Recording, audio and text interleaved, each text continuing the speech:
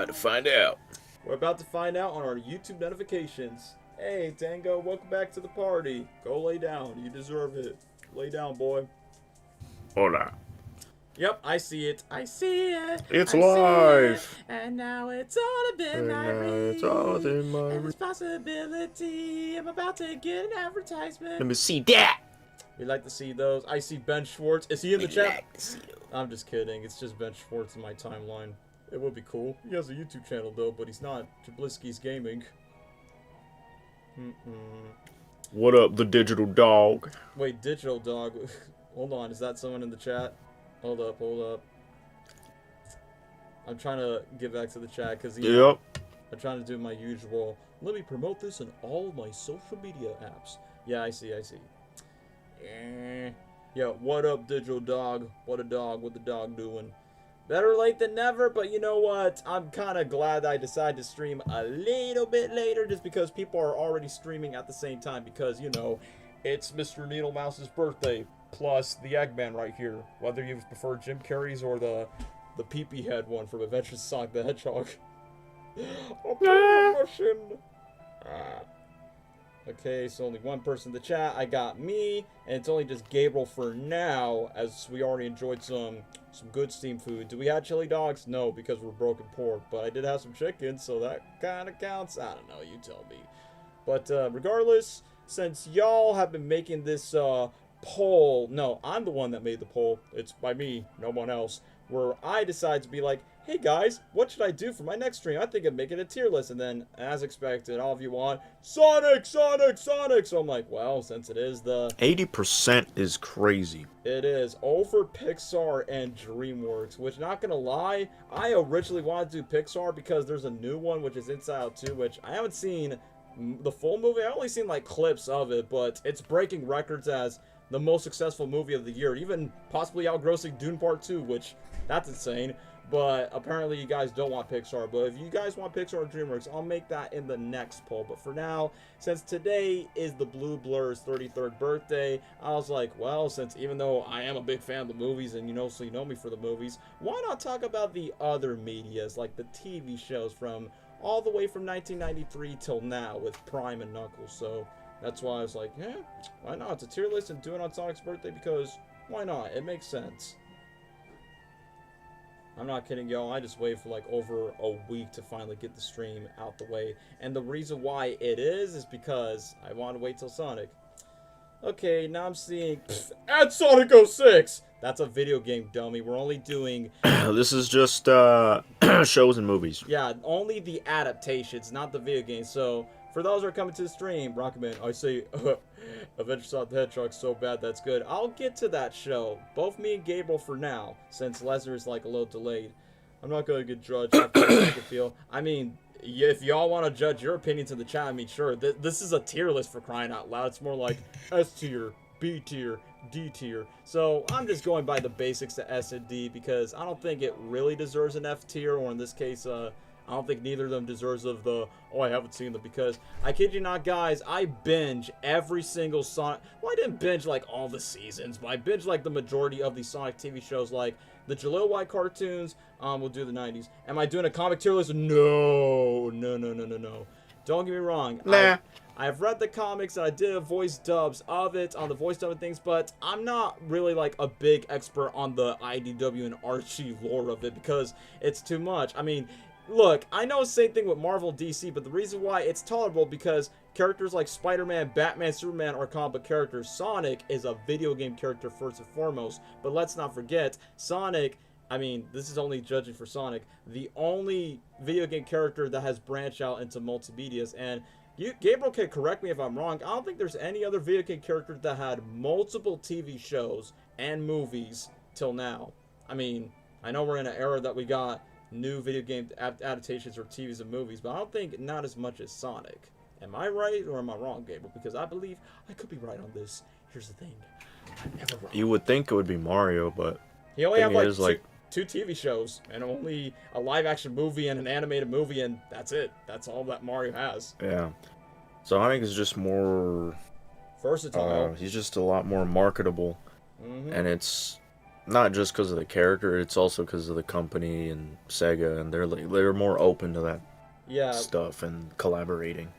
Mario and Nintendo, like Mario could do these sort of like Mario could Fortnite. do these sort of things and do as much as Sonic, but Hmm. Nintendo is just they are greedy. They are petty and scummy, my friend, or in this case, my boy.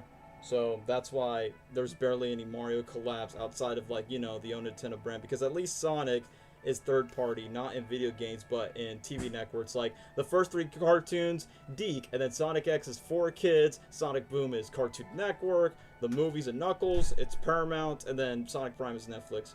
What's on your opinion on live action Super Mario Bros. Movie? Look, outside of the memes and the jokes of Bob Hoskins Mario, I think the movie's a big old piece of trash.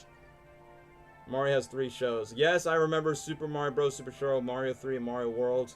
I think they're also produced by Deke.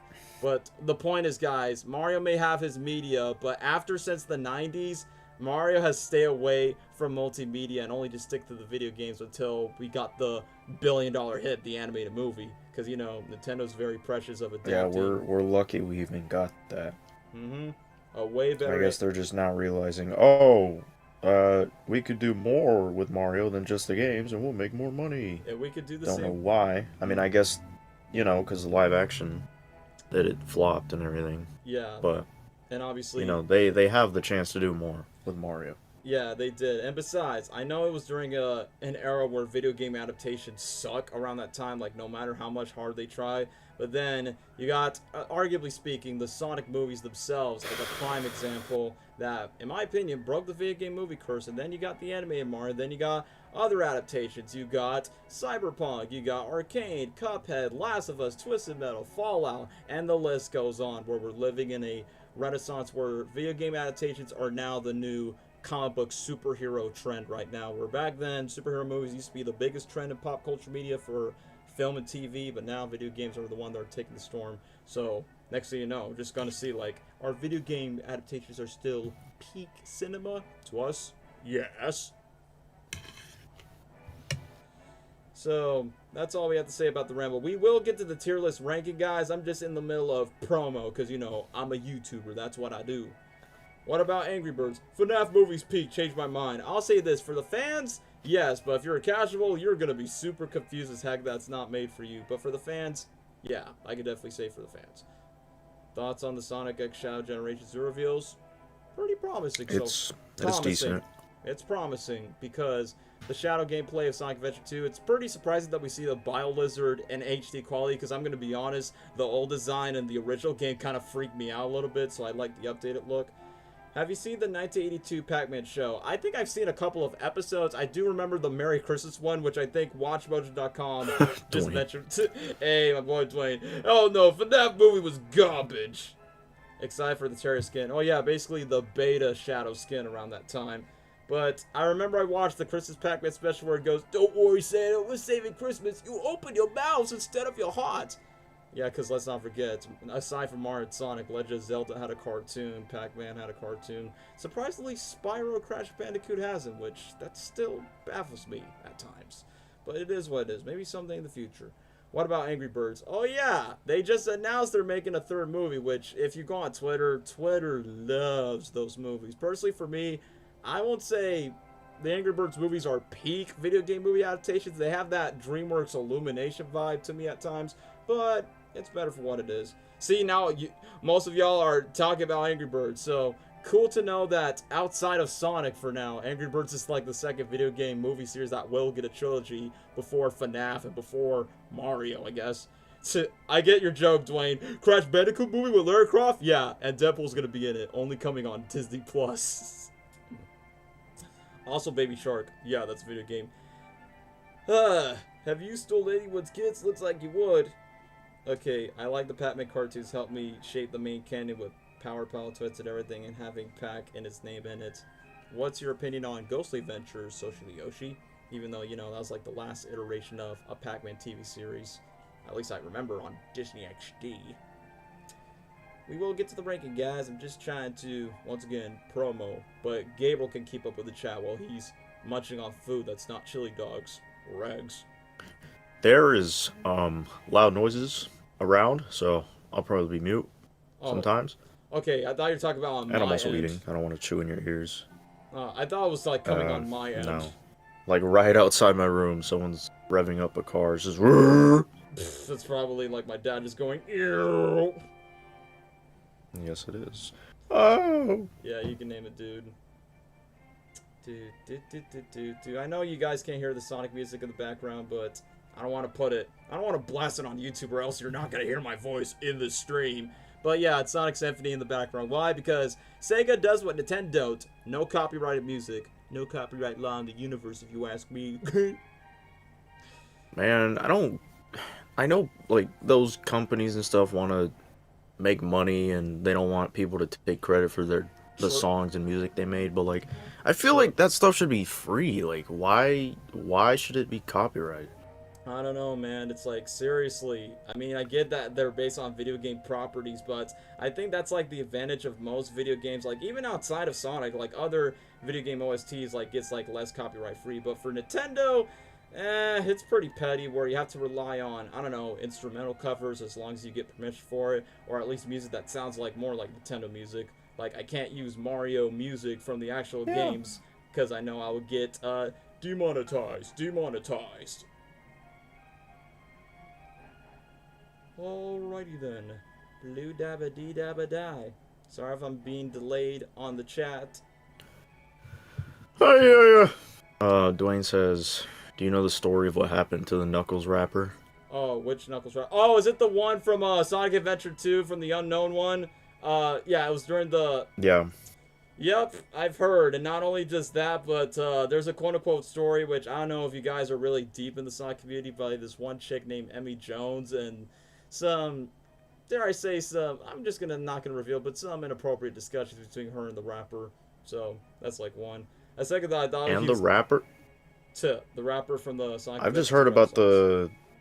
the Ryan Drummond thing. Oh yeah, that wasn't real. Like, that was the one thing that didn't happen. That's like the only thing I heard when Yeah, it but comes to drama with her. yeah, I mean, no disrespect. I mean, she's a cool girl. Dare I say cute at times, but she has been through a lot, so it's more like that poor girl. Just let her breathe. Sonic I music. can't breathe. We're about to play some Sonic music out loud because I need to promo my stuff.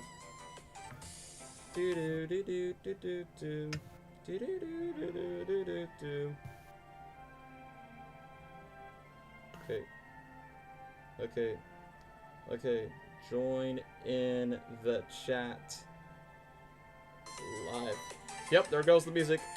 That's my ringtone next to Drake and Josh's I Found a Way.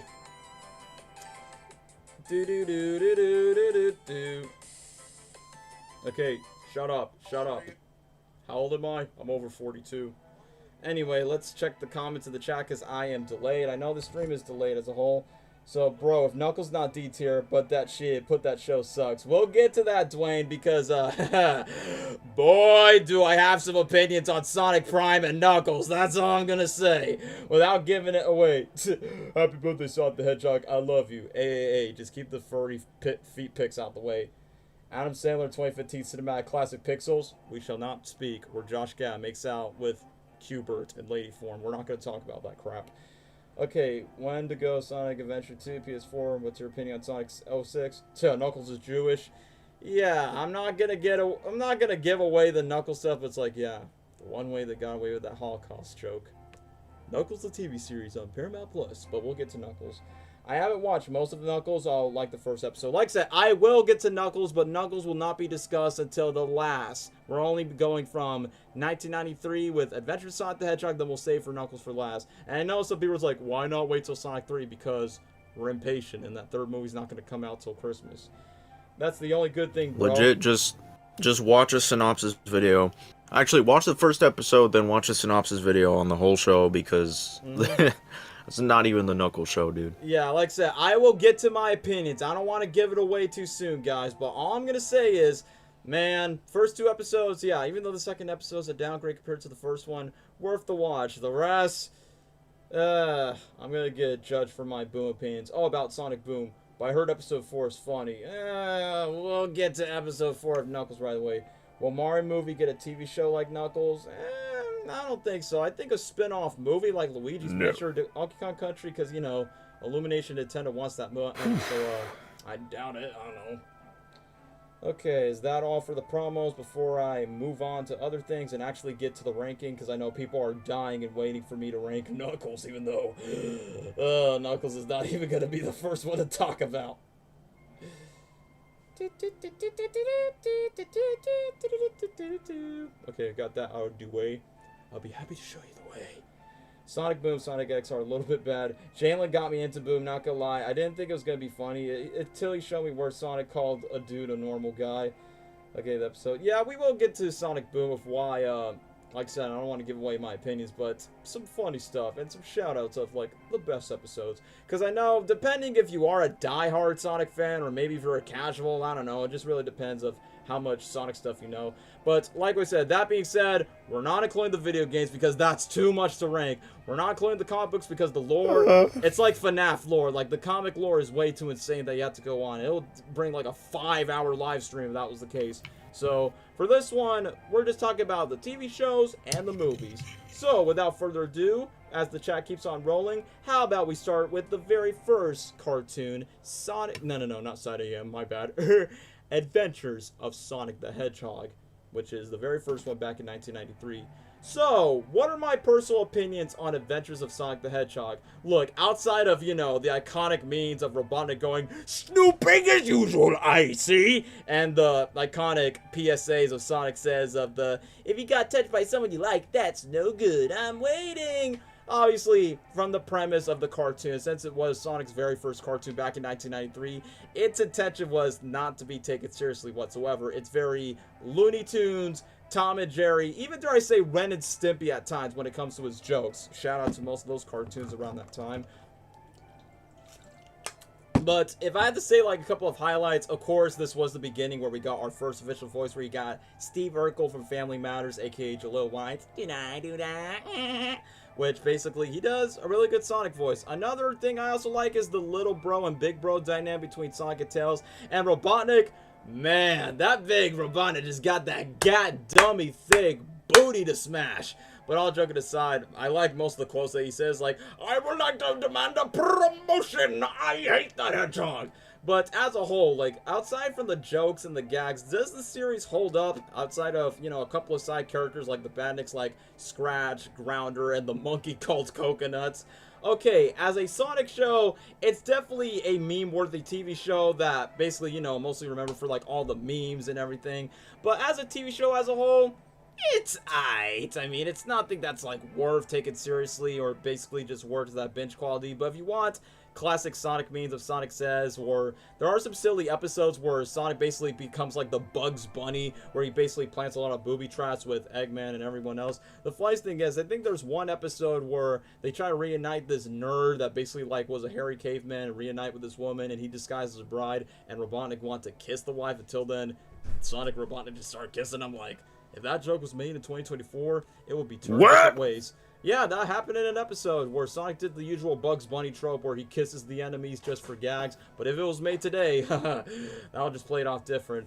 But I will admit, even though the TV show is not meant to be taken seriously, I mean, I will admit, the one thing that was pretty random in one episode of how Sonic and Tails met, where Tails is a baby and then he just bopped down. He's like, "I just kicked out because I'm not a bird or I'm a bug." And then technically, next thing you know, Sonic eventually adopts Tails just because, oh, basically they don't want me because they kicked me out and birds don't like me. But I like that they keep in touch with the faithful source material that his original name is Miles, because, you know, if you play Sonic 1 and 2, that's the original name, so cool with that. But yeah, some person in the comment put the Chaos Emerald arc. Yeah, despite being a funny comedy show, it definitely has its own lore and arcs. For instance, there's a part where Robotnik and Scratch and Grounder actually time travel to different histories. Sonic meets other ancestors and everything else. So it does have its own story at most of the cases. Even the Chaos Emeralds as well.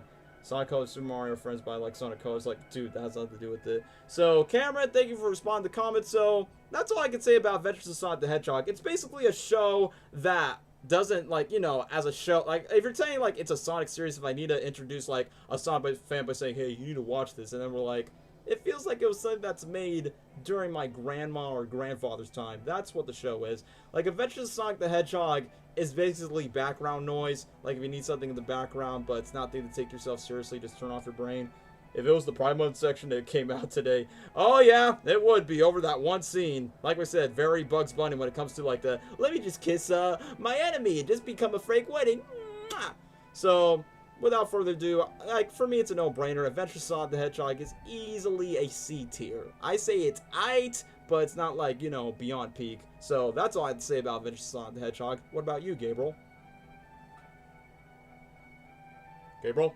Speak to me! I think he's on mute, guys. Is bro dead? Yo. Yeah, he's muted. But anyway, as Gabriel's gone, let's just get to the comment section for any of your guys' opinions on Adventure Sonic the Hedgehog. If not, then we'll just move on. Bro's eating. Yeah, he's basically eating babies, and he's having that for dinner. Yeah, I already get that. What? Bro, I was gonna say, are you still like chewing and feeding so you don't have to put your ASMR voiceover? No, people keep walking into my room, so. Dude, I feel you, dude. I feel you, because that's how it was for me for almost every day of my life, technically. But yeah, all joking aside, what's your opinion on Adventure Sonic the Hedgehog? Okay, one person put Miss Potential put Knuckles in it. To be fair, though, this cartoon existed before Knuckles was introduced, so they can only pull out Sonic, Tails, and Robotnik. Surprised they didn't even put Amy, but yeah, it's a C tier for me. That's my opinion. And I know Gabriel just got interrupted because the FBI's after him. Gabriel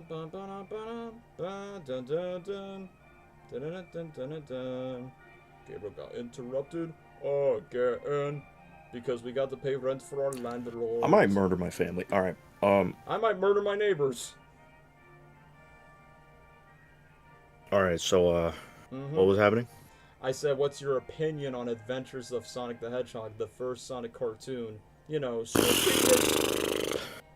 I mean, I'd say it's pretty iconic as a Sonic fan. To me, it was more just turn off your brain, Looney Tunes type of thing.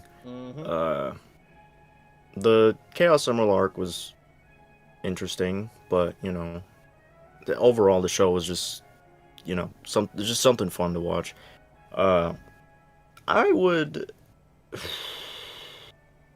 You already see in the C tier for me. Now you know what? I would keep it at C. Yeah. Yeah, that's what I'm saying. Like, it's not the type of. I was almost gonna put it B because it's not that bad, but more thing about it, it's like kind of. Like I couldn't go back and watch it the same way I could go back and watch Looney Tunes and be like, good stuff. Yeah, like you can literally. So I'd keep it at C. I mean, just like I said, it has that Tom and Jerry, Looney Tunes, Ren and Stimpy stuff. You might as well go watch Ren and Stimpy, Looney Tunes, and Tom and Jerry for that humor. So could agree more. So looking at the comments, I like the animation, I like the cast, I like the Pisueto Sonic episode. Like I said, the show, it's so bad that it's good. Hi guys, hi media lover. Soshi the Yoshi said, earlier today I found Daniel and a few others dubbed the You Talk! Well, sure I can talk. Why do you think I am, a dummy? Sure, that was one time, but yeah, that was during a Tom and Jerry dub that I did back in 2021. So congratulations if you check my voiceover playlist. So Adventure Sonic the Hedgehog was underrated, but SatAM's better. We will get to SatAM, but that's all we have to say. Just C tier, background noise, nothing much to, you know, get crazy to ramble about. So that's all we have to say about Adventure Sonic the Hedgehog. Now, SatAM. Blue Streak, Speed Spy, Sonic the Hedgehog, Sonic, he can really Sonic the Hedgehog. Sonic, he's got an attitude. Sonic, he's the fastest thing alive. And then next thing you know, Black Nerd just predict the future of Michael Bolton's voice. Look out, he goes through Sonic the Hedgehog. So anyway, outside, yeah, that's one banger I will say. SatAM has a really good ass theme song, like from that banger already. So, if you guys are aware of this, Adventures of Sonic the Hedgehog and SatAM are two completely different Sonic shows that air at the same time. Adventures of Sonic the Hedgehog is lighthearted comedy. SatAM is story-driven, darker into its roots. Well, not like super dark where it's bloody and gory, but you get the idea. More darker when it comes to its tone and drama. So, Sonic SatAM is intended to be a serious story ever since ABC picked it up, and still Jalil White himself still is the voice of Sonic. Like, once again, the first cartoon and SatAM are like representing day and night at the same time. So SatAM, so honestly, in my personal opinion, it is better than Adventure Sonic the Hedgehog, and I'm not going to hesitate on that because first of all, I do like the darker tone, as I'm being said. 2, I like how very story driven it tries to be, even though it does rehash tales, and even though the last Robotnik was stupid and crazy, it starts talking like this. And then you got Jim Cummings, which I was not expecting freaking Winnie the Pooh to do the voice for SatAM, and starts talking like, "Oh yes, I'll get that hedgehog.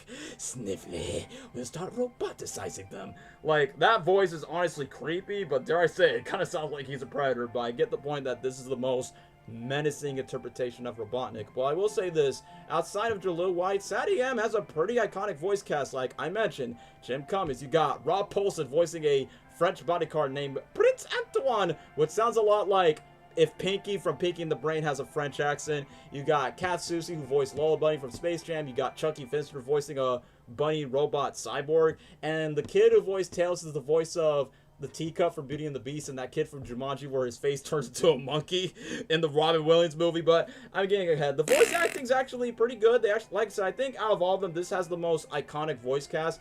But SatAM, once again, I like the fact that it's not afraid to go dark. And if you guys think about it, SatAM is what Sonic Forces wishes to be, where Robotnik, Eggman, whatever, takes over society, where he has his own empire, where he's actually roboticizing all these poor innocent animals, including Sonic's own uncle, Uncle Chuck, roboticize them and just basically just turn them into his own little rablats, aka something that a low-budget 90s Sonic cartoon could do compared to a mid-2017 video game called Sonic Forces could not live up to those expectations.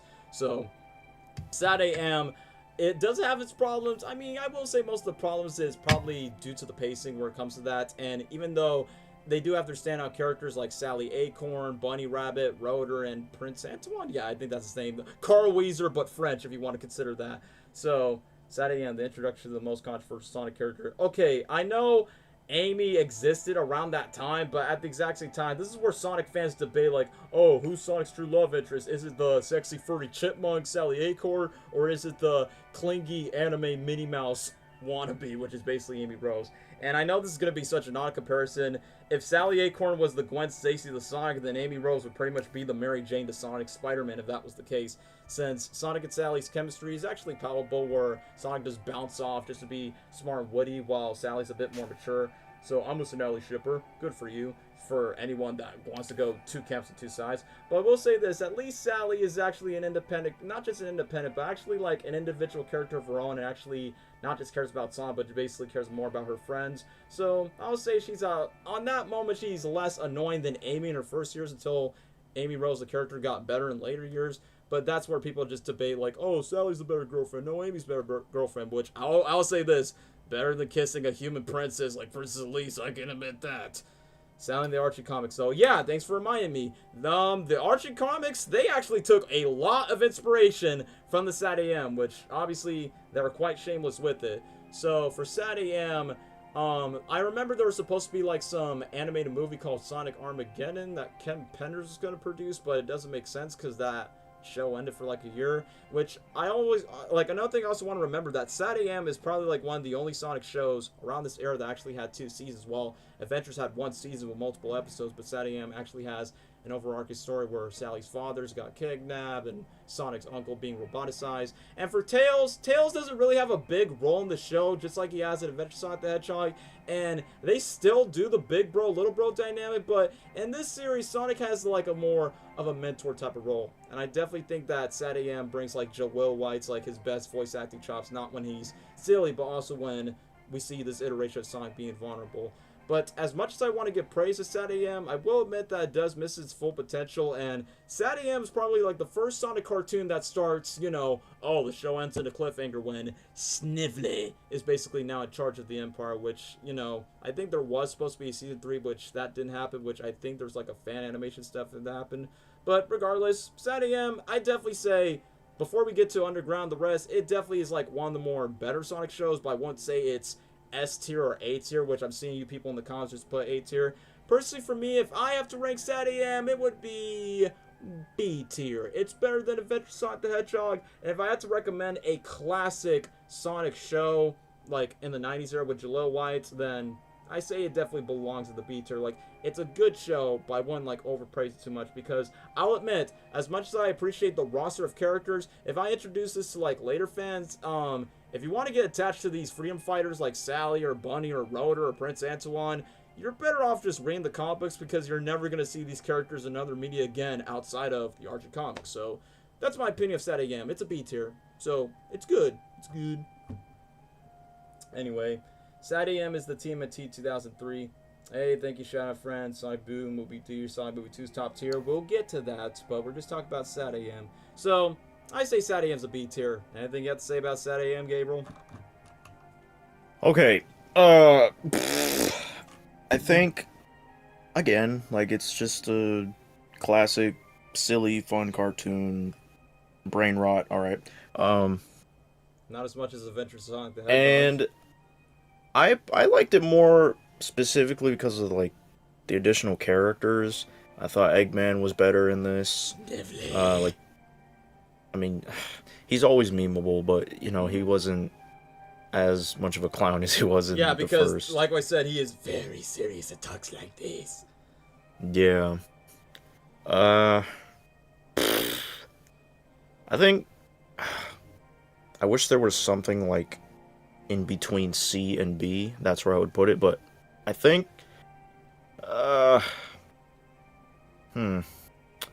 Only because of the additional characters that I actually liked, I'll put it at B. Yeah, that's what I'm saying. Like, for B, the Rogues Gallery of characters, it's kind of funny. Every time I hear... It's funny that when I look back at SatAM, I can recognize Bunny's voice. I'm like, dude, that's Chucky Finster from Rugrats with a southern accent. Tommy, look, I'm a bunny. And obviously, since most of the furry community are down bad for Sally Acorn, I mean, that's the same voice actress where we got down bad for Lola Bunny. Get out! Like, I mean, it's the same voice of Lola in the original Space Jam. And this show and that movie was made in the 90s, so that was the origin of furries going down bad for furry chicks before Zootopia made it worse. But all joking aside, yeah, I do like the voice acting, especially, in my opinion, probably Jaleel White's best voiceover portrayal of Sonic in any of the cartoons. So, anyway, continue, Gabriel. No, I'd keep it at B. I think it's not better by the original by that much, but it's slightly better, just slightly. Yeah, it is. It's just that there's a couple of things I wish that could have been added, or in this case, a little bit fleshed out more. And even though Tails doesn't have a big role, but it is what it is. It's a jolly good show for a Sonic. The one in the 90s, definitely for sure. So, anyway, now let's get on to... Okay, I was debating either choosing Sonic Underground or the OVA EX, but to be honest, the OVA did come out first in Japan back in 1996, even though originally it wasn't intended to be a movie. It was intended to be an anime, but they only just produced like 2 episodes of it until when it was released in America back in 1999. Boom, and they just decided to call it a movie despite only being, what, 50 minutes long? So, Sonic OVA. Woo! Okay, for any of you who loves the OVA movie, please forgive me. But let me just start with the positives. I like the animation. Like, the art style is top-notch, very peak, really well drawn, including the classic variants of the characters. And plus, this was like the first movie that basically introduces Sonic, Tails, and Knuckles like all together in a movie before the live-action movie thing. But we do get Knuckles sad, that's for sure, and I do like Metal Sonic's design. I'm talking about what are other good things I could say before I get to my controversial opinion. The music's good. I also like the music. Metal Sonic's design, like I said, pretty cool. I think the best moments in the OVAs when Sonic and Metal Sonic fights. But another good thing I would say is like they do make references to the classic games, like how the way Sonic runs, CD, and everything else. And I think that's all I could say about the good. So, okay, someone says OVA is B, and then I think the OVA is fine. I'm gonna be honest with you guys. Outside of the art style, action, and music, I'm not the biggest fan of the OVA. The reason why it is because, look, I mean, Sonic's voice is fine, but I cannot stand the voice down where Tails actually sounds a lot like this. Sonic, no! It's like, it kind of feels like I want to screech my nails on a chalkboard. And the only voice that's actually also decent as Eggman at times. But I will admit, as cool as Knuckles has with the OVA, I don't know if I could take the voice seriously where it's like, I'm Knuckles, I'm Sonic's best friend, and I sound like a small little Chuck E. Cheese type of character.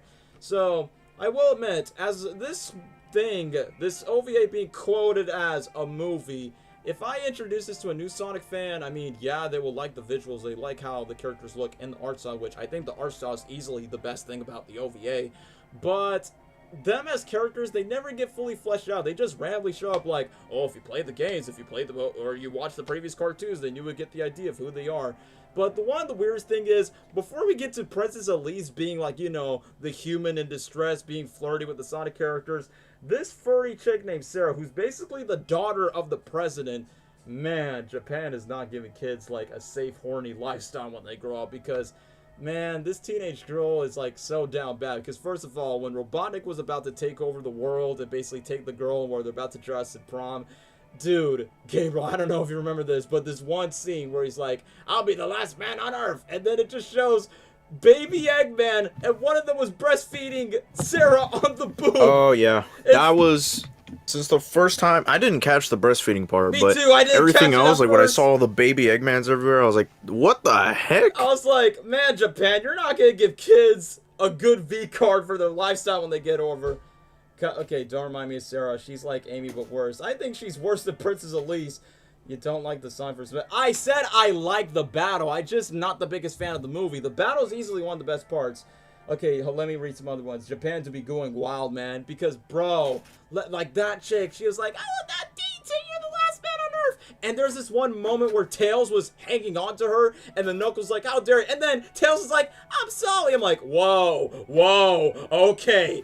This is a kid's movie, right? And then that chick is being flirty where she's like, what do you do for your little man? Where Knuckles is like, I'm not sure if I want to help Sonic. But then when she gives Knuckles a kiss on the cheek, it's like, y'all are remembering this is an underage chick, right? That happens to be the president, which the president is such a beta in the movie. Which I'll admit, in the beginning, Sonic does act like Sonic. Tails does become annoying at times with the voice, which I can't stand the Tails voice at times. It sounds like Bart Simpson if he was like congested. Who's that Sonic? Does it like this? And Sonic is honestly cocky and arrogant where he doesn't give a crap about helping out Robotnik or even the president at times, so I don't even know. I'm sorry, how old is Tails again? I don't think it really cares. You know everything I'm gonna do, they're not gonna help since I know you're gonna Same age as he is in the games.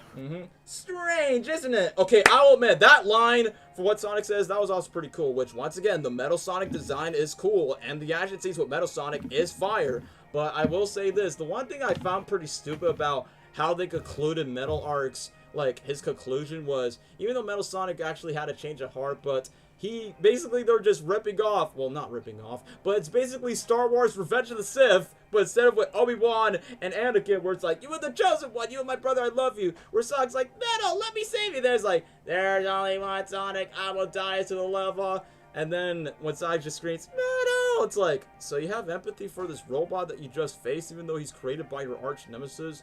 Okay. And the movie just randomly ends in an anticlimactic moment, so personally for me, I don't know where I want to rank it. Like, personally, I know a lot of diehard Sonic fans will say, oh, it's S tier, it's A tier, it's peak cinema. I'll say this, the art style is peak, the action's peak, the voice acting, however, not so much. Oh, I forgot to mention, this random owl character that says, oh, ready, Sonic, I'm about to get your new clothes and your new shoes. It's like, so you're telling me that Owl is basically the original Longclaw before Longclaw even exists in the Sonic movies? I will admit, he's probably one of the only characters that's actually pretty funny, even though he's kind of like an old Winnie the Pooh Pokemon type of character. I don't even know.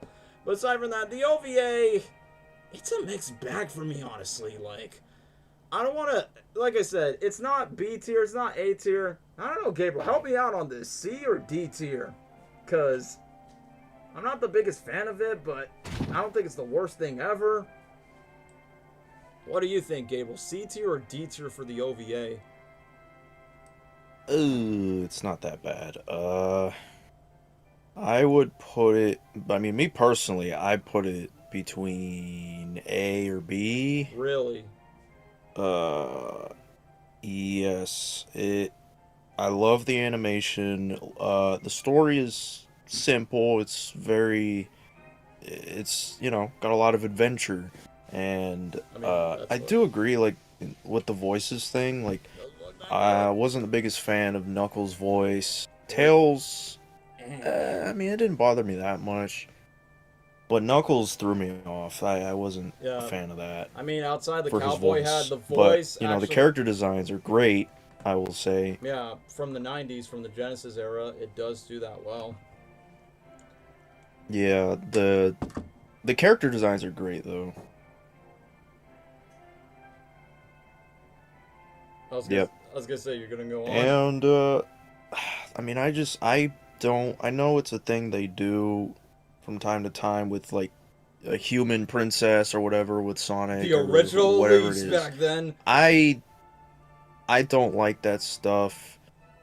Or at least if you're gonna do it, like, I don't know. I just don't like it. Obviously the highlight of it for me was Metal Sonic versus Sonic. Yeah, clearly. That's the best. It's the greatest thing out of that movie. Did it before even Man, Paramount has done it. I think I will.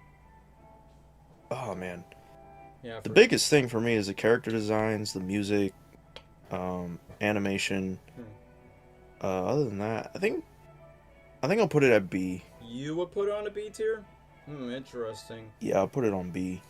Yeah, even though, like I said, the OVA have its fans, even though it's called a movie in America, but like I said, even though intentionally it was not meant to be, but once again, people prefer this over the live-action movies, which I'll say this, they do some things are better with live-action movies. I mean, obviously no flossing, no fart jokes, or none of that, like it's the Chipmunk Smurfs route, because, you know, it's Japan, but I don't know, I have a completely different opinion. Let me read the chat. I think if I'm correct, Knuckles is not calling a kid. Now, you want to know what's weird about Knuckles in the movie? He doesn't really glide. He just flies and hovers. Like, Sonic runs, Tails flies, and the tornado play, but he just be like, yeah, I'm Superman, I'm flying, come fly with me, my friends. So he doesn't really glide in the movie, which I thought that was kind of weird to me. So, I know it's kind of like a debate in the chat, so B tier, C tier. I mean, Gabe will choose B, so chat, what y'all want to prefer OVA? Personally, for me, I would go with C tier, but I don't know if y'all would agree or disagree. We'll just see what it is. I've seen ads of Shadow in the style. Yeah, but that doesn't really count, but that doesn't really matter. But yeah, personally, that's all I have to say about the OVA. Like, it's not my cup of tea. I do praise the art for it, but it's not my ideal Sonic movie, or in this case, like, weird things that does it. I think Japan doesn't know Knuckles is gliding and not flying. I mean, to be fair, the OVA was made in 1996, and Knuckles existed in 1994 with both Sonic 3 and Knuckles, but it is what it is. C tier, yeah, that's where I'm mostly putting on the OVA, and hey, Lesnar just shows up out of nowhere. Yo. What's up? I'm good. Oh, wait, hold on. Yeah, I was like, hey, he's like, I love y'all, and then he just hangs up. Hey guys, bye guys. Yeah, hey guys, bye guys. I was lagging. My bad. Huh. I mean, You're good. No joke. As we're in the middle of the Sonic tier list stream, I was literally watching a AI cover of movie Sonic, OVA Sonic, Jaleel White Sonic, and Roger Craig Smith Sonic, and then one person says in the Discord chat, that's what Lesnar is, like that last person in the call. So anyway, yeah, it's me. Anyway, Lesnar, so just in case if you are aware, we already started the Sonic tier list stream. We've ranked the first we ranked the first two Jaleel White cartoons. We first ranked Adventure Sonic the Hedgehog, which is the meme-worthy one that has all the wacky Ren and Stimpy gags of snooping as usual, I see. The SatAM one is when Jim Cummings plays a creepy Eggman, and it's more darker. And then now we just finished talking about the Japanese OVA movie. So if you got anything to say, say what you have to say, but if you don't, we can move on. I will say the Jaleel White cartoon is very wacky and goofy and insane. Okay, for the first one, and the first one, yeah. And that was the intention, and they did a really good job on that. Mm-hmm. Yeah, the first one. And then what about the second one? They did a really good job on that. Okay, what about the second Jaleel White cartoon? The other ones, honestly, I think it's pretty cool. Like the dark theme. Well, personally, for Adventure Sonic the Hedgehog, we put on C tier, and then I put SatAM on B tier, and then the OVA, we had a ramble about that. Well, honestly, it's actually pretty cool. I like the dark themes on it. Yeah, Eggman's voice is cool in there. I do like the action scenes, Nice. but the Sarah chick, I did not like it, and I think, like I said, the voices for Tails and Knuckles were so off in that OVA. But once again, I know it has its fans. Sonic Prime, we're not going to get to Prime yet, so we're done. So, Adventure Sonic the Hedgehog, OVA C tier, SatAM is B tier. Now we get to Sonic Underground. Sailor White's child awaits, their mother will be proud. Sonic Underground. Sorry if I don't remember all the lyrics, but I'll say. Oh yeah, that. I'll say this: Underground's theme song, an absolute banger. The rest of the songs in the TV show, not so much. Like, don't get me wrong. Okay, Gabriel. Gabriel, I don't remember the song, but I remember we used to watch this episode as a kid where Sonic and his brother Manic were doing like a Aladdin Arabia music. Do you remember that one? I do remember that. We used to replay that all the time. Yeah, you're like, this is cool. I think out of all of them, that's probably like one of the more memorable ones. Look, like outside of the main theme song, I will talk about Underground in later on, but I'm gonna read the comments. D-tier, no ways. Sonic Underground! More like 6 feet underground. Nice one, Hero. By the way, Hero, I do like that. You're off topic. Respond to the site, that comedian where he goes, sounding a lot like this. Underground for me is D, but ranking's not bottom. So Sonic Underground, it's definitely, in retrospect, it is the weakest one in the Jalil White Deke Sonic Cartoons trilogy, because Adventures of Sonic the Hedgehog actually has its charm. Like outside of the Looney Tunes comedy, it definitely has like a flow, even its own mini arcs. And you want to know what's a bummer about Sonic Underground? Tails is not in it for some reason. Like Tails is in the other iterations, but I will give Sonic Underground credit. I think the best episodes, in my opinion, is when they first introduced Knuckles the Echidna. Like, this was Knuckles' first television animated debut, if we're not counting the OVA. And even though the voice, once again, it's not like, you know, the stoic Knuckles that we're more into today, but I like that, you know, Knuckles stays a character. But the one thing I do find that's weird, because I know this cartoon came out the same year when Sonic Adventure came out, where his ancestors not Pachacamac, they just made up a name. And I'm surprised at the voice for Robotnik in this cartoon. He's not super goofy like Adventure Sonic the Hedgehog, but he's not creepy like Jim Cummings Robotnik, which I think the voice actor for this Robotnik is Gary Chalk, who is the voice of Grounder in Sonic, the first Sonic cartoon, and he was a part of the military man in the first Sonic movie where he goes, it's not even a country, well that's, and it's like, hey, nice shout out to that voice actor. But it's kind of funny that Underground Jalil White literally like voiced all the 3 characters, like Sonic himself, his brother Manic, and I'm sorry y'all, his sister Sonya, Jalil's is basically using his Steve Urkel voice. That sounds a lot like this. Did I do that? That's what basically the voice honestly sounds like to me. But what do I think? I think the main characters do a good job, like them being a trio, even though despite their being voiced by Jalil, it's like, man, I bet Jalil gets a big paycheck after doing Family Matters and doing 3 Sonic cartoons all over the 90s, man. Until, you know, we got new voice actors around the video games. But I do like their dynamic as siblings, which they are believable.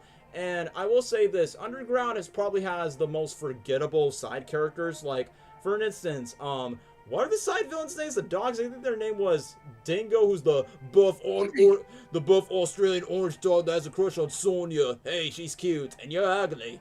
And the other dog, I think his name is Sleech, who sounds a lot more like this. That sounds like, ooh, the chameleon from Tough Puppy. I'll admit, those 2 dog side villains, yeah, Slee and Dingo, I knew I got their names right because I was rewatching episodes of Underground.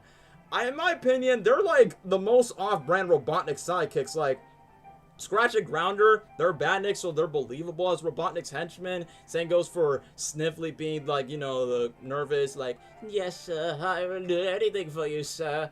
But Dingo and Sleets, they feel so off, like, as Robotnik villains. I feel like they look like Ninja Turtles villains, if I'm being honest. Not just because they're mutated dogs or something, but I just feel like they don't really belong in a Sonic cartoon. They could literally be in Ninja Turtles or something like that. But Sonic Underground, I do think most of the side characters outside of Knuckles are pretty forgettable, and the art style is pretty decent. And even though Adventure Sonic the Hedgehog does like mostly have their Sonic Says, but mostly the Sonic Says or mostly do the songs. Even though Jalil White doesn't sing the songs, but I think the voice actor for Sonic, his name is Sam Vincent, who's the voice of Double D from Ed, Edd n Eddy, which that caught me off guard. That sings the songs for Sonic Underground. But I will say this, it's kind of weird that Sonic Underground ran for only one season. Like, it's only for one season, only for 1 year, right? And you're telling me it has 40 episode stretch? Why not split it into 2 seasons and just make it over? And even though the theme song basically just gives us the idea that Sonic Underground, you know, it's Sonic, Manic, and Sonia's mother, and they have the vow to find their mom. And yeah, the mom doesn't really show up in the show, but she does appears like as a Force Obi-Wan Kenobi type of ghost here and there. But throughout the series, they've never actually met them off. So I'm like, well, I guess that was kind of misleading for the theme song. So regardless, I don't think Sonic Underground is like the best Sonic show. I won't say it's D tier because I don't think it's that bad. It definitely has the good vibes of a Sonic show. In my personal opinion, I would say it's probably C tier. Where's the dad? I don't think they, like, I don't remember much from the episodes. I don't think they mentioned the father. He probably must have got milk and left them. But if I'm gonna be honest, I mean, outside the main theme song, some of the songs are forgettable. So I won't say it's D tier. I say we'll just put it on C because it's not like, oh, I hate the show. It's just, it's fine. It's just below average at best. That's my opinion on Sonic Underground. So as I got interrupted by the door, you guys, Gabriel, you can talk about Sonic Underground while I'm gone. Take care of the mic for me, Gabriel. Okay, Sonic Underground was, I loved that show as a kid. I was obsessed with the show. Theme song is one of the best theme songs ever in out of the Sonic shows, and I think I really liked the singing from the characters. At least from when I was a kid, I really liked it. I like their voices. I like all the songs they sang. I don't know, and like their chemistry.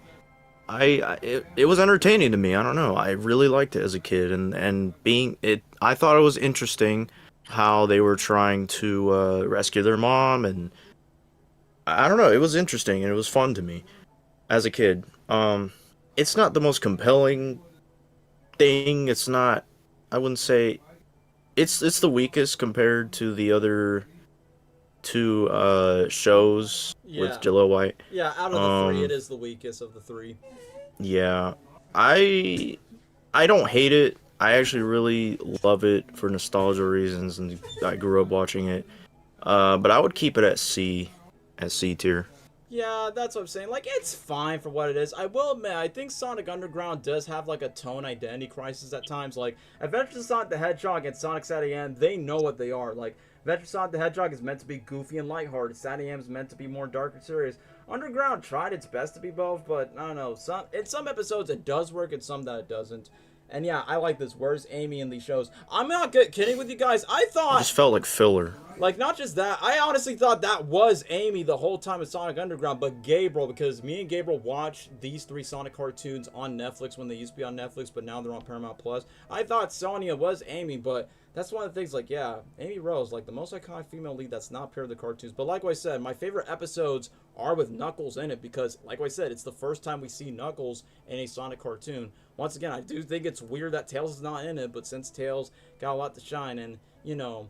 You got the brother and the sister just taking over. But like I said, the theme song is easily the best thing about that cartoon. Sonic Underground.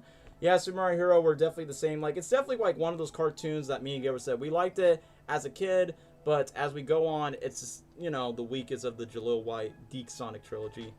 So, that's all I have to say. I don't know about Gabriel, I don't know about Lesnar, but you guys speak on ahead. Guys? Like I said, I keep it at C. Yeah, C too. Lesnar can share. Yeah, if you have anything about right. Sonic Underground. Well, I do remember watching the show back then as a kid. Gosh, dang, it's been long. The theme song is fire. I will say that for sure. But like, if y'all say like it's not, it's the like the weakest from the other ones, then maybe so. I don't know. Like if I look back on episodes that I don't know, like if I remember watching that, or if I do, because that show is definitely nostalgic to me. I remember seeing that show whenever it was on at the time. But like I was super young, dude. So knowing that I was super young, I would be. It's like the type of shows that little old me would be just watching on the TV. Like any type of cartoon would pop on, you know. You're not wrong on that. But yeah. I mean, yeah. Go ahead. I mean, literally, I think Sonic Underground did pop up an episode on TV. That wasn't Metal, that was Persuado Sonic. Yeah, Metal Sonic and Amy Rose never appear in the earlier cartoons, even though they did exist because of Sonic CD, but it is what it is. So yeah, in our personal opinion, most people say Underground's D tier, but There's not too much to rant about. Like, the show has its issues, but it's fine for what it is. But now we're about to get some juicy topics because this is gonna be a nostalgic one. Like, yes, this next Sonic show, aka, in my personal opinion, it's the most popular Sonic show of all time, even though technically it's an anime, but it is what it is. It's gotta go fast, faster, faster, faster, faster, Sonic X! Boom, boom, boom, boom. In my personal opinion, the best theme song in a Sonic TV show. Agree or disagree with me, Gabriel? The Sonic X theme song, Gotta Go Fast. The Sonic X theme song, I do think it's the best one. Yeah. It is the best one. For sure. But what about the show as a whole? Before I give myself The show, Yeah, Gabriel, do you want to Yeah. go first? Do you want to go first or you want me? yeah, I'll say something. Sonic X. So, I watched that before any of the other shows. It was the first one I've watched, Same. and it honestly got me hooked into Sonic. It's not what got me into Sonic, but it got me hooked into the story of Sonic rather than just playing the games. Cause haha, it's so fun killing robots. Yes. It was just, I don't know. I will be honest, like, it's not. I do think it is the best show, for Sonic, but Okay. it's not. It's also not like peak or anything, and I will say that because it's just repeating the Sonic Adventure 1 and 2 story, but In no season offense, 2. worse. And it's worse because of the additional characters that they forced in, like Chris and his family and all these other people, just shoving them into the story of Sonic Adventure 1 and 2, and it ruined it. But it also wasn't bad either. Like, the animation was cool. The voice actors, the iconic voice actors for these characters. Jason Griffith. The GOAT.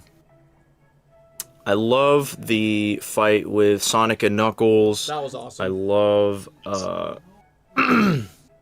obviously Super Sonic when he got into Super Sonic for the first time. Oh yeah, that's Fighting Chaos. Oh, Dark Sonic. That's something. That's one of the greatest highlights In season of 3, that was the fire. show for me. In season 3. Because, like, you hardly see that. You hardly see Dark Sonic. Yeah, like So none that's like a great highlight for Sonic X, is showing Dark Sonic. I will say the Sonic Adventure 2 part involving Shadow, I think that's where it got better, obviously, because it's Shadow. It's Sonic Adventure 2. It's peak. And Jason at Shadow, peak. But yeah, of course. And Rouge, oh man, as a kid, dude. Woo, woo, woo, woo, woo, woo! Rouge, man, in this show, Smoke it, sexy. peak. Yeah, I would say when it got to the Sonic Adventure 2 stuff and Shadow, that's where it got a lot better. I obviously do like the first episode, where Sonic is like going up against that racer. That was really cool. Sam Speed. Yeah, I really like that. I like seeing Sonic get involved in like the human world, or mixed in. The adventure games were the But blueprint of that. Chris was annoying. His mom was hot. All right. Yeah. Smash the mom. Chris. Black Widow. And I don't know, it's just them forcing in the human characters into the Sonic Adventure stories just kind of ruined it. But it's not a bad show. It's the best one, I would still say. It's still good. I would put it at A. A tier. Not bad. Before I move on, let me just get on with the comments. So, Tom over Chris. We will talk about Tom Wachowski later on. People just love their favorite character. Chris, I like that you put with a K. Dude, I never watched Sonic X as a child. I know the theme song, but never shown. But hey, since you grew up now, Everybody hates Chris. I'm sorry. Yeah, everyone hates that Chris in Sonic X. For me, X is the top tier A. Root Sims. Also, like Cameron said, Super Sonic versus Super Shadow, awesome. Yeah. Hey guys. Great stuff. Sorry I'm late. Don't worry, you're not too late for Sonic X. Gabe will talk about his stuff. So, my thoughts on Sonic X. Okay, in my personal opinion, okay, pop culture, what do you think? Human X or the movies? I say the movies, but we're going to talk about Sonic X, like, for my personal opinion. So, anyway, anyone want to see Rouge without the heart? If you want to look up DeviantArt, Cameron, you can just go to DeviantArt and go to Cornhub if you want to look at that, if you dare to do that. So anyway, off topic. Let me get to my thoughts on Sonic X. So obviously, this show is a nostalgia favorite, and obviously, it's a lot of the TV shows from what got into Sonic. Like, Sonic X is not the Sonic show like Gabriel. Didn't get me into Sonic, but it definitely made me grow to make me like a Sonic fan. Like, I was first introduced to Sonic from Sonic 06. Yes, you can fight me on that. Sonic 06 was my first Sonic game. Then Sonic Unleashed, and then the Mario Sonic Olympic games around that time. And then Sonic X was the first Sonic TV show I watched before I watched the old Jalil White cartoons on Netflix around that time. So yes, the show, it's not perfect, but man, Sonic X has a lot of peaks. Number one, the voice acting. Like, number one, you got, specifically talk about the 4Kids voice acting. Like, you got the main voice cast from Jason Griffith to Mike Pollock to Dan Green, Amy Pallett, Lisa Ortiz, like all those voice actors that became the main voice cast in the games later on. And I say that Jason's voice like improves like in later in the games. So voice casting like is definitely top tier for me, especially for Mike Paul's Eggman moments. Where one of my favorite moments in Sonic X, where Eggman's like, "I'm gonna have this delicious banana." I feel like some cheesy moments actually do happen, which I'll say this, Sonic X doesn't have the best when it comes to slice of life, which I think Sonic Boom does a much better job with, but I do say the comedy, it's a hit or miss when it comes to Sonic X, when it comes to that. Like, most of the jokes come genuinely funny, whether it's from Sonic himself or Knuckles or even sometimes Eggman, but some could be pretty cheesy when it comes like to only the human characters. Amy Rose, yeah, I mean, look, I know people were fans of Amy, but definitely in the earlier iterations, including since this is her first TV debut, she's definitely a massive Sonic simp where she goes very, Gabriel, what's the word in Japan? Yandere, if you want know what I mean, like psychopath with like Japanese girls, you get what I mean, Gabriel. I don't know, because you're lagging. Can't understand you. You can't understand. Oh, bro, I thought I was the only one. Yeah. I know the chat can hear me, but we'll interrupt this program. Y'all are just gonna see the chat. Don't. Ay. Can y'all hear me now? I know people in the chat. I do. I know people in the chat does, but not y'all for some reason. Okay, Yeah. well, you sound better. You're good now. Okay, I was gonna say, Gabriel, what's the word that starts with a yay yandere for Japanese women? That goes super clingy. Yandere? Yeah, that's who Amy. Yeah, yonder. That's who Amy Rose is in this series, man. Like, not just her thirst for Sonic. Yeah, she was annoying. Yeah, like, to be honest, like, that's why people just prefer Sally Acorn around that time. But for the other characters, Tails is very spot on, even though Tails around that time sounds more like a little kid, like, I'm Sonic, I'm Tails, like, I'm best buddy. But I will admit, Sonic X actually does a really good job of the origin story of both Tails and Knuckles and Shadow at times, where they got the origin story right, where Tails got bullied, and then when Sonic came around, Tails fixed his plan, and Sonic and Tails become friends. Knuckles, I'll say this, like, even though Sonic X Knuckles is not my favorite, but I do like the more, this Knuckles definitely screams a lot, like he's a Dragon Ball Z character, where he goes like, Eggman, I'm gonna get you, and every time he just punches, so Knuckles is definitely more like a muscle meathead, where he definitely has the more Knuckles was very in character, I will say. Yeah, totally. They did his character right. And not gonna lie, I really like his dynamic between him and Rouge, which I know it's like that in Sonic Adventure 2 and Sonic Heroes, but it's very a character of how Knuckles and Rouge were enemies and rivals at first, but then they have secret affirmation for each other, and then after that they started smooching later in Season 2. Knuckles sound like Raphael. I think that's because I know Jason Griffith did voice one of the Ninja Turtles in the 2003 show, which that show was also in 4Kids next to Sonic X. But outside of that, like I said, Knuckles is great. Rouge, sexy as hell, I will admit that. Even her police officer friend, Topaz, look, I'm not a short-haired woman, but she was also cute as well. So, and yeah, I will say that. Even Chris's mom, dare I say, she also fine as well. But aside from that... Yep. But I'm just talking about which human characters I actually like. I think Topaz, like the gun soldier with Rouge, I thought she was cool. The Asian butler has his hits or miss. There's some points where he can be funny, and there, like, remember when the butler disguised himself as a baby when all the humans are guarding around and he just goes, Gaga! It's like, dude, Yep. It's a white voice actor trying to pull off an Asian impression. It's hilarious because, you know, anime voice dubbing, haha. But all joke aside, Mike Pollock as Ella, man. Man, Ella reminds me too much of me and Gabriel's grandmother. Am I right, Gabriel? Like, bro. Yeah. It's our... Voiced by Mike Pollock. It's like, bro, it's like our grandma is like, I'll give you a nice lunch, okay? And that small little robot that was, what's that robot's name? Bokun. That basically had that nice annoying laugh. I got a message from Dr. Eggman. I like that one episode where Ella decided to like goes berserk on taking down that Bokun when Sonic and his friends were going over on the cruise, and she literally goes, "I'm here going to get you, you brat!" Oh man, like I said, I think Mike Pollock was MVP of not just voicing Eggman, but voicing Ella as a Hispanic Latina waitress. I'd make this for you, Amy. I think Ella's hilarious. Yeah, same Digital Dog. I prefer Ella over Rachel in the Sonic movies any day.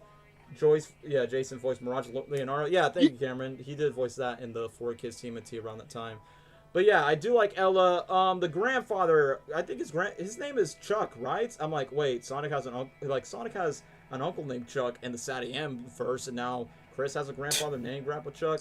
And yeah, that's the no. There's another good human character who should have been the main human character. Remember the girl in the wheelchair name?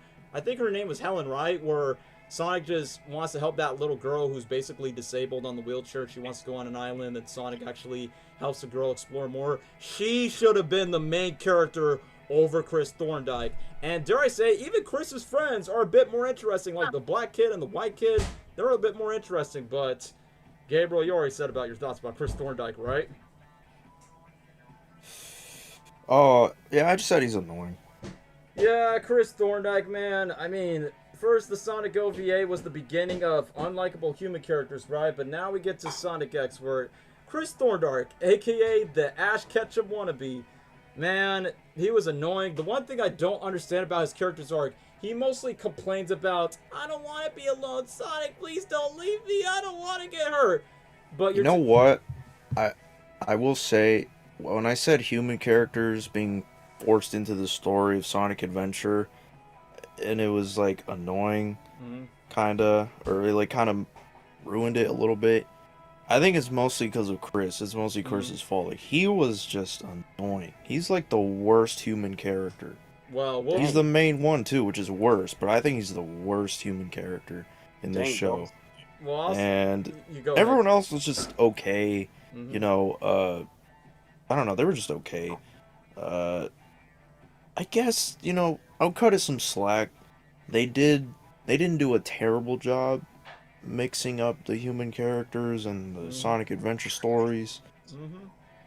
But it was just like too forced. Chris was annoying and ruined it. So I don't know.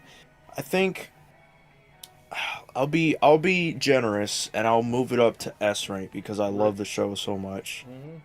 And I think it's the best Sonic TV show.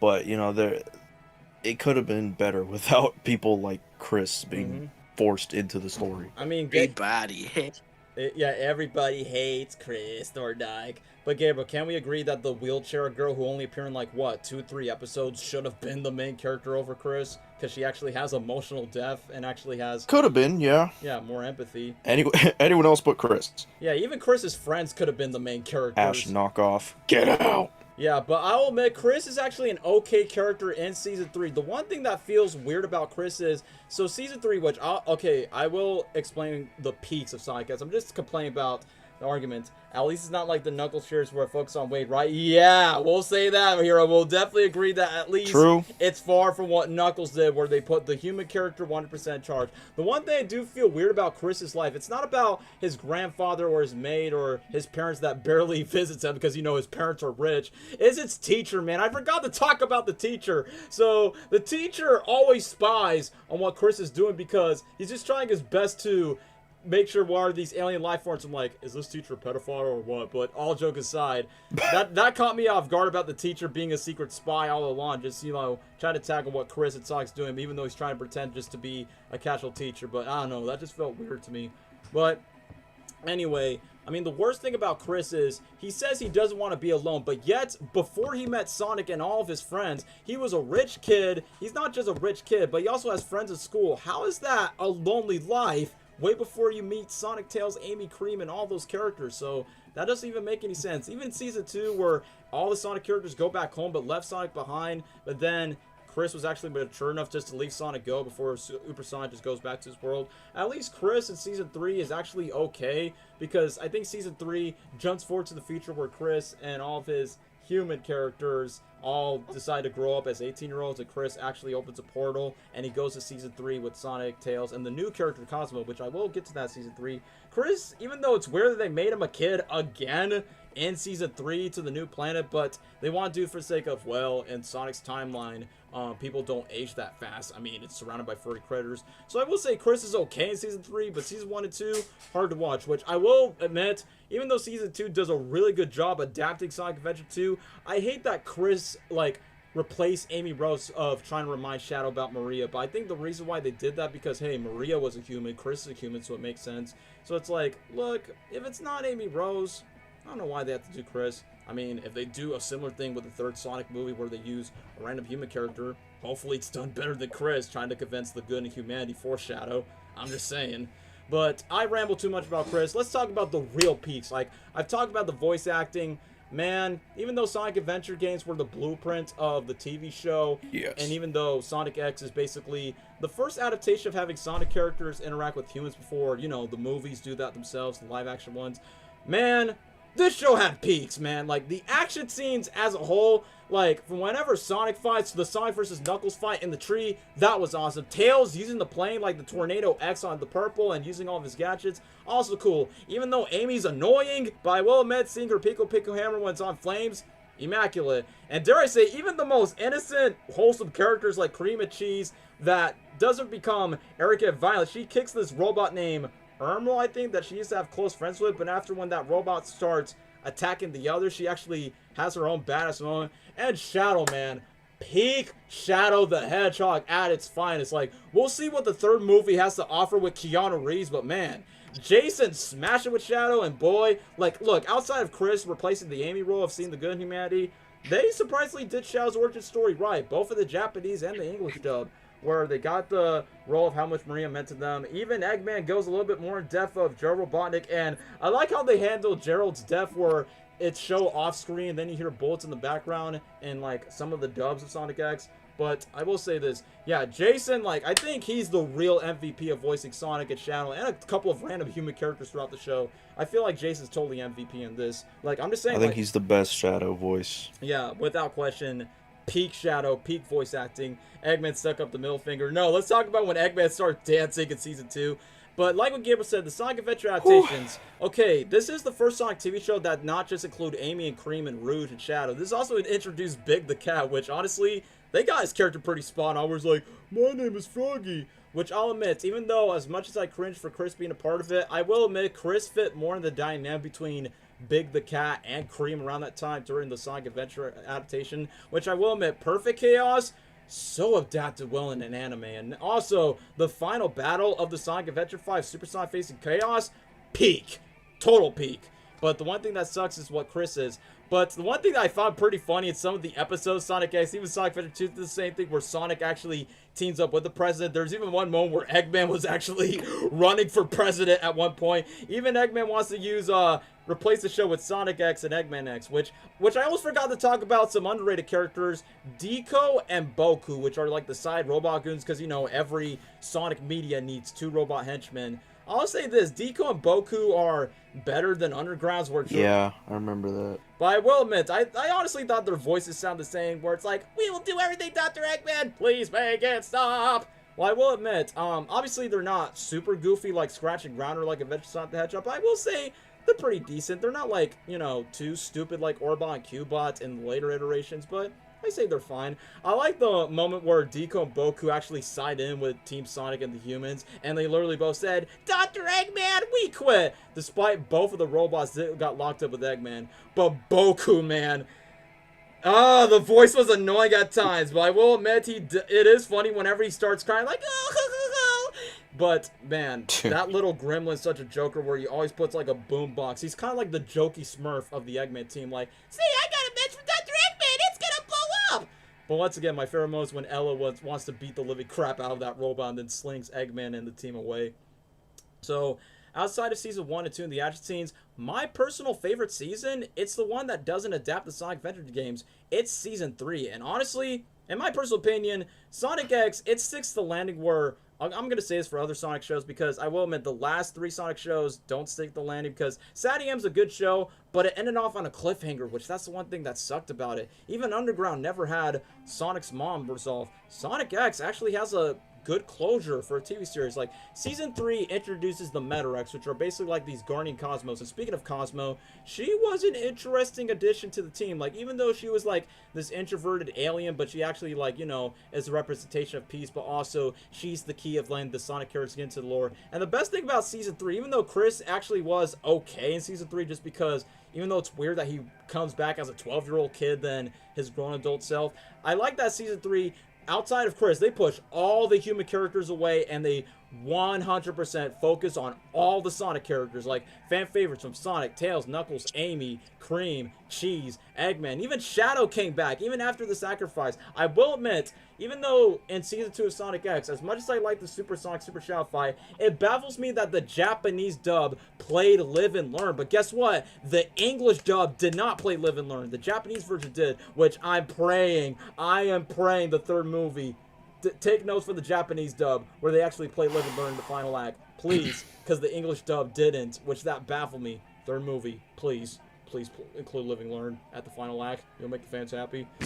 So that's all I have to say. I want to see more Dark Oak. Yeah, that's what I liked about season 3 about it. Like, it created its own original story about these dark celestial Metarex guardians. And even though I'm not really the biggest fan of Star Trek, but I do like the fact that they have their own spaceship. And season 3, every single character stays a character. Sonic's the energetic one, Tails is the brain, Knuckles is the brawn, Rouge is the sexy one, Cream is the wholesome one, Amy's basically the reckless one, but also, you know, try to look out for the others, and then Cosmo's the peace, and then Shadow. I like that in Shadow's team, he basically looks out for Cosmo just because she thinks he's a traitor. And I like that Shadow, actually, he didn't just fight Sonic, he fight Knuckles and Tails by himself. I'm like, if the third movie does something like that in the live-action version, that'll be cool. Which, I almost forgot.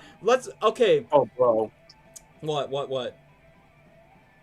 That sounds cool. Yeah, it did. Oh, you want to know what I also forgot to talk about, guys? Vector, Espio, and Charmy, and Sonic X. Honestly, Yeah. I love their dynamic in the series. Like, one of the funniest moments where Vector, in Season 3, where Vector, Espio, and Charmy were in the series, they tagged along with Team Sonic in space, and Vector, because, you know, he's down bad for Cream's mom, Vanilla, which I forgot, Cream's mom, Vanilla, is in the series. I like that Vector tries to impersonate the mom. It's like, oh, you need to save my little girl. She's gonna leave me all alone. And then Espio's trying to expose him, and then Charmy tries to play around. It's like, here's another silly episode of Vector and Espio. And there's a moment where Vector's noticing the romance between Tails and Cosmo, which I will admit, that was an interesting shipping I was not expecting. And it surprisingly never come off as cringy. Where Vector actually sees the bond between Tails and Cosmo, he starts crying like, I think I'm gonna cry right now. And then Charmy makes a jump by saying like, oh, making some crocodile water tears. Honestly, Vector, Espio, and Charmy, they're not in the show that much, but I actually like their addition. So I like that Sonic X, it didn't just took Sonic Adventure 1 and 2, it definitely took the dynamic of Hero. So it got all the main characters except for like Silver and Blaze, because obviously the show came out before Silver and Blaze existed, which we will get to that. So I like Vector, Espio, and Charmy being part of it. But like what Gabriel said, Dark Sonic at the end, like somewhere, and I'm surprised that Eggman told Sonic to chill for a bit. I was not expecting to see Dark Sonic in any media outside the comics, which that was fire. And I will admit, I think one of the most hardest moments, and when I mean hard, I mean like, damn, this show is dark and it went raw, and I'm all up for why Season 3's peak, where Cosmo is trying her best to sacrifice herself, turn to a planet, Super Sonic and Super Shadow sacrifice himself, and the bond between Tails and Cosmo, not gonna lie, I'm not really a big Sonic shipper, but this one, I honestly didn't mind it, because Tails is a dork, and Cosmo is basically an introvert, but they definitely like understand one another, even though he's a fox and she's an alien. But honestly, I felt bad for Tails, where he had to sacrifice and kill Cosmo in order to save everyone and save her planet and everything else. Like, Tails has been through so much worse things around that time, but it was just for the sake of humanity and just to save Cosmo and everything else. So I'm like, wow. Even though Season 1 can have its cringy moments, but Season 3 just went to a different level, Sonic X. So like I said, season 3 is definitely 100% a Sonic-oriented show compared to season 1 and 2. Like, season 1 is the slice of life stuff where you have some bangers, some cringy moments. I will admit, I do like season 1 has like this tournament where the Sonic characters fight each other, where Rouge takes down Tails by kissing him, the Asian fat guy fight Knuckles when they fight over the temple, Chris whines over his best friend not fighting him. I thought that was funny. But season 3, man, like what I said, out of all the Sonic shows, I think Sonic X is the only Sonic TV show that actually has a good ending that doesn't have a cliffhanger. Like, Cosmo dies and sacrifices, sad boo-hoo, but Tails learns how to move on. Amy, Cream, and everyone else goes back home. Same goes for Knuckles, reflect on everything else. Chris goes back home to his timeline as a grown adult, and I will say this, Sonic X actually has a really good ending. So, look, outside of the cringe word fest moments, and despite its flaws of the human characters, and even though some missed opportunities that the English dub couldn't include from the Japanese, I'm going to say this, Sonic X, in my opinion, and like what Garrett says, look, despite its flaws, in my opinion, and outside nostalgia, it's the best Sonic TV show. I say it deserves an S tier. So that's my ramble about the pros and cons about Sonic X. So I said it. Yeah, Gabriel said his stuff. I said his stuff. I don't know about Lesnar, but you say what you have to say about Sonic X. Okay, well, you already said all the stuff that everyone said. Get used to it. Yeah, I'm gonna be real. I did not watch Sonic X. The one thing I remember from Sonic, what? I didn't say anything. You just I was about to say. All right. To be honest, the one thing I remember about Sonic X were the AMVs. That's all. That's all I remember from. Oh, you want to know what's great about Sonic X? Watching the YouTube AMVs. Do you like waffles? Yeah, we like waffles. Do you like pancakes? Yeah, we like pancakes. I'm like, Numa, Numa, yay. Numa, Numa, yay. Numa, Numa. And, what's another one? There's a one Sonic X AMV that goes, ooh, ee, ooh, ah, ah, ching, ching, wah, bing, bang. Sonic X had really good AMVs of putting all the songs. Oh, like, yeah, I remember that one. The Witch Doctor The song. The Numa. Those ones, they were my favorite. They're AMVs. great in the Sonic community. I'm pretty sure, like... Oh, yeah, dude, for sure. I'm pretty sure, like, that song was how I got into that song and AMVs in general. Yeah, but like I said, I think Sonic S was definitely... It was a great time to be a Sonic fan around that time. So, even though Sonic X wasn't, like, the beginning of me being a Sonic fan, even though I played Generations, then I watched Sonic X, and I watched Sonic U2. So if Sonic X wasn't, like, a big part of Sonic media, I probably wouldn't be that close to a fan. That's how I discovered Sonic X from the AMVs. I know, right? Everyone has watched the AMVs. It's the only time we get to see Dark Sonic, right? Yeah, in terms of Sonic media, definitely for sure. If they don't play Live and Learn in the last fight, at least in the crest, then I'll be satisfied. Because like I said, the Japanese dub did it, but not the English dub, which hopefully the third movie lives up to that. So look, outside of the human stuff, the cringe fan stuff, Sonic X, peak Sonic TV show, in my opinion. So, what's up? Yeah. Okay, Agree. before we move on to Sonic Boom, we can all agree on one thing. Even though Sonic X does a good job of the Sonic Adventure roster, and including adding Vector, Espio, and Charmy, no Sonic TV show ever included Silver and Blaze, not even Sonic Prime, which is surprising. Sega has really treated those characters dirty. Never Underrated characters, man. Hopefully Paramount got their hands on them in a movie someday.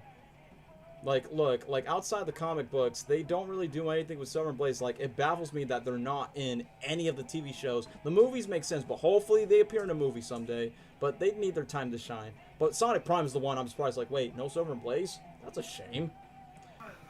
But anyway, that's not the next... They need to be in the movies, because that'll give them hype. Way more recognition, and you never know. We'll probably get them in a new game. Yeah, new game, hopefully new movie. Sega's like, Silver and who? Okay, Karen just put Boom in D tier and ranking F Sonic Boom. Just go to the F tier. I hate it so much. I'm like, okay, so yeah, you're definitely one of those people that didn't like the shows. So, Sonic Boom. Okay, this is the first 3D animated Sonic TV show. And not only that, I think Sonic X, it came out in 2006, and we have to wait for like, what, 8 years for a Sonic TV show? So yeah, Sonic Boom, I'm not talking about the TV show, but the Sonic Boom franchise in general is quite controversial because obviously we can all agree on this, and yeah, people in the chat, people, me and Gabriel, the games suck egg sack balls. Like, absolutely. The games, including Rise of Lyric, in my opinion, a lot. in my opinion, the worst Sonic game ever. Like, y'all should owe Sonic 06, even Sonic Force an apology. Rise of the Lyric has an identity crisis. Including the Nintendo DS games don't even hold up as well. But the one thing that is really good about Sonic Boom, in my personal opinion, the TV show. It's funny that a TV show is way better than the video games, but it's true though. Look, I'm not gonna say it's the best Sonic show ever. Like, I'm not gonna say it's Nest tier, but I'm gonna say it right away. It's, in my personal opinion, around A, B tier for me. I remember Sonic Boom show, it was alright. So the reason why I would put Sonic Boom on a high rate, because look, outside of Sonic X, because Sonic X, the Sonic X voice cast, they did not become the official voice cast for the games until like after the success of Sonic X. But for Sonic Boom, you got Roger Craig Smith, you got Colleen O'Shaughnessy. Yeah, this was like Colleen O'Shaughnessy's first time to voice Tails in a media outside of the games. I will give Sonic Boom credit, which Colleen is probably my favorite voice actress for Tails, so I thought that was pretty cool. And yeah, and obviously the voice cast, I kind of got used to Amy's voice and Knuckles and Styx, who was voiced by Chum Chum from Fanboy and Chum Chum, which the voice, it does remind me of Chum Chum whenever Styx screams. But, and obviously Mike Pollock, just like in Sonic X. I think Mike Pollock had a lot more to shine in Sonic Boom than compared to Sonic X. And I will say this, I think Eggman, in my personal opinion, has the best jokes, because the one thing I like about Eggman in this series, like, yes, it's a typical, I must destroy that hedgehog, like, every single time, but I like that Eggman is kind of like Plankton and Dr. Doofenshmirtz, if you know what I mean. Like, that lighthearted villain, you know he's a bad guy and hates the main heroes, but they still get along in a way by saying, like, look, you and I, like, we agree to disagree, but at the exact same time, let's just be civil for once. Like, that's what I like about Eggman's frenemy dynamic with Sonic and the rest of the cast. So that's why Eggman is very Dr. Doofenshmirtz Plankton in Sonic Boom. And he does have hilarious moments in the show. Like, in the first episode, Sonic Tommy Sauce scrubbing all the dishes, where Mike Pollock is singing. And I think there was a funny moment where Tails, when Eggman crashed in to be a roommate for Sonic and Tails to purposely make Sonic and Tails tired, where Tails serves food, like salmon and egg, and Eggman's like, what am I supposed to be, in prison? Where he makes a joke like, it's something like prison food. And I think the funniest moment is where he tries to do a pillow fight with Sonic and Tails. I think the funniest moment is where... Am I lagging again? Alright, guys, what do you hear and did not hear? I know the chat was hearing, but what do y'all... I heard it. I was listening. Lesnar, before it was, you were lagging a lot. You were lagging a bit, but then it went back to normal. Okay, so what was the part... Yeah, So what was the part of Eggman I was saying by one of his funniest moments? Oh, wow. What? No, No, what I was saying about Eggman's funniest parts. Yeah, I heard all that when you're talking about Eggman. I think it was a little before that. You were lagging, and then it went back to normal. Anyway, enough with the ramble. I just said the funniest moments was scrubbing Tommy sauce, scrubbing all the dishes. And the second one where he's like, am I supposed to be in prison? Where Tails gives him, like, salmon and eggs in the first episode. I think a funny moment is where he's trying to do a pillow fight with Sonic and Tails, like, pillow fight! And then, you want to know what's a funny moment where everyone's like, I need a hug, and he hugs Sonic, Tails, and Amy, then Orbot and Cubot tries to hug, and Eggman's like, not you! Which I thought that was hilarious. And yeah, he does like quotable moments like, I will come back with ham. Evil ham. I think that was like an iconic moment. But evil ham. I will admit, another funny moment I also like from Eggman as well is trying my best to remember where he starts singing Beautiful Dreamer. And okay, I think that's all I have to say about Eggman. Wasn't Vector in the show? Yeah. It's surprising out of all the characters, Vector the Crocodile. Yeah. Vector's in the show, but not Espio and Charmy, which I thought that was weird. But, you know, Vector's like, you know, the most iconic member of the Chaotix team. Shadow sucks in the show. Yeah, I'm going to be honest with you. I wasn't the biggest fan of Shadow in the show. I think I was trying to get used to Kirk Thornton. Like, I think he approved in the Shadow voice later on, but I think this is one of his weaker Shadow voices where he kind of sounds like an edgy pirate where he goes, out of my way, you buffoon. Kind of like that C-tier anime voice character that doesn't put too much effort. I just wasn't sold on the voice in the first beginning, but I think in Season 2 he got a little bit better. So, I'll say Shadow is... he was kind of mid in the series. But anyway, you want to know what's one character that we should talk about, Gabriel, in defense? Gabriel? Hello. Am I lagging again? Who? Oh, Knuckles. Yes, I was gonna say Knuckles. I Huh? said Knuckles, bro. You're.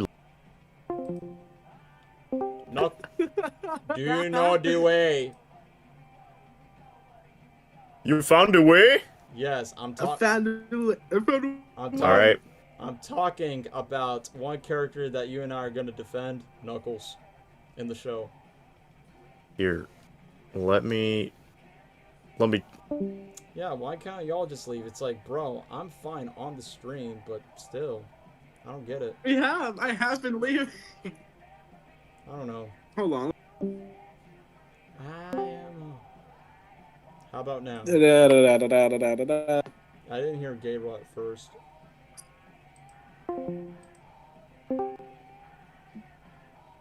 Okay, how about now? Okay, you sound good now. Okay, what about Gabriel? Because Again, Gabriel, he just. Gabriel, you good? Oh, he just muted himself. My bad. Sorry, guys. Commercial break because I guess the call is having audio difficulties because Discord loves us. Discord just updated. Yeah, it sure is. At least Shadow has a red aura in the design. He has yellow, which I did like the design. Anyway, Gabriel, you good? Yeah, hopefully. For the last time, I said, ready to defend Boom Knuckles? Yeah. Of course, Knuckles was, in my opinion, the best part of the show. Mm-hmm. Yeah. Because comedy, people, you gotta laugh. Yeah, Knuckles, like, I don't know.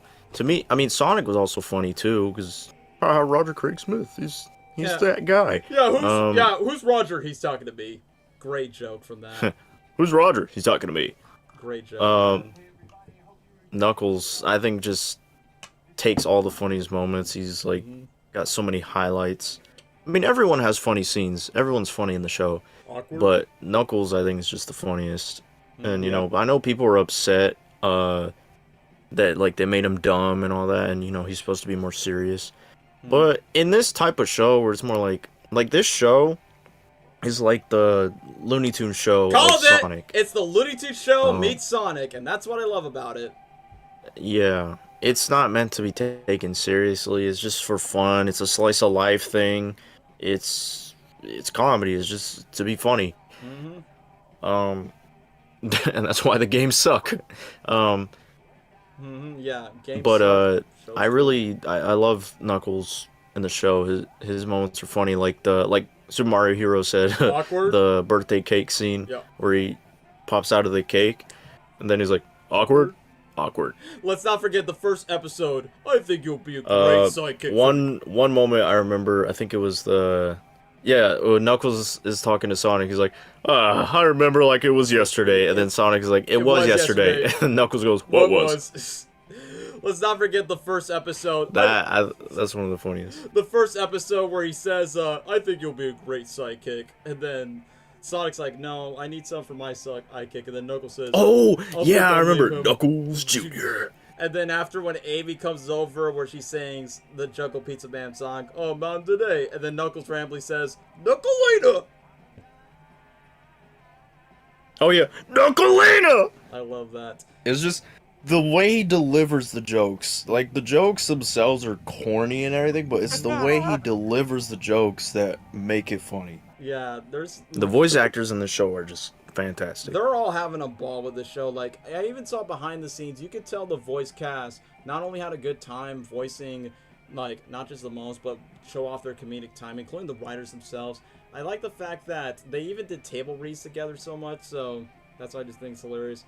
I thought it was Kitty Family Guy with Sonic character. Like I said, it's very Looney Tunes show. And let's not forget, Sonic Boom goes very Deadpool territory, where it goes very self-aware meta humor. Like, Adventures of Sonic the Hedgehog is more Looney Tunes humor, while Sonic Boom is very break the fourth wall humor. Some people could say it's too much, but I think it's funny. I won't say it's peak break fourth wall humor like Gumball. I mean, I like that kind of humor. I think it's good for the kids and stuff. It is, but not only that, I like how it's something you can watch as a kid and something you can watch as like a teenager or even adult. I like that Sonic Boom's break the fourth wall jokes shamelessly pokes fun of the Sonic franchise and the fan base as a whole. Like, they made this joke about Hippopotamus 2 or something, and then Tails says, Hippopotamus doesn't look good in 2D. And then Knuckles like, don't you just hate it when franchise, like, they just ruin beloved franchises. And then Sonic complains, how could they make Hippopotamus's legs look longer? Basically making fun of the Sonic fanboys ranting about, 2D, 3D changes to Sonic and changing the character design, which I like that. Another one is, remember the Sonic fanboy episode where this obsessive fanboy just keeps the Sonic characters into a cast? And I like that Sonic's like, oh, Son Amy stuff, spicy, not a big fan of it. And it's like, ha, what a way to throw shade of the shippers in the fan base, which I thought that was funny. And there's this one iconic episode that everyone uses this where Amy Rose like most studios should stop rehashing recycling their stuff and make something original for once, and everyone stays quiet while Tails just coughs. It's like Sonic Boom, you mean the Chris Chan episode? Yeah, that's who they're basically are making fun of, but we're not gonna compare it to Chris Chan. No. But outside of the breaking the fourth wall humor, one of my favorite episodes, and I think this is Roger Craig Smith's favorite episode around that time, which, I mean, me and Gabriel met Roger Craig Smith in person. He was honestly cool. But I will admit, it's the Dude episode where Sonic, Tails, and Knuckles have like a very Backstreet Boys type of sing-up. And I like that they compete with a guy named Justin Bieber, just to make fun of Justin Bieber. And once when they were upstage, I like the fact that they said, we're another generic boy band. And one of my favorite moments where Knuckles like, ladies and, ladies, because there was no dudes in the crowd. But I thought that was funny. You want to know what's another funny moment, Gabriel? We talked about Austria. Remember the road trip episode? Yes. Man, I just love the moments where Sonic gets pulled over, and then Knuckles is like, you tell him, officer! And then literally Knuckles has to stop where he has to go pee. And way before Tails goes to the road trip, where Tails is like, hey guys, I got an announcement! And then Knuckles says, you're getting married! I thought it was so funny. And like I said, the best moments is when they got hijacked by a weasel in the chains where Knuckles like, which is the right direction? Universe, send me a sign. And that shows lightning to this dark, spooky forest. Universe, you never fail me down. And then when the weasel put the chain behind Knuckles, and then Sonic's like, Knuckles pulled over! Wait, Knuckles, why are you pulling over? Safety first, Sonic! And then the weasel pops up. Yeah, safety first, Sonic! And then, let's not forget the meme-worthy moment. Approved! And disapprove every single time. So, yes, that meme. Dude, that Meme! Approved! Approved. I don't know. Look at you. Go away and never return. and then there... and the joke with Knuckles about to blend the baby. like, I think it was Sonic. Like, he told him to do something. Yeah. I forgot what he said. Yeah, Tails. I think Tails tells Sonic like. And then Knuckles is holding the baby. He's like, I got it. And then Tails tells Sonic. Yeah, Tails tells Sonic like, I don't think the baby's supposed to eat solid food, which is the chili dog. Lesnar, were you about to say something? Lesnar? Gabriel, is he there? Hello? I was literally saying, the chili dog, not the baby. Oh, yeah, that's what he said. That was funny. Did I hear you? That was so funny. Congratulations, Knuckles has approved your meme. Yeah, we all can hear each other, right? Am I? Yeah. Okay, let's make sure. Are we lagging again? No. Okay. I can hear you all. Did y'all not hear me? Yeah. I heard you. Yeah, I heard where he says That's like, why I was laughing. not the baby! Dude, that episode was funny. My God. Okay, but other characters that I didn't get to talk about, like outside of Knuckles, which in my opinion, look, even though people don't like the Knuckles, I'm stupid, it brings Knuckles more personality and just make more of a meathead. Yes. It just fits the show. Like, Mm-hmm. it's fitting. I don't know. And for those that watch our Like, even though he's serious he's always a serious character, but he is also dumb. Mm-hmm. He's gullible. Yeah, so And let's not forget, it makes sense. for those who watch the Wayne Daffy Duck videos, that's where, I mean, literally it's the same Boom Knuckles. That's where Gable took inspiration from that series, or the characters in general. Magazine. Because our channel is supposed to be funny, so Yeah, we got the funniest Knuckles. That's why the Looney Tunes were more based on Looney Tunes show characters, the Sonic characters were more based on Sonic Boom. You get the idea. Well then, if you say so. Yeah, Hero, that's the one. Oh yeah, Yeah, just put in the Well, then blender. just put it in the blender. Well, If you say so. The chili dog, not the baby! The chili dog, not the baby. No, not the baby. I like that Knuckles smiles when he is about to put the baby in the blender. Ah, that was hilarious. But outside of that, Sonic definitely has his nice, funny, sarcastic moments. And I will admit, Tails, like I said, in my opinion, Gray from Colleen O'Shaughnessy as Tails. Surprisingly, he has a girlfriend in this. And I didn't get to talk about the female characters like Amy Rose. In my opinion, Amy has improved as a character in years down the line. She's no longer the clingy, I love you, son, nothing without it. She can be sarcastic, she can be smart, she can definitely be like, I like that she basically portrays as the typical fangirl. She's normal. Like, she actually acts like a girl that you'll believe today, like fangirls over music radio, trying to nurture the plays. And yeah, she still crushes on Sonic, but still respects his boundaries. So, W for Boom Amy. Styx is a mixed bag, honestly. Like, she definitely has funny moments. Like, I think her moments is when, her best moments is when her humor works whenever she, becomes very narcissistic about her conspiracy theories, where she's like, I'm not watching you. Where she's breaking the fourth wall, talking to the audience, like, TV controlling everyone's minds. But, what's another moment, like, in the, I think it was in the first episode, where he's like, the shadows following me, quit following me, every single time. And I forgot what's this one moment where she's trying to knock down a robot, where she's like, I'm the blue ring, you can't kill me. Every single time. But Yeah. I will admit, her voice, man, I mean, I get that's the intention of the show, but man, it's like if Chum Chum actually went to a hyper ADHD, because get it, it's the same voice actress of Chum Chum for Fanboy and Chum Chum. But man, whenever she screeches, I think there's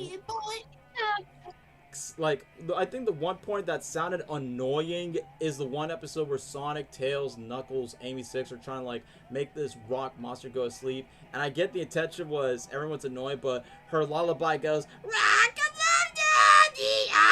it's like, oh my gosh, you sound like Judge 2 from Who Framed Roger Rabbit.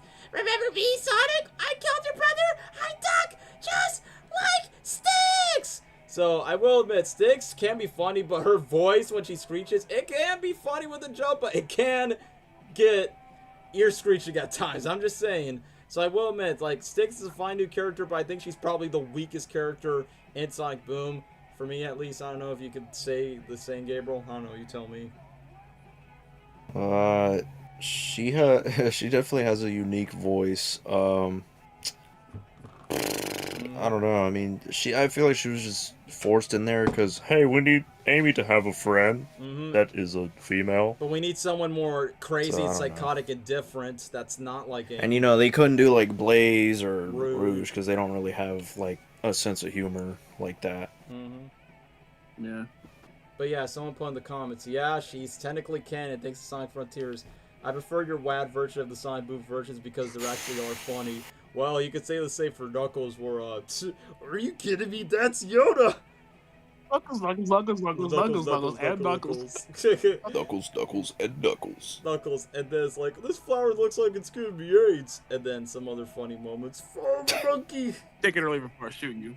Yeah, take it or leave it before I shoot you. So, it looks like it has HIV. Yeah, that's the one. And then, rest in peace, Nipples the enchilada. That was a moment day where I was famous. Or in this case, I'm not a Mexican meal. I'm not a Mexican meal! So, once again, so like I said, for any Wayne Daffy Duck fans in the chat, whether if you like Sonic Boom or not, that became the blueprint for those characters in the Plus series, so give credit to Sonic Boom for that. But another things I would say about Sonic Boom, like, obviously we praise it for the comedy and slice of life, which honestly, Sonic Boom, in my personal opinion, handles the best slice of life. Like, Sonic X tries, but it ends up being cringy in Sonic X, but Sonic Boom actually has a natural flow to it. Now, but for the action scenes, I like that there's some moments where even the characters are like, why are you using the exact same robots? And Eggman's like, we don't have the budget for it. Which, yeah, I mean, literally in some of the episodes, it's literally the same robot. Even Eggman addressed that as well. Like, it's too expensive to render a new robot for the series. But I will say Season 2 definitely gets better, which, yeah, remember, guys, that we asked for Metal Sonic in a TV show. Finally, Sonic Boom actually included Metal Sonic in the series. And he did show up in Season 2 a couple of times where Sonic actually put on glass to face him. So it's cool they included Metal. And I'm surprised Vector actually show up. And I almost forgot, the side characters, Obviously, they're not, peak, but I will say they're at least the better side characters for a Sonic show that's believable. Like, you remember the beaver that says, actually, if you know that one beaver, Gabriel, Actually, that Mike, Oh yeah. yeah, that Mike that calls dude. voice. Actually, it's whomever. I think that, Actually, who? in my personal opinion, I think Sonic Boom has the best side characters that are not the main ones, in my personal opinion, because Sonic. Oh yeah, for Because sure. because they actually, I like that they give all these random side villagers their own personalities, including the man that talks a little bit more like this, or that one female warrior that talks like a man, Powerpuff Girls. or what's that one nerd that works at the Burger Shack that also are you dating my mom again? You know who I'm talking about. The dude with the braces that actually team up with Eggman one time. I think his name was Dave the Intern. Is that his name? Chat. Like, I think his name was Dave. Like, the beaver with the beard. I think that was his name. That dude was funny. Of course, Justin Bieber was one. Like I said, even that Talking Hawk that actually talks like this as a news reporter. Including the gorilla. I think there was one moment where the gorilla shows up when Amy said something nice. I don't know. The side characters of Sonic Boom. Justin Bieber. Yeah, Justin Bieber is honestly hilarious when the Dude episodes. Which, yeah, like I said, that's Roger's favorite episode because that's when the main voice cast sings. And I remember Colleen, the voice. Obviously, Colleen voiced Tails in Sonic Boom, and even the movies wish that the movie variants could do their own Dude. They should have done that in the Knuckles series. Hopefully, they could do that for the third movie. I don't know, but anyway. For Sonic Boom, the action scenes may not be as fleshed out as Sonic X, and dare I say, I will talk about Sonic Prime later on. But I will say the action scenes are very well fluid, and Season 2 a lot more better. But the worst thing about Sonic Boom, it kind of sucks that I didn't get a third season. Like, no joke, the final episode literally ends with Eggman says, hopefully for the next season. And then it just ends. And it's like, even though Sonic Boom only lasted for like 2 seasons... Wow. And it never happened because Sonic Boom lasted from 2014 to 2017. I know the Sonic Boom brand was basically dead around 2017 since Sega focused on classic and modern. But for what it is, it's a fun show. Like, honestly, like I said, it's very Looney Tunes show, and yeah, just like the Looney Tunes show, it only lasts for like only 2 seasons. And yeah, I wish they could have been something more, but it's just a good laugh. Like, Sonic Boom is like Adventure Sonic the Hedgehog. Not meant to be taken seriously, but Adventure Sonic the Hedgehog's more wacky, cartoony humor. I think Sonic Boom's jokes holds up to this day, and I definitely would recommend for any new Sonic fans if you want like a good laugh and actually have like good character dynamics. Question: what would third season will even be about? Well, you don't need to take anything seriously about the jokes or anything, but at the exact same time, I mean, bring in like other characters like Vector or anything. Too bad we didn't get Severed Blaze. I think there's an episode where someone kind of parodied. Oh, I think, yeah, I know. Oh, what you're talking about. But if I had to rank Sonic Boom, guy, people. That's the joke, man. But anyway, I think I ramble about Sonic Boom too much because I liked it. Like I said, it's not S tier like Sonic X, even though I do give Sonic Boom props of having better. I put it A tier. Easily an A tier. Yeah, A tier. Easy A tier. Like, I know some of you people don't like the show, but it's a good show. It's a jolly good show that holds up. So, A tier Sonic. It's fun. Don't put an S tier. No, we're not saying it's better than X in terms of action, but Sonic Boom have its moments. So, too bad for you guys who don't like it, but it's just our opinion. Yeah, dude. Whew. Now we're about to get juicy with this one, guys. Okay, this next media. Oh! AKA the movie that saved the franchise forever. But first and foremost, let's talk about the development hell, not just of this first Sonic movie, like the many times that many studios try to produce a first big budget live action Sonic movie. There was one that was supposed to happen in the 90s called Sonic Worlds of Wonder, I think that was the name. Sonic Armageddon, which that didn't happen. Sony was going to produce the Sonic movie, but Sony was like, we don't know much about the Sonic brand.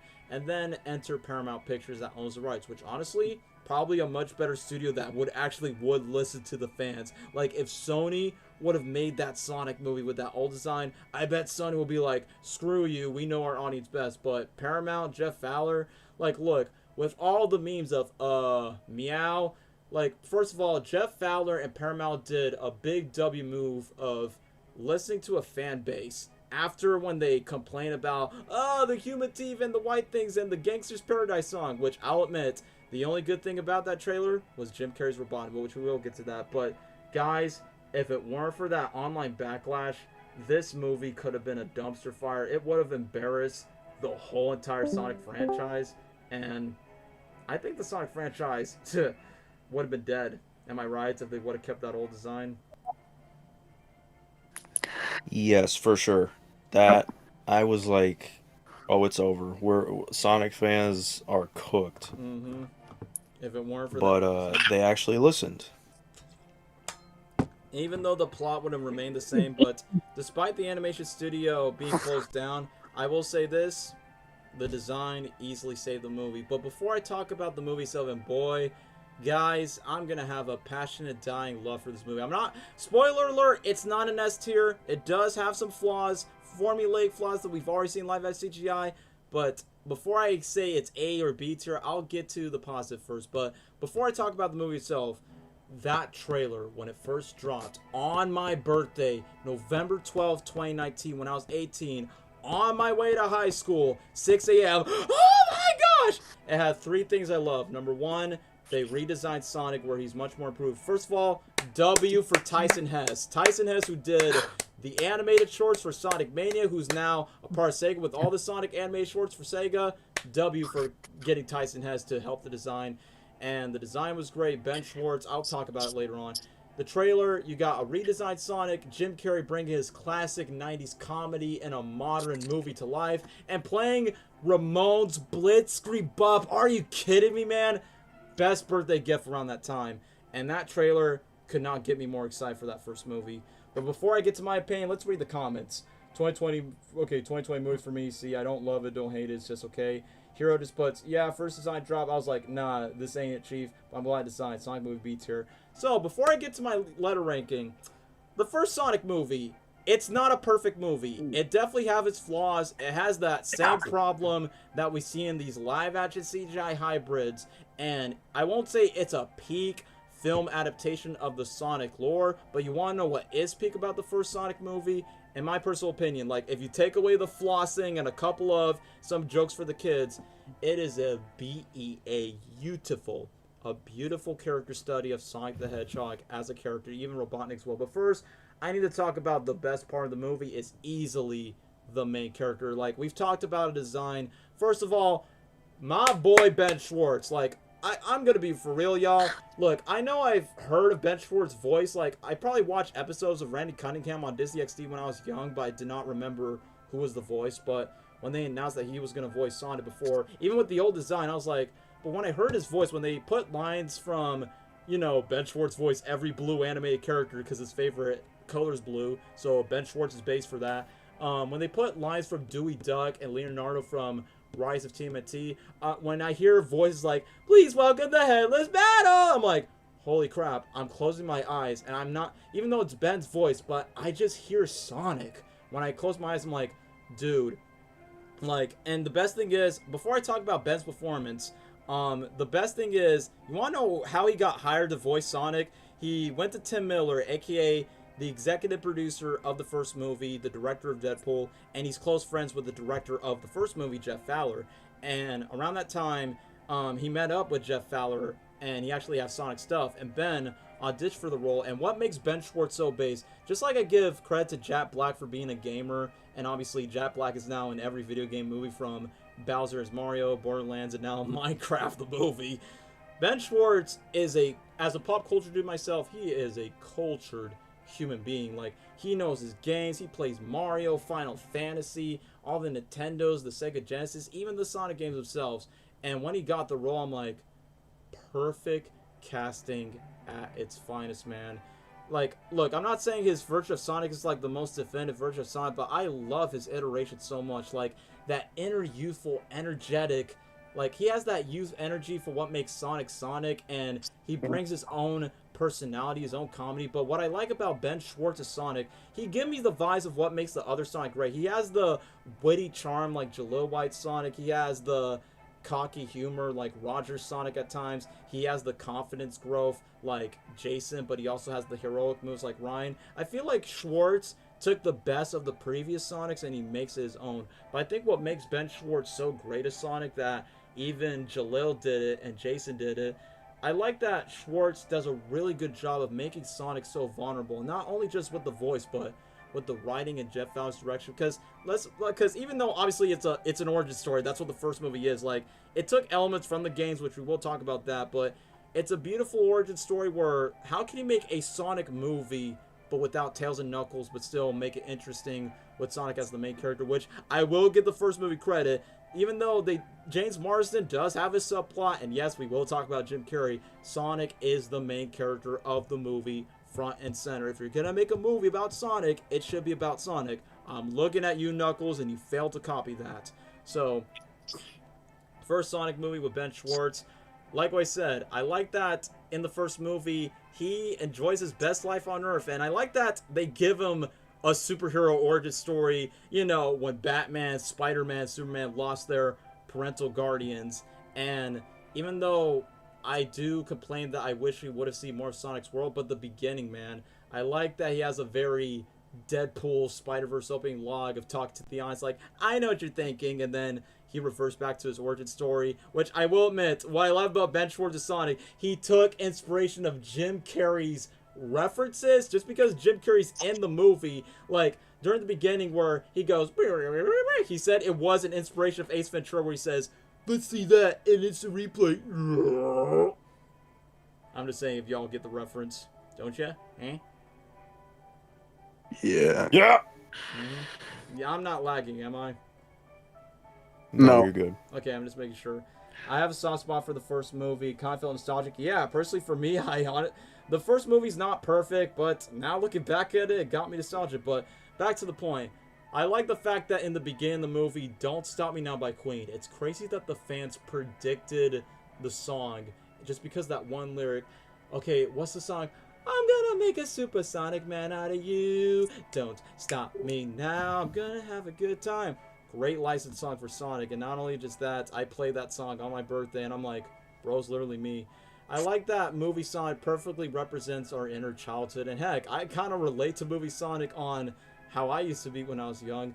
But outside of like being the young, energetic Sonic, I do like the fact that he's very vulnerable, where he's a loner, where even though he spent his life on Earth just hiding from human beings, he actually wants to connect. But the reason why he can't, because, I mean, hello, he's a talking blue hedgehog who's basically poor and homeless. He steals junk. He wears old tired shoes, which I also like that in the first movie. He doesn't get the red iconic shoes until it's actually earned, which I like that through his journey. Like, he doesn't know how to use his powers yet, since this is an origin. When he turns to a ball, he doesn't spin dash like he does like later in the movie. He doesn't get the shoes until the small little kid Jojo give the shoes to Sonic, which I thought that was a heartfelt moment where the kid did not mind that he was a blue alien.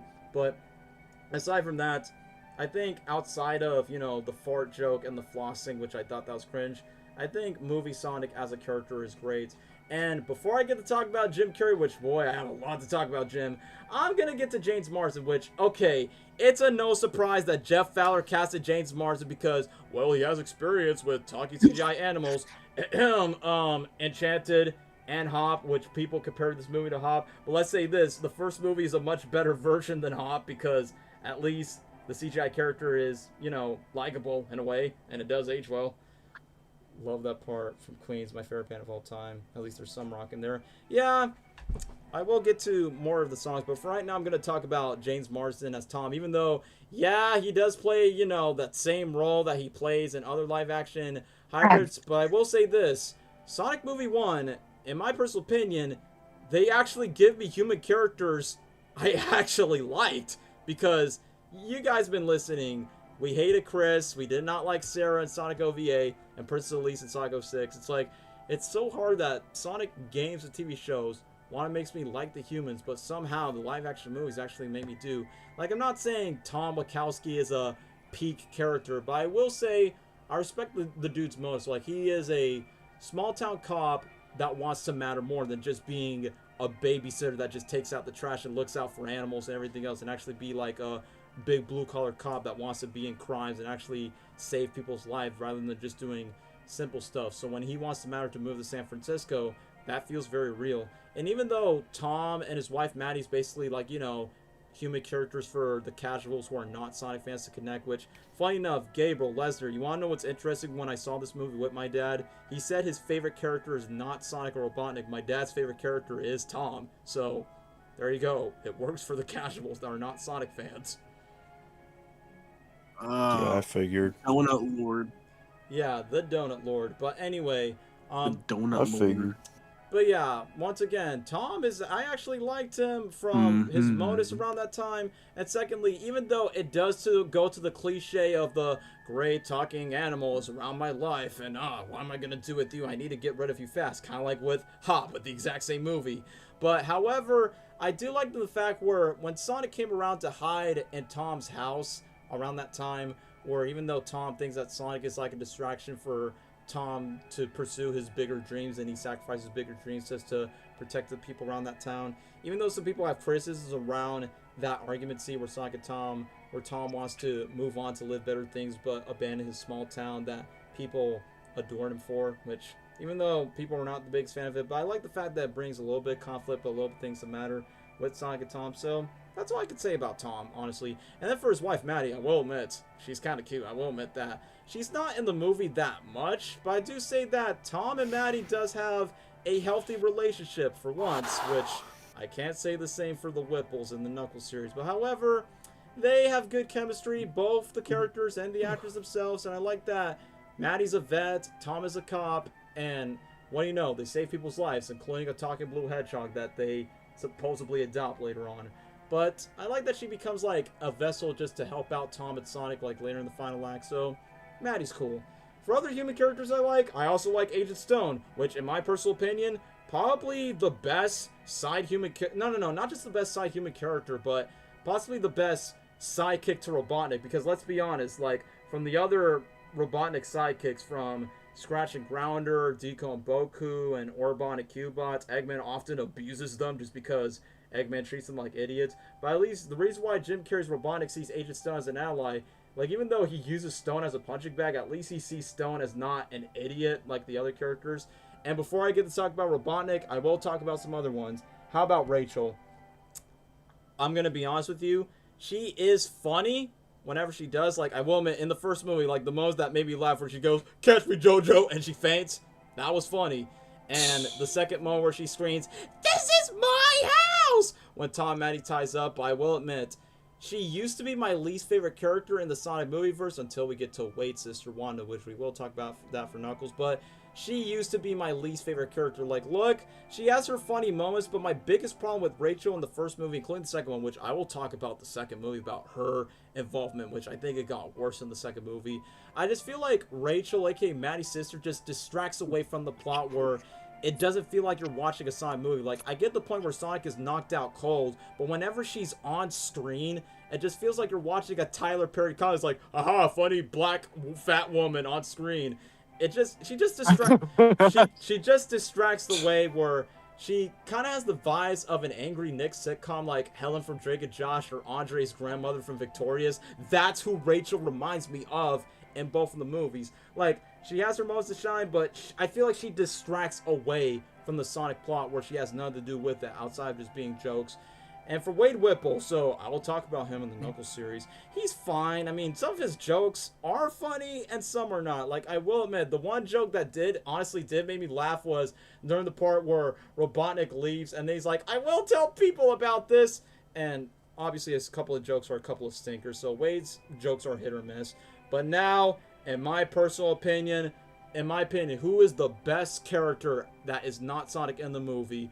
All hail Jim Carrey's Dr. Robotnik. So, okay, this is speaking from the die-hard Jim Carrey fanboy in me.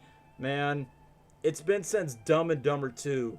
I miss classic 90s Jim Carrey comedy in many of his roles, because I'm not going to get too personal, but I will admit Jim Carrey's career was going downhill, even with Dumb and Dumber 2. Depressing stuff happened in his personal life, and Jim only acted in like drama movies that weren't that good in my opinion, but he did make a slow comeback in his career. He did a TV show called Kidding, which was like Mr. Rogers meets Don't Hug Me, I'm Scared, which that was a short-lived series.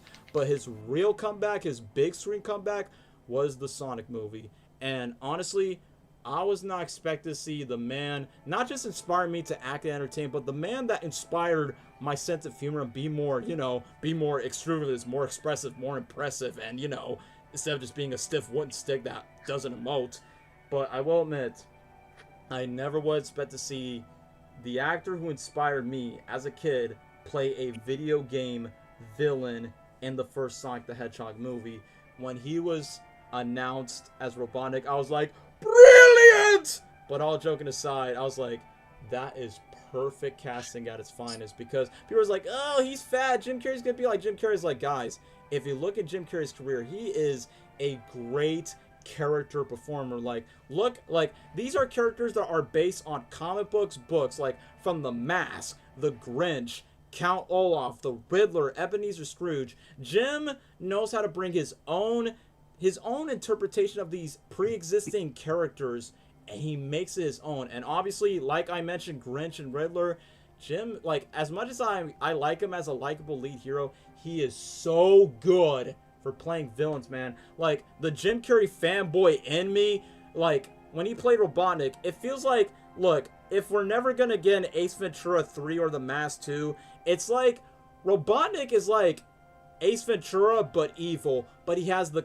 like, he has the physical weight of The Mask, but he definitely has like the intelligence, zaniness of Jim Carrey's Riddler and Batman Forever. But he could be very Grinch-like, not just by design or by voice when he does the Eggman voice, but even with the makeup and everything else, very Grinch vibes. And dare I say it, he kind of reminds me of Cable Guy. And even in Cable Guy, Jim Carrey had a mustache, so in a way, Cable Guy is basically a Robotnik prequel if you think about it. And let's not forget, Jack Black was in that movie, so Robotnik and Bowser were in a movie together, which I thought that was good. And besides, one of my favorite moments with Jim Carrey is, like, literally, the Carrey fanboy in me was like, where he says, Spencer, he's a good man. I'm like, that is totally Ace Ventura vibe. And when he said Spencer, I'm like, nice reference to the Truman Show. And when he was dancing to Where Evil Grows, okay, guys, if you guys don't know on Twitter, it was a long time dream, because I love to impersonate Jim Carrey's impressions from Ace Ventura and The Mask, and I feel like, well, I'm a huge fan of Jim Carrey, I'm a huge fan of Sonic, I'm getting the best of both worlds, both as a Carrey fanboy and a Sonic fanboy in this first movie. And this was Jim Carrey's idea, where he did Evil Grows in the Dark. That was Jim Carrey's moment. Like, the best thing about Jeff Fowler, which I gotta give props to Jeff Fowler, which, to be fair, this is his first big budget movie, and you cast a legend like Jim Carrey to be in your movie, and that's gotta be nerve-wracking. You cast an actor that's been famous with so many movies, and he's in your first movie that is based on Sonic the Hedgehog. And Where Evil Grows scene, I like that it's 100% a creative choice by Jim Carrey, because the best thing of having Jim Carrey in any movie, whether it's a comedy, a drama, doesn't matter, he brings unscripted ideas and you end up loving it. Like Q and Pete from The Mask, unscripted. Or the moment where the Grinch you know the scene where the Grinch pulls out the table, then he just messes all around, unscripted, and that was comedy gold.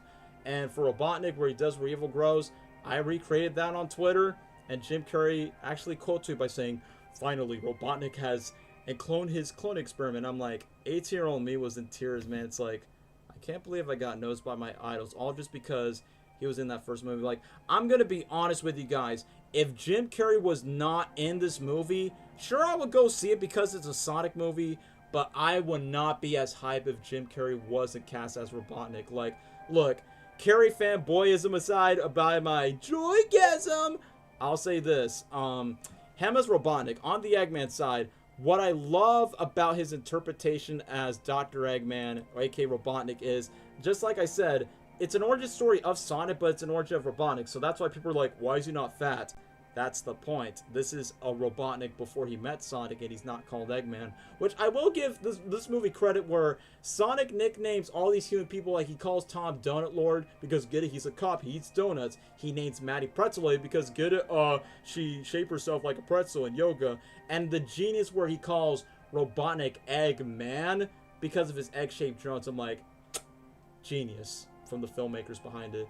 But what makes Jim Carrey's Robotnik so great, like, outside of the Carrey fanboyisms, I like that Robotnik represents the opposite of Sonic. Like, Sonic, like, he aspires and pursues friendship, but Robotnik is like, he's like the douchebag that he basically represents the theme of anti-isolation. Like, his first introduction where he's talking to Major Nobody Cares. I like that he literally tells this general in the first scene when he was first introduced, where he goes, you want to know nobody cares who you are? Because nobody cares about your feeble accomplishments.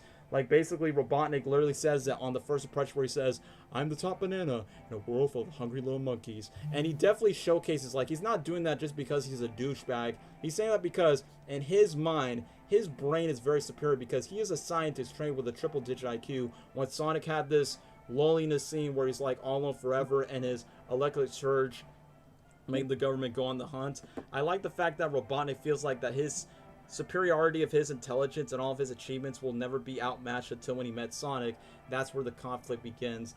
And the best thing about Robotnik, he stays actively motivated. Like, even though he's mostly after Tom because, you know, Tom is the one that's after Sonic. But I will admit, man, like, Jim Carrey had that perfect balance of, you know, being silly and eccentric of what Robotnik is. But yeah, at the exact same time, actively motivated, but at the exact same time, even evilly menacing, where he doesn't mind that he caused a lot of casualties. And the best thing about it is, even though I can relate to Sonic's lighthearted side, dude, as much as I connect to Jim Carrey's roles, Robotnik, I can relate to him at times. Sometimes I cannot stand stupidity of stupid people around me. And secondly, the one moment where he's talking to Agent Stone where he goes, human beings are not reliable and stupid. I care very little about them, but my needs are delicate, relentless. They're everything to me. It's like, I can feel the same way whenever some people are stupid, but then some of my achievements with the context of the YouTube, everything else. And the best thing about Robotnik is we don't get to know about his origin story, but I like how Jim, with his sense of humor, but he gets a tease about his origin story where Tom says, I was breastfed actually, and then Robotnik says, nice, rub that in my orphan face, because, you know, Robotnik was an orphan and humans mistreat him. Like, remember when Tom punched him in the face and Jim Carrey embraced his Grinch liar liar vibes where he does the where Sonic was first introduced? I like that in the phone call. Yeah. Robotnik was like, okay, the last person that punched me in the face was a school bully. Hit me in the cafeteria with a blunt force contusion, and you're going to become a bully with a straw. It's like, I like that he's going in depth about how did bullies treat him back then and how did he use his technology just to get revenge on those humans. And I'm like, it's a little in jokes, but it gives me an idea of what makes Robotnik, of why he is who he is. Why is he against humans? Why does he think machines are a superiority? And I like the fact that in the beginning where he talks to the Major where he's like, you know what I love about machines? They do what they're told. They follow their own program. They don't need time off to get drunk, bone the water. But you do what you're told. Stand over there by the edge of your personal abyss and watch my machines to do your job. And I'm like, damn, Carrey's Robotnik is base for saying that just to roast a freaking military soldier that nobody cares about. It's like, outside the lines, they did Jim Carrey's Robotnik right. And my biggest complaint about Carrey's Robotnik, it's nothing about the actor. There wasn't enough conflict between Sonic and Robotnik, which, don't get me wrong, there was conflict between Robotnik and Tom, like, pretty much throughout the whole movie, which that's like my one nitpick. And obviously the reason why he's after Tom, because it's mainly for Sonic. But I like that he still tracks down Sonic, like, even though the one of the cooler action sequence, like, the one thing I like about the car chase scene, I like that his vehicles go bigger, but his machines go smaller, which that's the opposite. Instead of just going from small to big, he goes from big to small, from big giant tank to robo car to tiny bomb. And I like that Sonic says, I think that tank just had a baby. My audience laughed so hard when he said that joke in the truck scene. And the best thing about it is I like that we see his evolution, like what he says, it's evolution, Stone, it's evolution. I like that he went from dark evil scientist, what's that villain's name from Meet the Robinsons? Baller hat guy, which, funny enough, Jim Carrey was almost cast for that villain to Meet the Robinsons.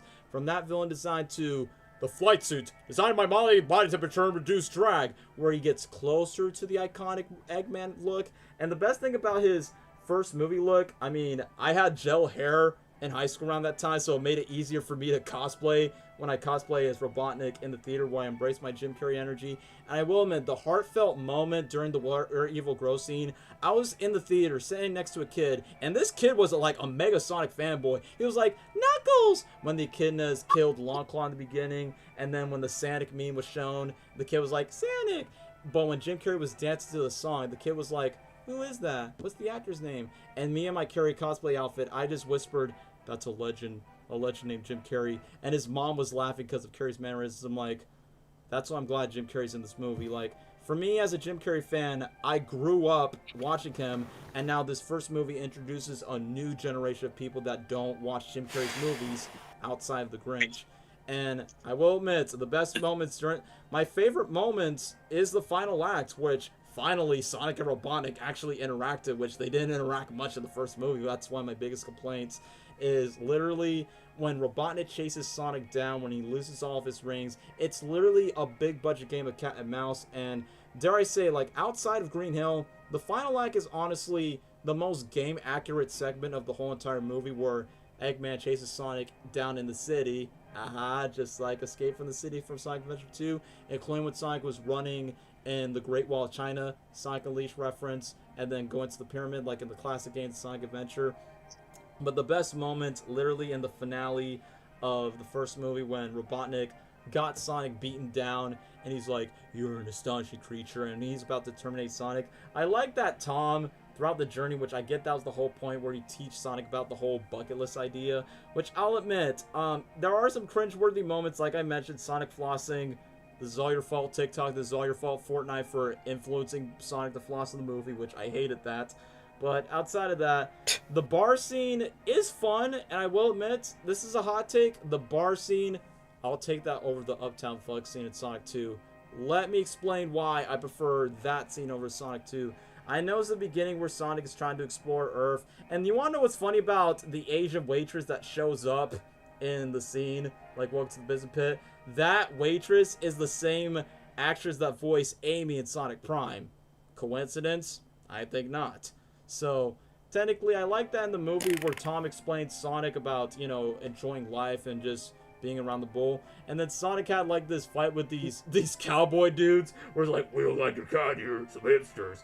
And I will admit, even though this is just a rehash of that Quicksilver scene from X-Men, I will admit, despite the lack of Sonic music, I do like the song of "My feet go boom, boom, boom, boom, boom, boom, high speed go zoom, zoom, zoom." I'm like, look, if you're not going to include Sonic songs, you got to find at least songs that fits with a character, like "Don't Stop Me Now" and "My Feet Go Boom, Boom, Boom" by X Ambassadors. That was such a fitting song, and I'm like, I liked it. I'll take that over the Uptown Funk in Sonic 2 any day, where Sonic uses slow-mo powers.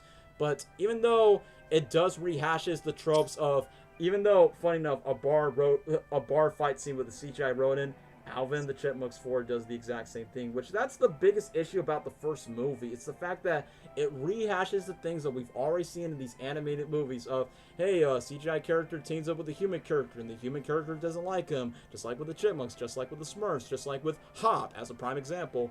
But I like that in the first movie, they incorporate the Easter eggs, which I forgot to talk about the Easter eggs. The director said took inspiration from Over the Hedge. I mean, Over the Hedge is technically the first anime movie that has like a fast character that goes slow-mo. Super Mario Hero. Oh, I know what you're talking about, Super Mario Hero, where the guy gets thrown out the window. I saw your video, Hero. This is why the Sonic movie is peak. Where Robotnik throws the guy, like, you know, where Sonic knocks him down. Where Robotnik's like, "Stand down, Agent Stone. This human being doesn't understand the urgency of the matter." And the fat guy's like, "Really?" And then just throws him out the window. And then Robotnik was like, he said, "That's all. Good cop, bad cop," and then literally just punches Agent Stone. "Left yourself open," in classic Carrie Mayhem. But back to the final act. I already said this. The final battle, man. Like, even though it does play the cliche, "By the power of friendship, my best friend shall rise," I like in the moment where it gets very emotional. Like, it doesn't make me cry or anything, but I felt bad for Sonic, where Wade, out of all the people, were when Tom literally beats out Robotnik. And the best thing I like about the first movie is, even though Sonic's jokes is more direct for the kids, Jim Carrey, and dare I say even James Marsden's jokes is more directed for the adults. Like, some adult jokes got me out of hand, where Sonic's like, "Oh, you think I'm getting prob? I'm not the one who's wearing pants." I'm like, you know what probe means, right? What, you know, take things what they take out of aliens' butts. I thought that was funny. Hot Loki. They also did that as well. And then obviously Jim Carrey's Robotnik jokes of the breastfed joke of "rub that on my orphan face." And I like that Jim Carrey said, he said the word, I like that he speaks Japanese when he takes out the quote where he says "omochiroi," words translated interesting in Japanese, because, you know, you get it? Sonic and Robotnik were made in Japan, so they got to put that Japanese reference. But yeah, the Easter eggs, okay, did I want it more in the first movie? Of course I did. I mean, they didn't put much, because I understand where I want to put it. Cameron, shut up. I'm still talking about this movie. So, basically about the first movie's Easter eggs, my favorite one in my personal opinion, has to be the map, in my opinion, because I knew the map was going to be important for the sequel because, dude, you have the Master Emerald, you got the ring portals and everything else. And I like that Easter egg. There's the Sonic one because, you know, Crazy Carl. There's one where he's on the shelf doing this move, the wobbly move. He does say gotta go fast. And the best part about the final battle is when he rises up with chaos energy. Yeah, thank you for mentioning Rocket Man. Who the hell do you think you are? Rated PG.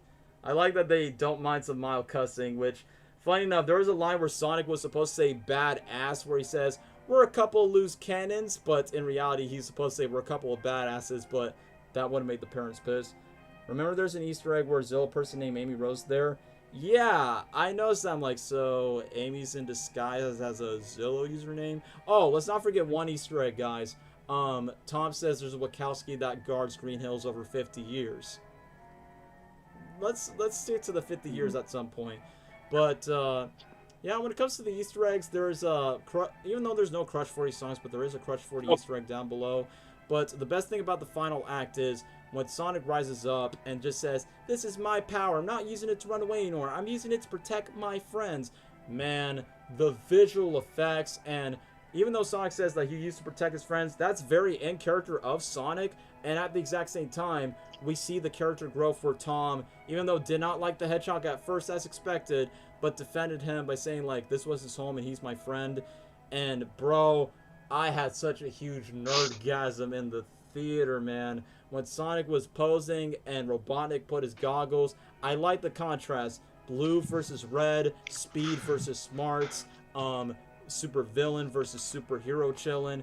And man, I had a huge nerdgasm where Sonic dashes in, hitting Robotnik's ship, just like in the games. And I like how spot on Ben Schwartz and Jim Carrey stay in close with their characters, where Carrey goes, now you done it, with his teeth grunting like Eggman. And then Sonic's like, guess what, Eggman, I'm not leaving Earth, you are. And the visual effects where he goes, boom, and sends Robotnik to the Mushroom Planet, that was a peak action sequence. And I will admit, despite no Sonic music, like, the only music that they actually pay respect to was the Sonic Mania theme and Sonic's origin and Robotnik's theme. Robotnik's theme, it's a direct reference of with a Vegetable the Hedgehog. But Junkie XL cooked with this Robotnik theme.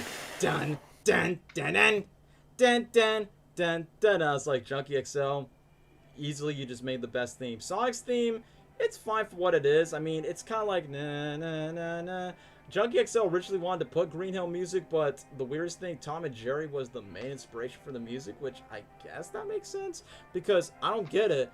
Like, Paramount has the rights to make the movie, but they can't use Sega to use the music while Nintendo got away with it with Mario. That doesn't make sense. Sonic did the Smash Bros. Post. Yeah, I did like that. Sonic says he hates mushrooms. Yeah, a nice reference to hate Mario. I hate mushrooms. And by the way, I like the fact that Jim Carrey's Robotnik at the very end of the movie has the iconic, not just the Eggman stash, but literally, he sounds close to Mike Pollock's Eggman, where he goes, do some reconnaissance! Reconnaissance! Come on, that's hilarious! What's the matter with you? It's like, see? Jim Carrey's proving the haters why he's perfect as Eggman. He can even do the Eggman voice whenever he can, and it sounds close to Pollock's. Peak casting. But, however, I do like the piano version of Green Hill, which, not gonna lie, I almost shedded a tear when that piano plays, because it got me nostalgic of do-do, do-do, do-do, do, for only a few seconds.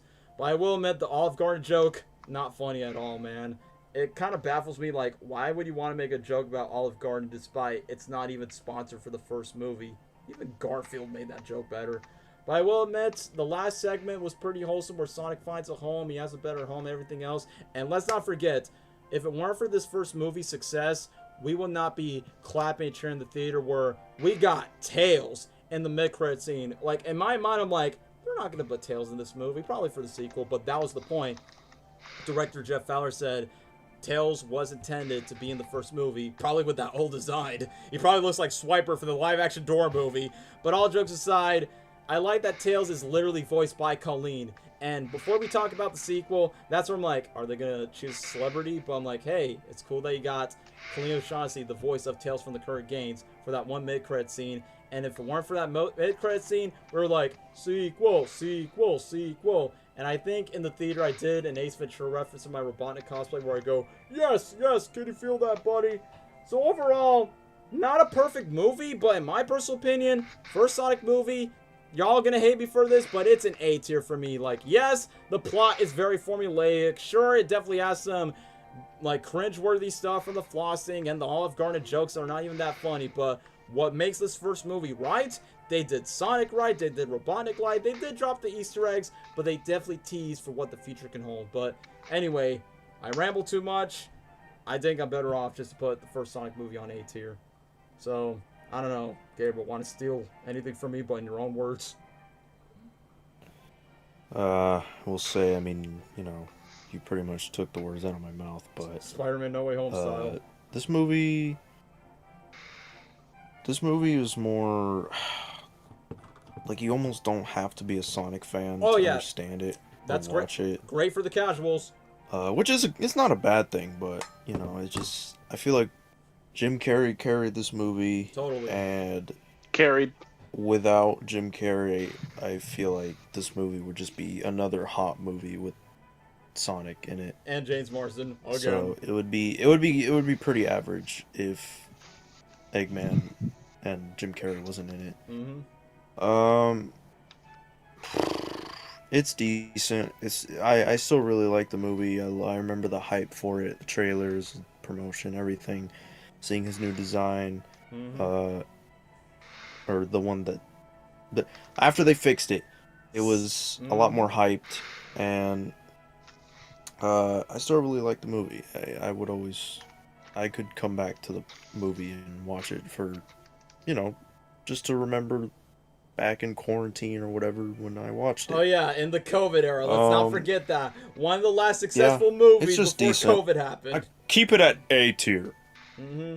Totally A tier for sure. I will say this. Last thing I will say, if it weren't for the first movie, I mean, sure, it changed my life on the internet forever. But around that time, it was a great time to be a good fan for both Sonic and Jim Carrey. So I will admit, yeah, the fan base can burn me out at times. They are pretty scummy and bratty and spoiled. I will admit that. But the first movie changed my life forever, and so does the rest of the franchise. So WA for the first Sonic movie. So I'm gonna go P, but Lesnar. W. But Lesnar, you take away with your opinions on the first movie. So take the mic to Lesnar. I gotta go P real quick. All right, now, well, since Daniel has been rambling on, basically what Gabe said, taking words out of the mouth. But yeah, remember seeing the hype for that? The redesign was goated. Those times were so good, and like what Gabe said, you almost gotta be like a big Sonic fan to like understand it. And I'm glad actually, because I'm not like a super Sonic fan. But yeah, and again, like what Gabe said, Jim Carrey carried this movie, and that's his name literally. Yeah,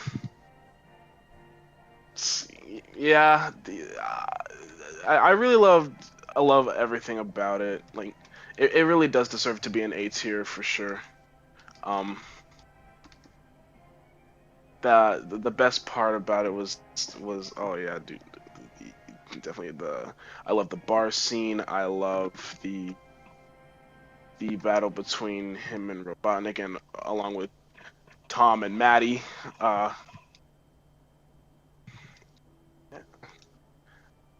That's what I love about the live action Sonic movie from 2020, and it was a really good time that I got to go see that movie at 2 a.m.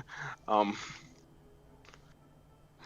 I think that's all I'm gonna say about that film. Yeah. Yeah, it's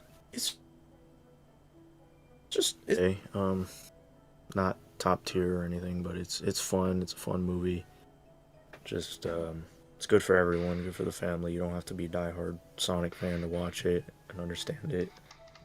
Music was good. I don't know.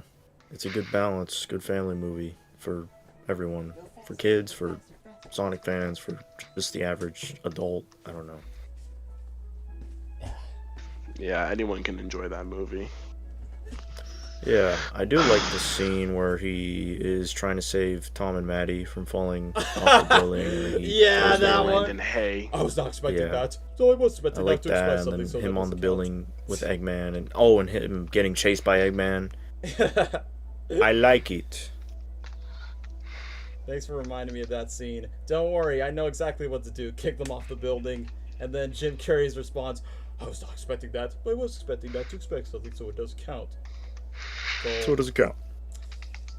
Anyway, I'm just gonna read the chat for a bit. Okay, original songs from the movie were good. Yeah, dare I say, the first movie's licensed songs better than the second one, in my opinion.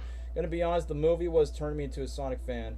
Kind of share the same thing. Like, I know Sonic before the movie, but the movie was got me. I think that's what the first movie succeeded at. Like, it definitely paid respects for what Sonic fans appreciate about Sonic as a character, and even same goes for Robotnik or Eggman and, you know, the building blocks. But I will say this is this movie does a really good job of introducing a new generation of fans. Like, whether if you're someone who doesn't know much about Sonic, this is the best to introduce. Because, to be fair, the first movie, you could tell the inspiration is the very first 1991 game. And you know that game doesn't have that much story outside of Sonic and Eggman being the main hero and villain. And that's exactly what they did upon the real world. Oh yeah, the songs. And I run. I will admit, Stars of the Sky is better, but I did like the Speed Me Up sequence. I'm like, peak mid-credit scene. That's a good song. Yeah.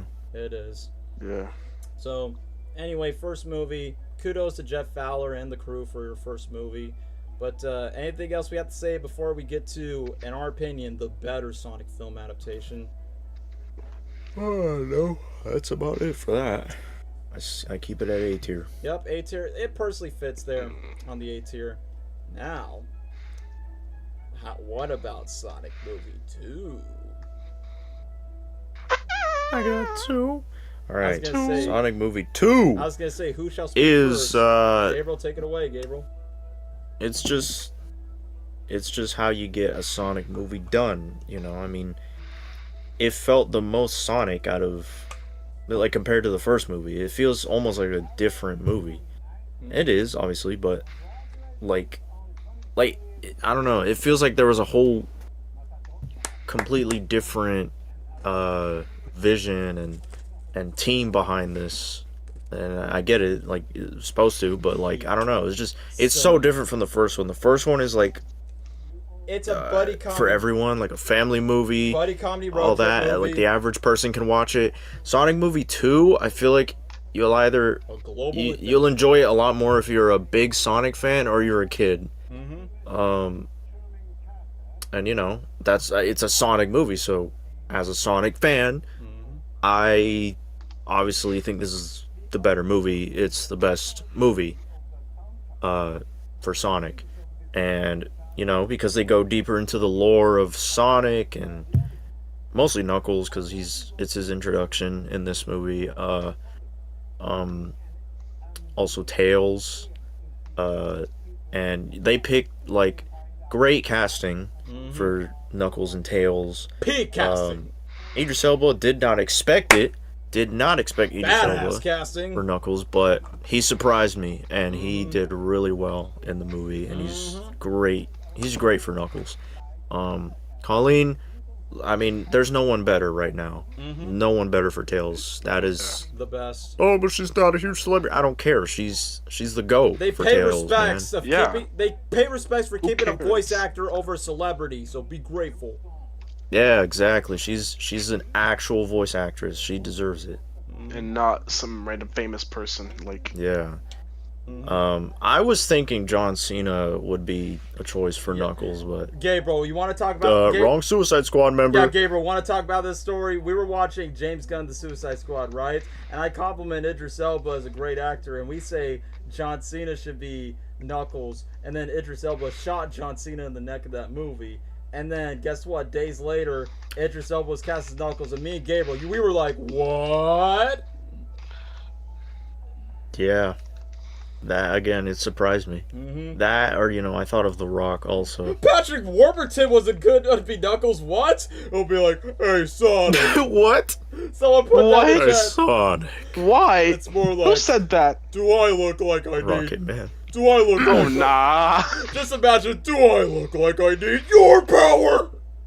Do I look like I need your power? Just imagine that, Patrick Warburton. Yeah, I remember that. Gonna be real, I thought they were gonna recast Tails with Tom Holland. Which, fun fact, way before Ben Schwartz was cast, guess who were the actors that were considered to voice Sonic? Tom Holland, Chris Pratt, Charlie Day, Andy Samberg, Jim Parsons. So yeah, Spider-Man could have voiced Sonic, but luckily... Jim Parsons. Yeah.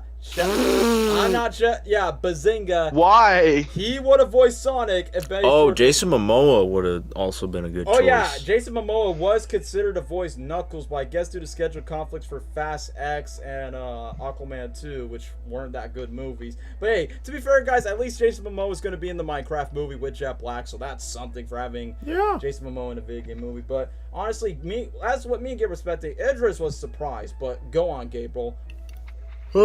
Yeah. They did great with casting those two. And you know, I like that they didn't. Well, for Tom and Maddie, they had not a huge role in this movie, which is fine. You know, this is a Sonic movie. We're here for Sonic and his pals that we grew up with playing games and stuff. But they were a good supporting role, especially towards the end. Since we're talking about humans, biggest flaw of this movie is, well, for me, I get it. It's for kids. They want to have funny moments, but they dragged on the wedding scene too much. I mean, at the first viewing, it was a little funny. I laughed a little bit, but then it kept going on and on. I'm like, can we move on? Where's Sonic? Where the other? And also, I mean, you know, I'm an adult. Maybe there's kids that were like, haha, that's so funny, that's awesome. With Sonic and Tails dancing in the I don't know, that one place. They were dancing. Yeah. That was cringy. The most Uptown Funk But that, playing again, I'm not a Overused kid, I'm song. not into that. Alvin and the I don't find it Chipmunks. amusing. Alvin and the Chipmunks used that on the road trip, so that's repeated. Secondly, good song, but we got so tired of hearing it since middle school. It's so overplayed. That's all I'm saying. Got tired of hearing it. Yeah. Overused. Yeah, overused. the song did not make it any better. No, that was just, it did not. It just wasn't necessary. It Could've was just chose a just better cringy.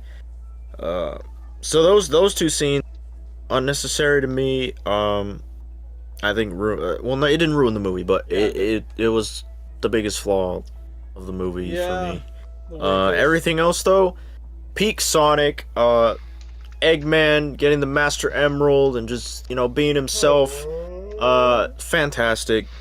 The fight with Knuckles and Sonic, simple but freaking awesome. And the final battle, of course, you know, you got the Tornado X, or, you know, Tails plane. So that was awesome. Them teaming up together like Sonic heroes, you know, that was really cool.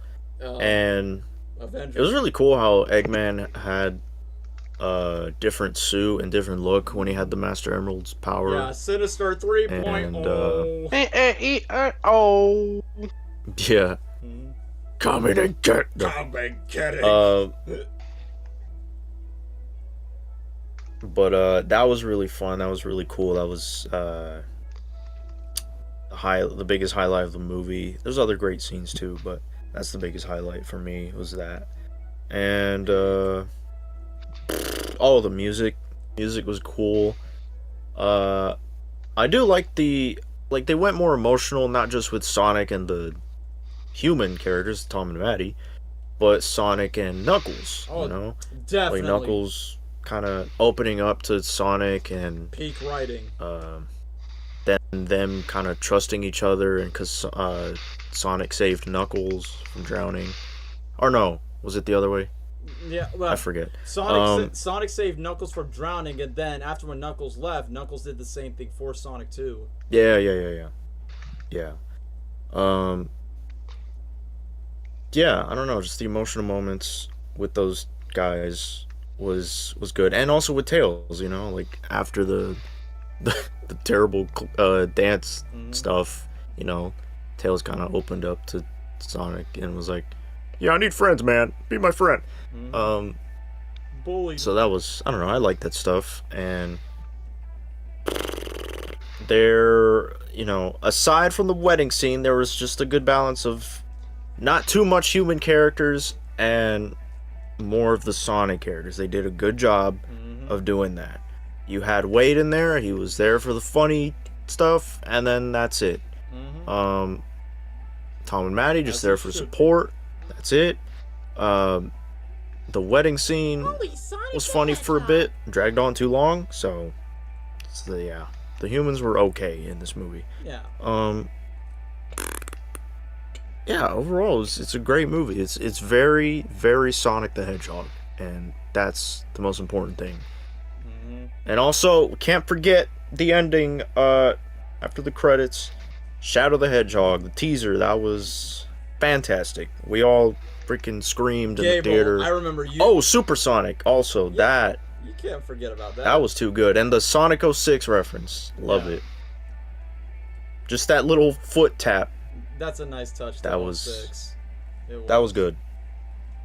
Straight Unleashed vibes when he encountered Eggman on the Egg Robot. But yeah, the shadow scene. So yeah, I would put Sonic 2 S tier because it's good.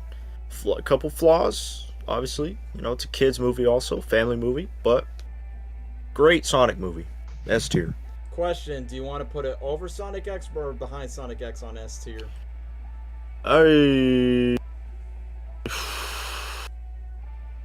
Doesn't matter. Alright, I guess I'll put it above it because at least even though the human characters are fine, except for Rachel in my opinion, at least Sonic Movie 2 has at least decent to likable characters. But before I will get to Lesnar's opinion, I want to read the comments for a second. Tom Holland, over anybody? I think that will be a much better choice. Oh, I get this reference. Sonic, you see that? It's your mom! Love that line with Idris Elba in the Suicide Squad. I imagine that with a Knuckles animatic and just pointing at the deaf egg. It's your mom! And they were going to consider Mario and Luigi to voice the enemy Hedgehog. Yep, Chris Pratt and Charlie Day were considered to voice Sonic before Mario. Hey, at least they played Pantero's Walk. Oh, interesting story about that. This is not my review on the movie. Jim Carrey listened to Pantera in an interview, and he was laughing so hard, like, ha ha ha ha. And I will admit, that got me nostalgic as a Jim Carrey fanboy. It's like, kind of reminds me in the first Ace Ventura movie where Jim Carrey actually got one of his favorite heavy metal bands called Cannibal Corpse in the first Ace Ventura movie, and they're actually in the movie. It's the scene where he goes, "Excuse me, it's right here, thank you." And then it's the same thing where they add Pantera of the Respect Walk. What do you say? Badass song, by the way. Super Eggman, yes. The best thing about Super Saiyan, Robotnik, Eggman, whatever you want to call it, Jim Carrey knows how to play green characters. I mean, green, just like Ben Schwartz, favorite color is blue, and he ends up voicing blue characters. Jim Carrey's same thing. His favorite color is green, so The Mask, Grinch, Riddler, and Super Emerald Eggman. Imagine if they played Blinded by the Lights. That would have been a better song than Uptown Funk, especially since The Weeknd is good buddies with Jim Carrey. Can't wait for Sonic vs. Shadow the movie. Yep, we'll see that in the third movie. Come and getting. Just can't stop thinking about that one edit. I mean, yeah, after the come and getting, it's a meme. Oh yeah, Tails said that line too many times in the movie. Only Sonic the Hedgehog, only Sonic the Hedgehog. I was like, okay, we get it. You don't need to repeat that phrase so many times. At least the dance scene wasn't the wedding. Yeah, you're right. That wedding scene is definitely the pee break scene. When I saw the second movie for the second time, I literally went out just to go pee. It's like, oh, I hate this scene. I'm going to go pee. Yeah, freaking Shadow and Super Sonic. That was super hype.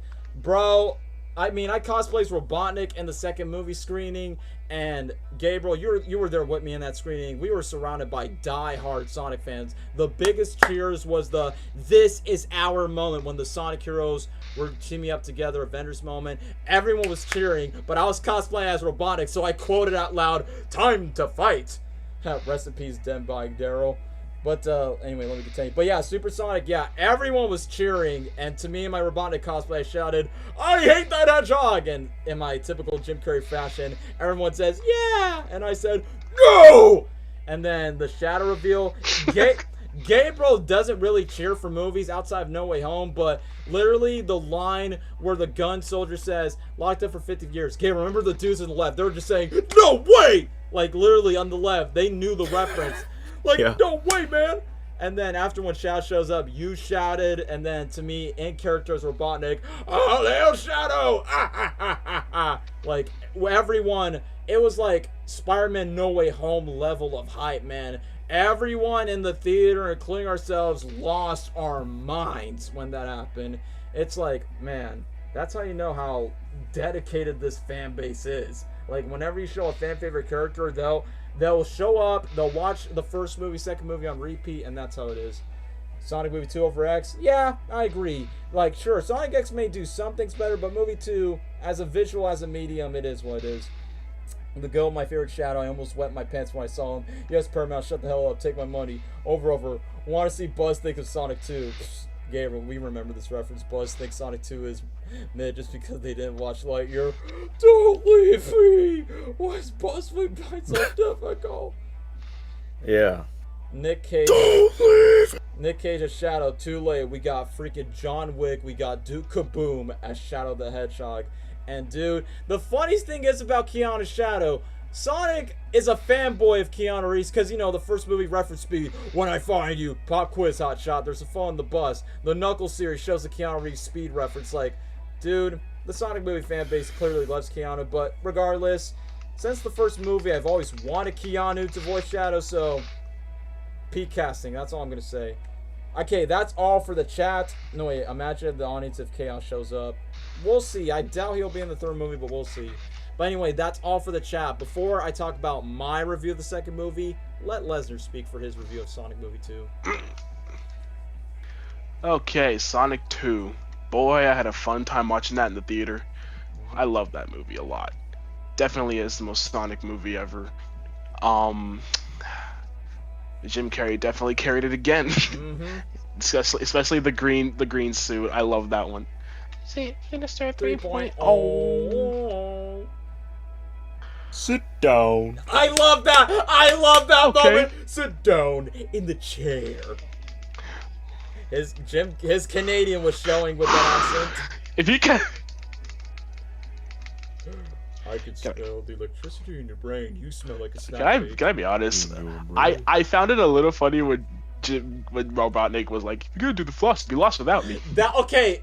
Even though I thought it was a little funny. No. When he got off the, I think, tractor or like a lawnmower or something, and he got off and kicked it. That was funny. Okay, that was a cool moment where the best thing about that moment is where Sonic and Tails, even Knuckles, use their abilities. Tails carries Sonic in the games up in the air. Knuckles climbs and then carries Robotnik, kicks the lawnmower with his mustache all twizzed up.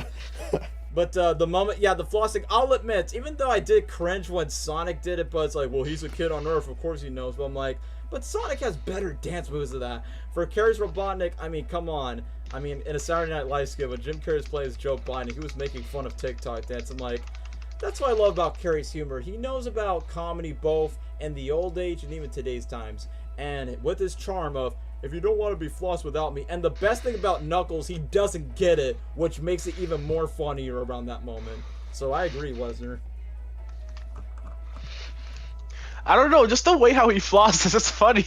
If you don't know how to floss, it'd be lost. God, I know it's cringe, but even that he makes it funny. That's what I like about Carrey. He brings such charm and such cringe-worthy jokes. And like I said, Knuckles was... I think him and Knuckles are the funniest. Easily. I will talk about his, but these two are the MVPs, both on screen together and even off screen together. Something that the Knuckles series should have done. Yeah. But anyway, continue, Lesnar. But then again, I do agree with the flaws. The Uptown Funk scene, nah. Overused song, overused too much in all the modern 1920s. We're not in 2015 like, just anymore. why, dude? Yeah, bro, like Alvin and the Chipmunks stop. already did that in the 4th movie. We didn't need to see it again with Sonic and Tails. Exactly, bro. And not just that, I know there are a ton of other movies that have that scene. Yeah. But then again, of course, the other scene, the other flaw, the wedding scene, I will agree. I'm not gonna lie, I enjoyed it at first, the first viewing, but now when I look back on it, I can see where you go by this. Like, it feels like I'm watching a BET special. Yeah, or Like Tyler Perry, Medea's that wedding. that entire wedding scene was like, it kind of did like it's like I'm watching a Sonic movie, not a freaking Tyler Perry movie. Rocket Man, I will have to agree with you on this. At least Alvin and the Chipmunks make the Uptown Funk scene funnier when the main villain got drunk. That was funny. But anyway, back on topic with Sonic 2, with Les's review. Yeah. Dude, everything about it, like, Tom and Maddie are the greatest support characters. Sonic and Tails are obviously the best duo, along with Knuckles. They're the best trio, actually. So, yeah. We love those movies a lot. Dr. Robotnik was definitely the best one. Agreed. He's back! Yep, in the words of H. And he's back again for Sonic 3, which makes it better. Oh, thank goodness, dude. Thank God, bro. Bro, I remember when we were talking about that, we were praying that he comes back. They definitely wrote that script with some gold ink. Yeah, like, honestly, when Jim Carrey said he was retiring, it depressed me, man. It's like, literally, when he came back for the Sonic movies, I'm like, does that mean Jim could come back to do other movies, or maybe sequels to his own, like Ace Ventura and the Mask, unless they got a good script for it?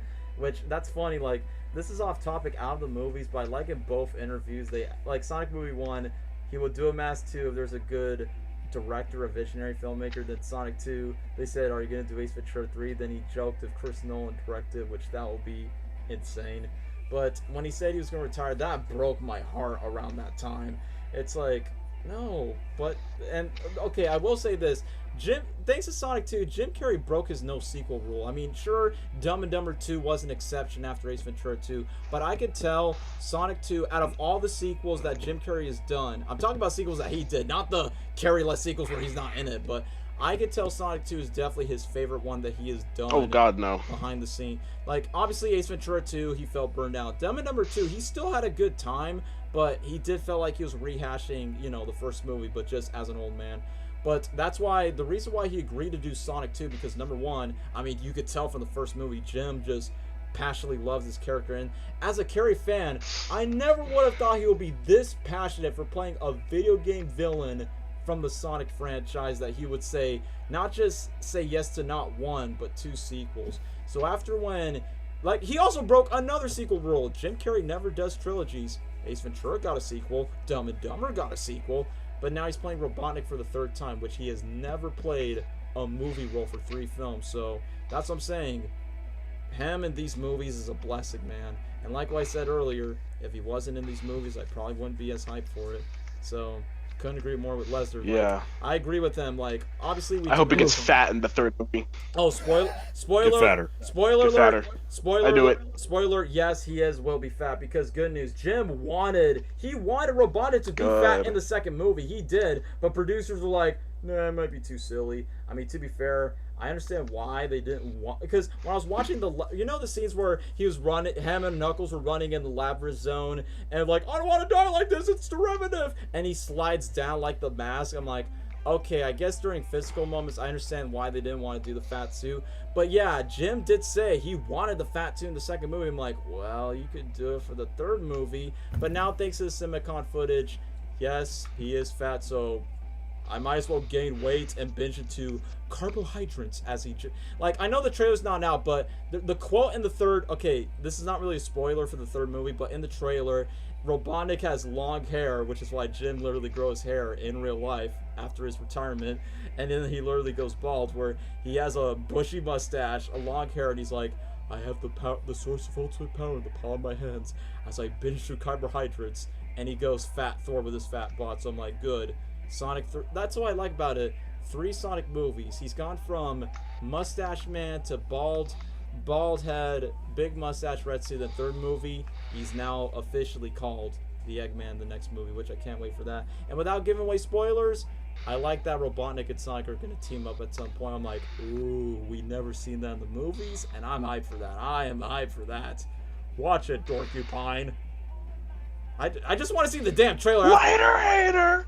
Oh yeah, that was the one, like, honestly, okay, we'll talk more about the movie itself until Lesnar continues. I will admit, if that was his last line in the movie, it's like, no, that's not how you end your career. I mean, that's a good line, but it's like, personally for me, I'm like, this can't be the end of Jim Carrey's career, and this could not be the end of Robotnik's arc, especially since he got Shadow in the third movie. I'm like, come on, the third movie's based on Sonic Adventure 2. Eggman plays a big role in that game, and also his grandfather and his cousin who gets shot in that game is a big part. And I'm like, since I love Jim Carrey's,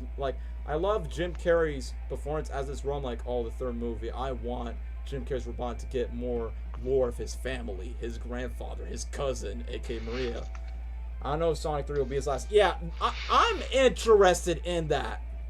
I'm like, look, even though Jim is not an active actor like he was in the 90s, but if Robotnik is his last big movie role, so be it, man. It's like, if this is the like that, if a casual walks to me and says, what was Jim Carrey's last movies? I'm not joking with you. 3 Sonic movies. Really? Yep, that's it. How he survived that fall? It's just a theory. Spoiler alert, Gabriel, you remember the animatic that we saw where Super Shadow's pushing Carrey's Robotnik in the space colony arc, right? Yeah. There's a flashback sequence where in the animatic, Agent Stone rescues Robotnik in the clutter. Agent Stone is in disguise as the gun soldier.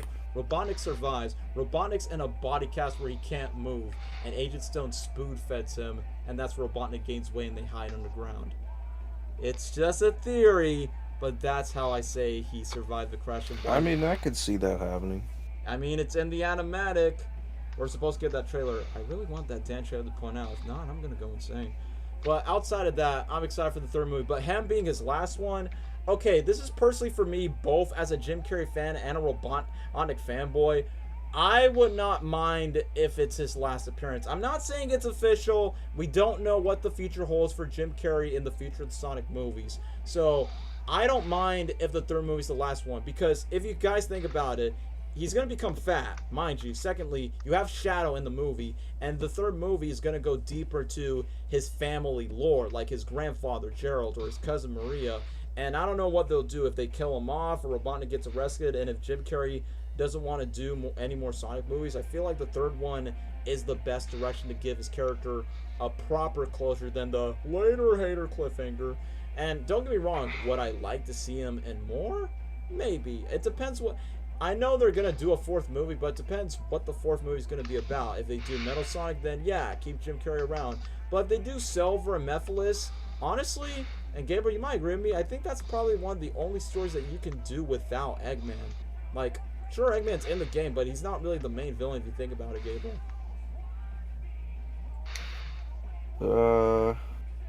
That's just me. Yeah. Like, yeah, I would say that. I feel like that's the only story that can work even without including Eggman in it. I figured use a portal ring. I wonder how he would use one, like the Gun Agents in the Knuckles series. But regardless, like, whether or not if it's his last Sonic movie or last appearance in movies in general, I'm glad he's back for 3 movies. And like what Lesnar said, he's back. And fat.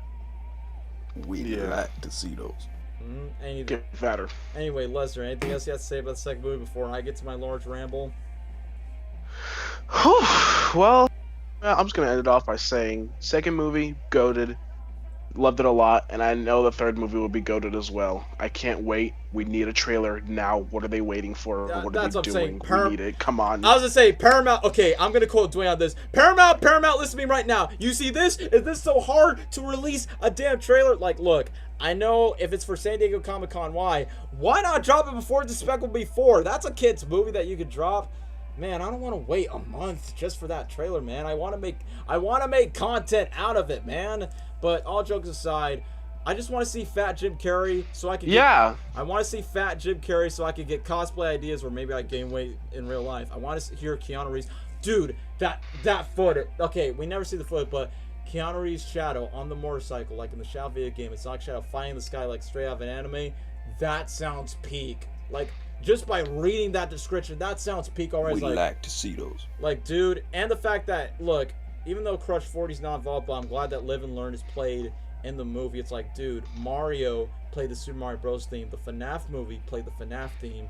Where's the Sonic songs? But Live and Learn is confirmed. Like, as long as Live and Learn is in the movie, then the third movie's already... Like, I'm hoping, like, the second movie's great, but if the third movie is not only the best Sonic movie, but just the best in the media of the franchise, then I believe that the third movie could be the best one. And it should be. As long as they don't put some cringy human subplots like the wedding plot, then the third movie's going to be better. But anyway, that's all for Gabriel Lazarus. Anyway, my ramble. First movie, it's a great character study of Sonic and Robotnik, but it's not 100% a peak adaptation. The second Sonic movie, it is a true Sonic movie adaptation to life. And Gabriel, would you agree with me that it's probably our favorite video game movie adaptation? Despite, don't get me wrong, Mario's good, FNAF's good, but Sonic 2 is our favorite. I know people will say Mario because, you know, they grew up with it. I get it. And it's more faithful to because of the music. You know, I guess I'm just biased. Sonic was my guy since I was a kid. So, yeah, Sonic Movie 2 is my favorite video game movie as of right now. Because you want to know what makes Sonic 2 better? They actually develop the characters. I'm not saying Mario doesn't, but it just felt too quick, honestly. Like, it felt rushed to me, at least, for Mario. But for Sonic 2, funny. Sonic 2 is about the fastest thing alive, but they take their time to develop the main core characters. Sonic 3 is the Spider-Man No Way Home Sonic movies. Oh, just like No Way Home, just like Gabriel, say the quote, a lot of leaks.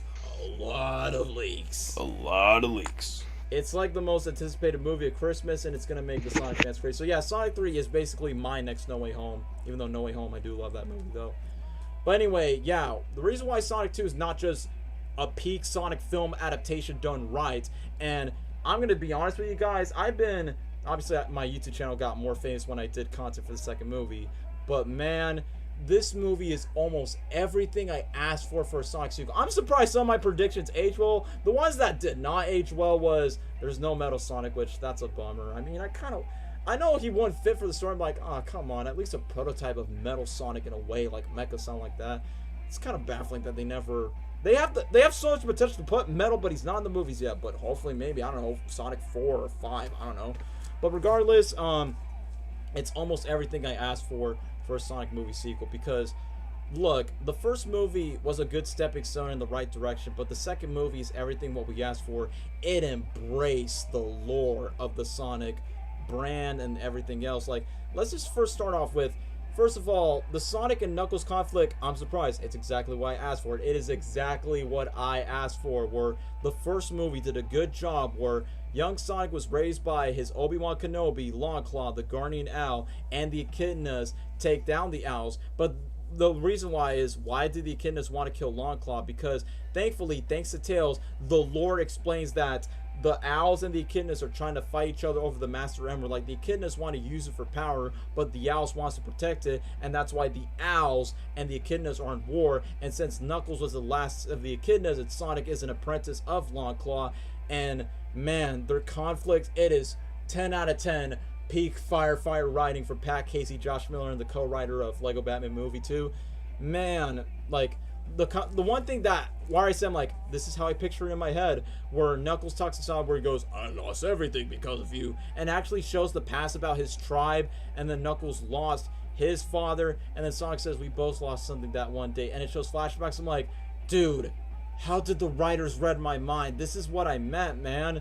So, the Sonic versus Knuckles conflict, great. Like, look, did we all saw coming that, yes, Knuckles is going to get betrayed by Robotnik? Yeah, we did. We know, because obviously if you play the games, you know that. But I like that the movie does a great job of making you empathize of, oh, don't let Knuckles be betrayed. Which, once again, I already talked about that Jim Carrey doesn't do sequels, but since he loves playing Robotnik, in the first movie's promos, I'm surprised Jim was the first actor before Ben Schwartz, before James Marsden's like, I want to do a sequel. I'm like, really, Jim? And man, they deliver it, man. Jim Carrey, like I said, just like the first movie, Evil Ace Ventura: The Mask, but he is 100% more Eggman, not just by looks, but by the personality. Like, aside from the come and getting, like there's some moments, like I said, he sounds a lot like Eggman where he goes, "You can't beat me." I'm like, nice, Jim, you're actually going fire on this. It's like he totally embraced the Eggman role, and like I said, even though he's gonna play this role 3 times, I mean, Gabriel, would you agree it's probably his favorite villain role? Like, don't get me wrong, I love Grinch, but Robotnik actually does, like, him as a character is actively motivated, but he's actually done a lot of bad things to Sonic, but it's his most entertaining villain role today. Will you guys agree? Guys? Gabriel? Lesnar? Hello? Yes.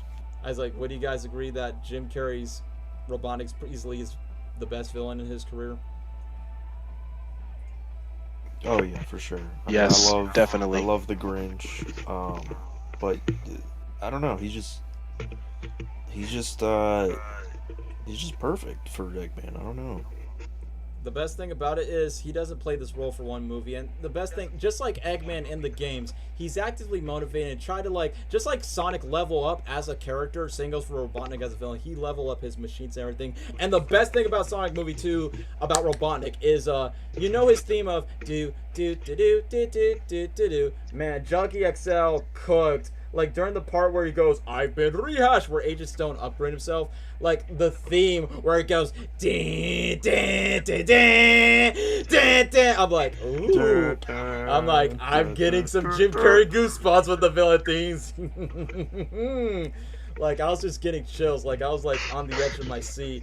But aside from that, his plans, man, like so in character of. Just like with Knuckles, and yeah, they really got Knuckles right, which I will talk about Knuckles as a character. Like, what's so in character about Robotnik's like, don't worry, I'll be your buddy, old pal, fingers crossed, that he basically knows that Knuckles is trying to find Sonic and Robotnik hates him. And my favorite line, okay, first of all, I love that they referenced the Uganda Knuckles meme in the movie. Secondly, it gives me Cable Guy vibes when Jim Carrey says, "I'll be happy to show you the way." Cable Guy vibes of, "You'll be tail surfing in no time."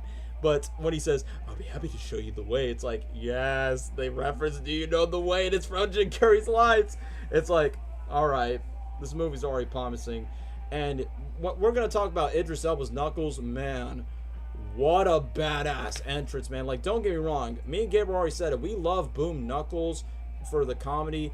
But, Gabriel, would you agree that movie Knuckles, even the TV show, we'll talk about the TV show later on, but can we agree that this is probably the best interpretation of Knuckles ever, just because of this movie? Honestly, yeah. I think Idris Elba's Knuckles is just super, like, he has a good balance of being, like, silly and dumb, but also just badass. He is, man. I think, so far, right now, best Knuckles ever. yeah, he's my favorite Knuckles. Yeah, because like what Gabriel just said, like the best thing about Knuckles, like he definitely has the serious tone like Sonic X Knuckles, but he definitely has like, not like stupid humor. Like the one thing I like about the comedy of Sonic, Robotnik, and Knuckles, like Sonic is pop culture PG rated Deadpool humor. Robotnik is classic Jim Carrey 90s mania where he's fast, witty, but yet to use his physical body as humor. What makes Knuckles funny is his own sense of humor is fish out of water comedy. Think Thor and Drax from Guardians of the Galaxy. That's what Knuckles' sense of humor is. Like, one of my favorite moments was, "Chilling, just watching TV, dot, dot, dot, dot, dot, dot, dot." Dude, it was random, but it was so funny. Dot, dot, dot. And let's not forget one moment. Dot, dot, dot. My favorite moment between Jim Carrey's... Oh, they are stairs. Yeah, oh, they are stairs. Love that moment. Another favorite moment where Jim is doing, like, you know, that typical Carrey moment where he's like, "He's a long-distance liar." Yeah, there's more where that came from. And then Idris Elba's Knuckles destroys the hologram and he goes, "Tiny Magic Hedgehog destroyed. Wait, what about your minion, the Goat Milker?" That line delivery of, "Your minion, the Goat Milker." Dude, that line delivery, Idris just killed it. "I enjoy the planet's grapes. The grapes are delicious. I'm having the fun." That's what I love about Knuckles. His fish out of water comedy works, even in the series. But like I said, like his line delivery is so great. Like Idris Elba not only he was a great surprise and casting choice as Knuckles, he knows how to balance it, like be serious. But look, all the jokes aside, man, they really done his character right. Like, he went such a badass entrance where it, like, he shows like how strong Knuckles is. Like, even when Sonic tries to like beat him down to the house, and Knuckles like, you're unskilled, untrained, and unworthy, and then Sonic's like, you forgot one, unstoppable, literally spin dashes and then just beat him down to the ground. And after when it shows Knuckles' abilities and his powers, I like that the movie wasted no time and goes straight to his motives, where he's like, I must protect the Emerald to restore the powers of my own people. We're not, like, we definitely see Knuckles as a character where, even though Jim Carrey's robotic steals the show, but Knuckles was an MVP in this movie of his conflict and his shows. Oh yeah, this joke. I will shatter them like the bells from a fallen. Oh, the old stairs. That was gold, man. Let's just come and get it, come and get it. I'm just reading the chat. But anyway, the character I don't get to talk about much is Tails. Okay, like what Gabriel said, first of all, ever since Colleen voiced Tails in the mid-credit scene for the first movie, it was like, oh, are we going to get Tom Holland or a celebrity replace him? But no, Jeff Fowler and the team pay respect for Colleen voicing Tails. I'm like, you know what? Oh, the Super Mario... The Super Mario Bros. Movie kind of did the same thing where they kept Charles Martinet. He's not voicing Mario, but he did voice Mario's dad. I think you're nuts. And too much, it's a perfect. Wahoo! Oh, I like that joke. The groin is the weak spot. Stop saying groin. That was hilarious. But back to Kalina's Tails. So, give props to Jeff Fowler and Paramount, and even the fans that demand by saying, put Kalina O'Shaughnessy's name in the Sonic movie poster, which, yeah, by the way, this is a signed poster. I did not met Ben Schwartz in real life, but I actually requested, hey, Ben, could you sign It's Over Eggman and put my name, Daniel? So that's why I decided to put the Sonic Movie 2 poster. Colleen's name's not on the poster, but there was one time on Twitter where they put Colleen's name because, hey, Colleen is a voice actor, and I like the fact that, and even though, yes, she is the best Tails, and even though I'm so used to hearing Colleen's voice as Tails with Roger Sonic, but she bounces well Sonic. And let's not forget, Colleen O'Shaughnessy and Ben Schwartz, they're both born on the same birthday, September 15th, so destiny fulfilled. And also, Ben Schwartz is based for giving Colleen a lot of praise. I'm like, ah, that's wholesome. He's like the main star of the movie is giving voice actors some credit, and even people, Colleen's close friends in the voiceover community were congratulating her, and also it opens the door for more voice actors in big budget movies to like get the spotlight in bigger roles, which W for Colleen and everything else. But anyway, outside of, you know, Colleen being as great as Tails always, the character of Tails, I like that in the second movie, because, you know, in previous Sonic media, Sonic always helps Tails, but in this version, Tails is the one that saves Sonic. When Knuckles is about to beat down Sonic, Tails is the one that uses his gadgets. And I like the moment where Robotnik goes to the police car, goes, I'm like, that is total Grinch vibes, where he goes, I'm a psycho. And I like the joke that Sonic says, don't forget to take your shots, Eggman. It's like total Grinch vibes from Carrie, and I love it.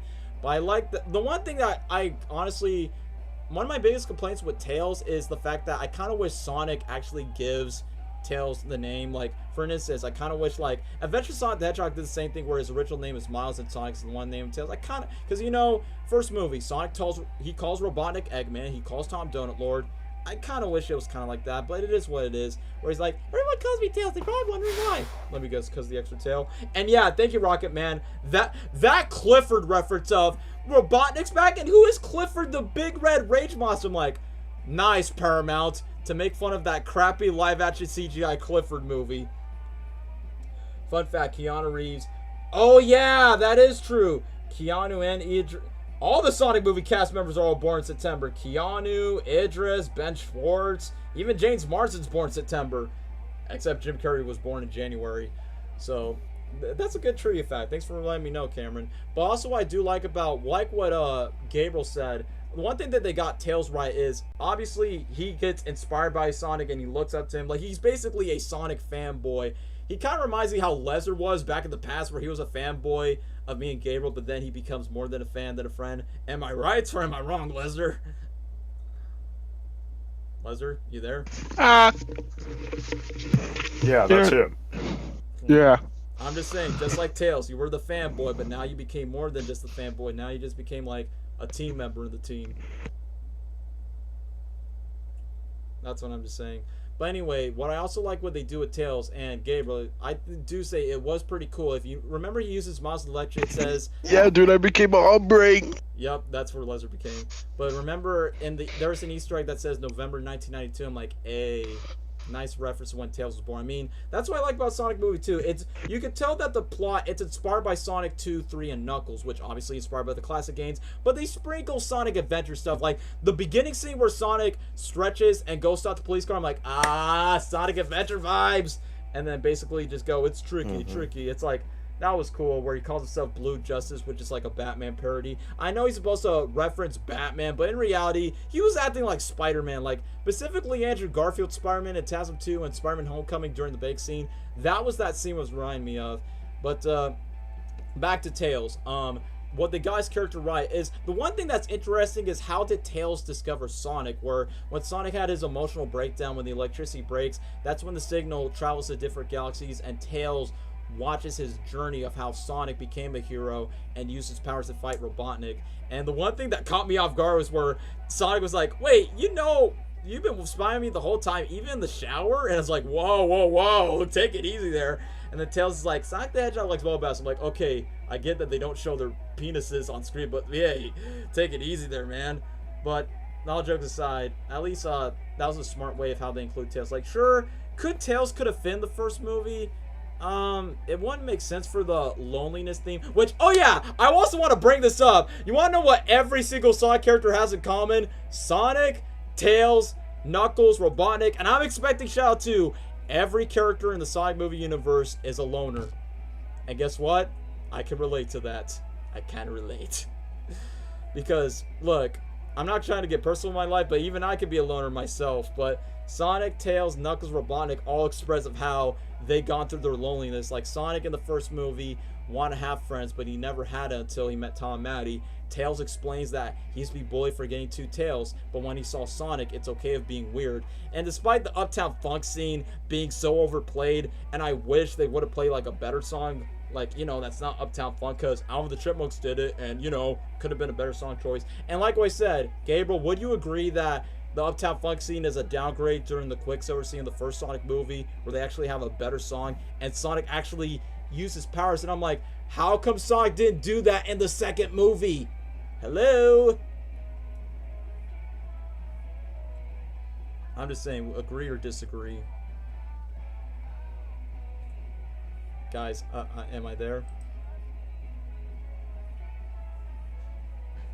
Gabriel?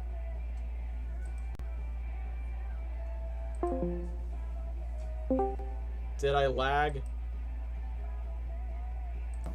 Did I lag? Yeah, you did. Okay, Gabriel, I said, would you agree that the Uptown Funk scene is a downgrade compared to the slow motion scene in the first movie with a better song choice of my feet go? Oh, for sure. By a mile. The question is, how come Sonic didn't do that in the second movie where the Russian guy's like, you want? Come get. It's like, why you couldn't use your slow-mo? You could have done that. Like, they could have done something better. By Wilma, you want to know what's the best scene about that Russian scene was, okay, this feels like a SpongeBob joke. Like, literally, remember the old lady cut the fish and the fish goes, run. And then Tails fainted? Remember that scene? Yes. The run. Third Sonic movie would mostly be based on Sonic Adventure 2. I hope Tails has more character development. Lesnar, wouldn't you agree that kind of gives you like a SpongeBob movie vibe when SpongeBob Patrick went to the place where it goes, grab everyone's attention? Can I...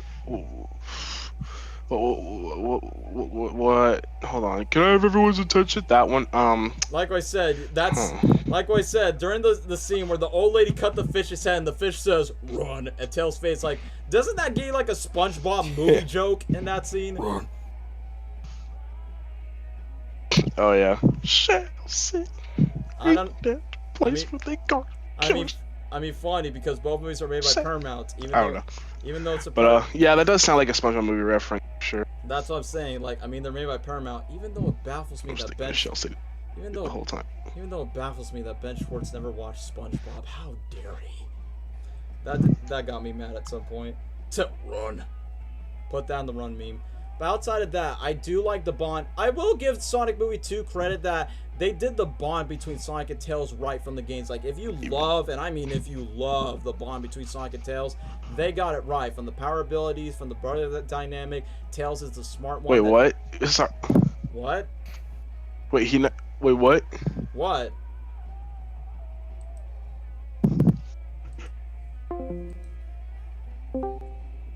What were you gonna say, Lesnar? Hello? Lesnar. Sorry, my bad. What were you gonna say? I had to look back on it because you were lagging again. Anyway, what were you gonna say? I was gonna say, I was gonna say like Gabriel, did you hear what he said? hold on. He was like, I was gonna say, Me when someone says that's like Sonic the Yeah, I Hedgehog. could hear him. Okay, sorry. Relax. So what were you gonna say, man? You were lagging. But what were you gonna say? Hello? Man. My God, this call. I said Lesnar, what were you gonna Discord! Lesnar, what were you gonna say? You know, I'm not gonna say anything anymore. That's all I'm gonna say. Forget it. Anyway, I do like the bond between Sonic and Tails. You want to know what's one complaint I do have about Tails? Aside from repeating the same phrase, only Sonic the Hedgehog. It's like, you already said that 3 times. We already get over it. I will admit, it kind of sucks that Tails stay unconscious for, like, during the wedding sequence, which, you want to know what could have made the wedding subplot seem better? Where Sonic got tased, but Tails flew away, but Tails find a way to break them in with Manny and Rachel, but I think that would have been too goofy. But I don't know, that's just me. So Tails is not completely unconscious. But however, what I do like about the second movie's final act, it's consequence after consequence, where when Tails got knocked down, he didn't get back up, and when Sonic returns back to the wedding, it was a setup by Gun, which as goofy as that was, and funny as it was a brilliant way just to incorporate Gun into the movie. And when Robotnik got the Master Emerald, more consequences. He builds the Death Egg robot, and then more consequences of Sonic Knuckles thing. That's what I like about the second movie. It's like challenge after challenge. But speak about Robotnik and Knuckles as a dynamic. Oh, Gabriel, there's a comment for you. Cameron says, Gabriel, why does your profile look like you're dying in bed? Because it's Markiplier. Hello, everybody. That's what Cameron just put in the chat. But the best thing about Robotnik and Knuckles' dynamic is the fact that Robotnik is basically the evil, sinister one, while Knuckles just the two dumb that doesn't get it. But at the exact same time, the one thing I like about the setup between the betrayal that we all expected coming was when Knuckles says, what about your minion, the goat milker? When Robotnik ditch him, Knuckles says, dishonor. And then Robotnik says, this is how I roll. After when he says that, Knuckles noticed the suspicions, and when Tails got knocked down, that's where Knuckles like, he come to rescue the fox. And then Robotnik says, new friend, same pathetic weakness. And then Knuckles gets suspicious again. And then later on, it got set up to the betrayal of, but I trusted you, you were my friend. And then basically, My friend. that's where Knuckles should have known that he's teaming up with the wrong, ally.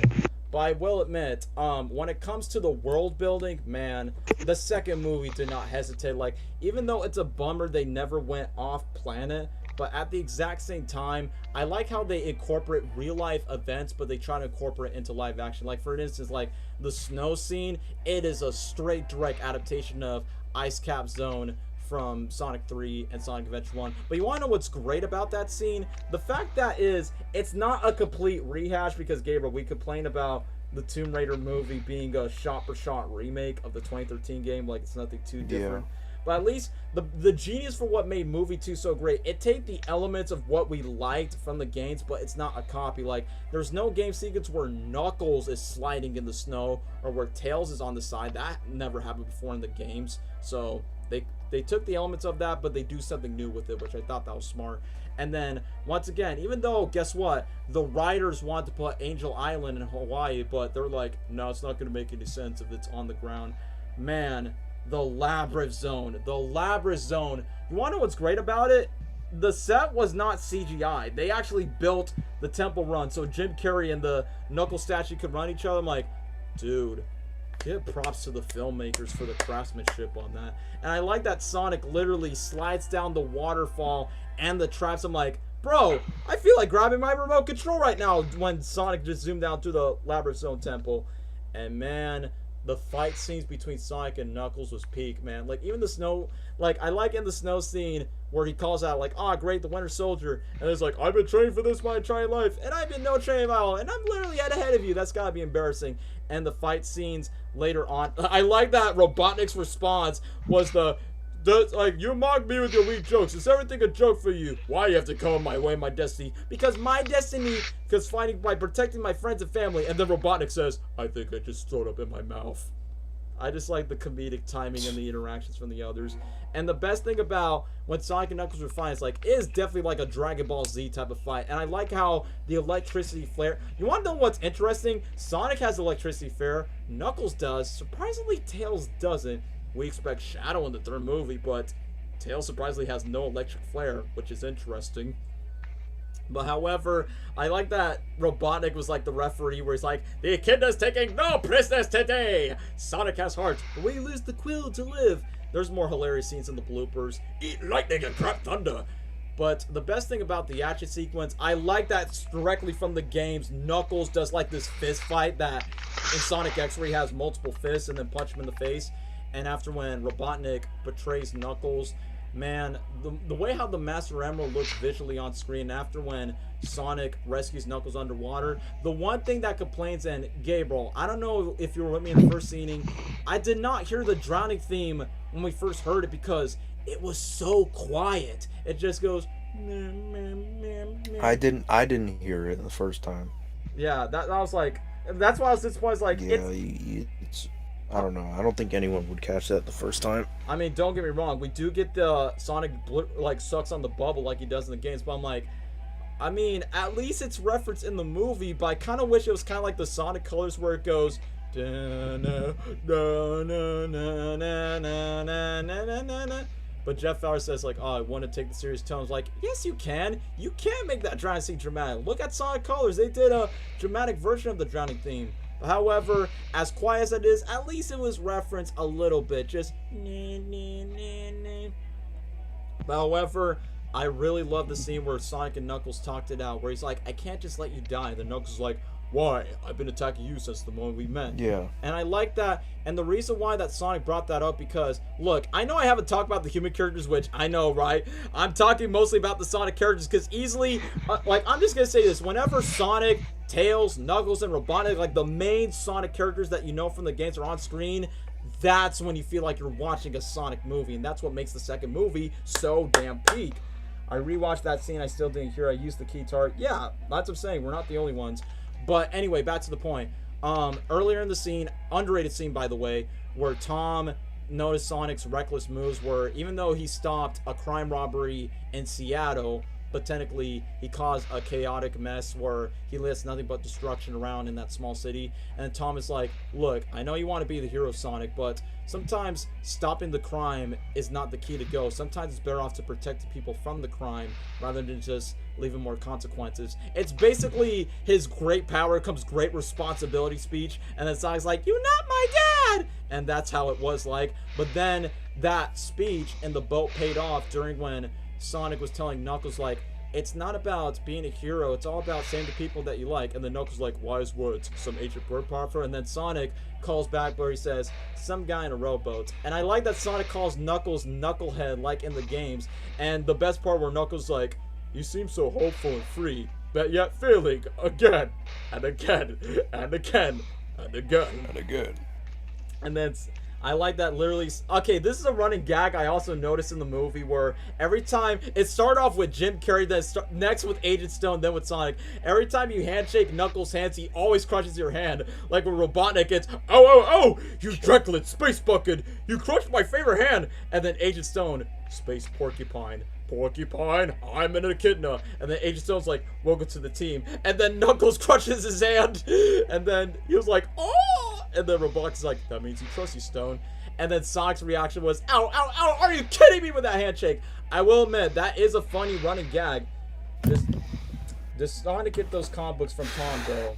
Is it a comic from The Flash? I don't even know.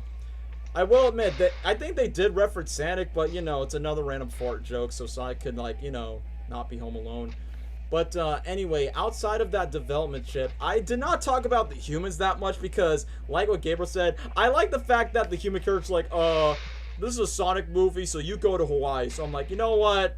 Let's be honest. It's a smart way they decided to let them do the own thing, despite we don't like it that much.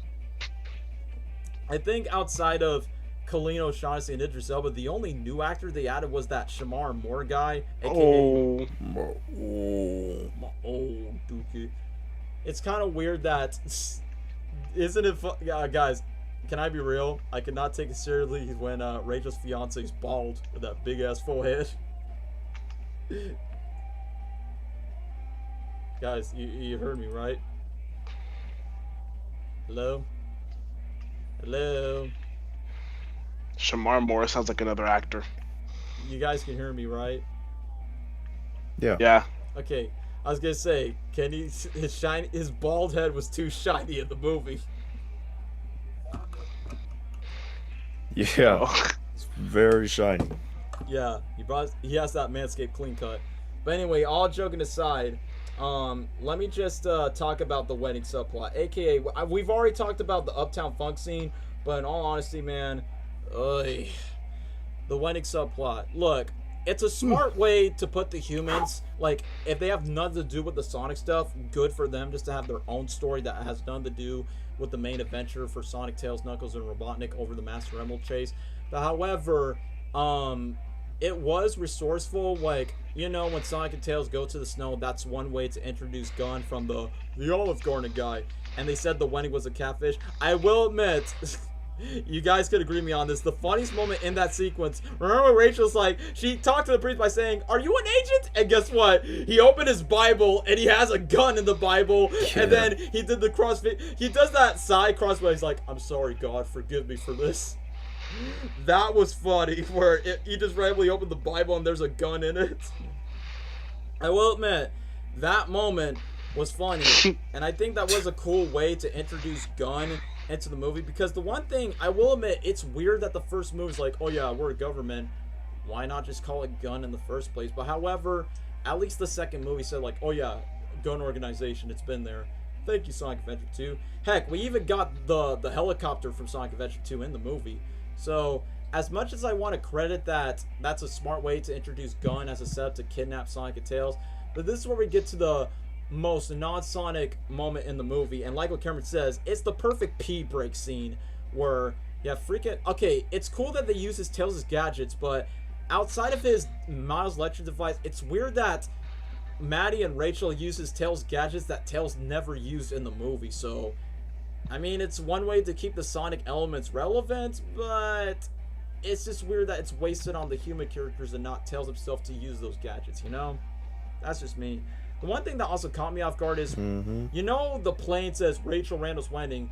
How did Tails get the plane and actually have new adjustments? Which I know the main focus was on Sonic and Knuckles, but I kind of wish there was like one scene of how Tails set up his gadgets on the tornado plane and then he saved Sonic and Knuckles on the island. I wish there was like an extra scene of that than just like literally when Rachel was on the golf cart playing that one song for Shrek the Third and then literally arguing against Randall. I'm like, am I watching a Sonic movie or am I watching a Tyler Perry Medea's wedding subplot? Because get it? It's a funny black woman, like you're watching an episode of Victorious or something. It's like, dude, I get that's Paramount, but calm on. Like, literally that scene should have been cut. They use a rock song. Like, no joke, when they were playing that song when she was on the golf cart, I was like, hey, yo, it's that song from Shrek the Third. That's what I was thinking in my head. Well, other than that, we really don't care about the romantic subplot, because you want to know what they could have done with that scene? They could have done a scene where Robotnik and Knuckles are in the snow and they're having a chat, or Sonic apologizes to Tom like, hey, I'm sorry that I lied, that I'm home alone. Could you forgive me, Tom? Dad, whatever. Or maybe a scene of what Agent Stone is doing at the Mean Bean coffee shop. But no, we have to spend on the Rachel scene.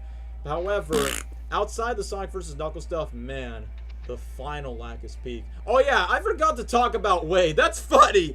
Before we get to talk about Knuckles, okay, Wade was alright, and boy, Gabriel, rewatching Sonic 2, little that we know, the lines that he said is more present in the Knuckles series, where Wade says, "Welcome to the Wade Cave. Hopefully it's safe for a woman that's not my mom." We see his mom in the series. And then, remember when he was talking to Sonic and Tails, where Tails like, if Knuckles is on the trail, it's a race. And then Wade is like, Knuckles, I remember a guy named Knuckles. Like, dude, the second movie was foreshadowing something. And boy, we weren't ready for it. But anyway, Wade, he's alright, and I understand that Wade is basically like the off-duty cop, because yeah, let's just notice Tom wasn't really a cop in this movie, because obviously that was already fleshed out in the first movie, since he's basically out on the vacation. So that's what it is. But yeah, Wade, I will admit, those scenes that were funny is when he breaks into Agent Stone's Mean Bean Coffee, which I do like the Fat Eggman reference when he's changing the suits. I do like the moments where he's pointing a gun in front of Agent Stone. He's like, man, wiggle your digits like it's a musical number. Then Stone just wiggles the fingers, and then he hostage Stone in the coffee shop where he's like, what do you want in your bagel? And Lesnar, remember we were talking about the Sinister 3.0 from Jim Carrey, right? Yeah, I remember. That was fun fact, that was Jim Carrey's idea. He told Jeb, like, hey, would it be funny if I synchronized my voice? So they did it, because in Jim's head, that's what I'm saying, like, if you cast Jim Carrey and if you let Jim let his creative ideas roll, he's gonna make not just the scene better, but make your movie better. And that's what he did during the Sister 3.0. Yeah, give him a little creative control on his character. Yeah, like that moment, like Gabriel, you quoted where he says, sit down, with that face, when he's smiling and Wade sits down, I'm like, Yeah, sit down. that smile on his face, it's like, that got me, man. And then what's so funny were Gun, and thanks to the leak onset videos, if y'all know what I mean, where the Gun soldiers were all outside blocking the Mimi coffee shop. And I like that Robotic's like, and correct this, my trusty Barnacle, after all these years, what I finally got is a solution. Then he hovers, and my mind is like, he's basically evil Bruce Almighty. If Bruce Almighty was evil with God's Morgan Freeman powers, but except he's bald and he has a stash. And then says, it's the Pastry King. And the best thing about it is, when he uses electric powers, I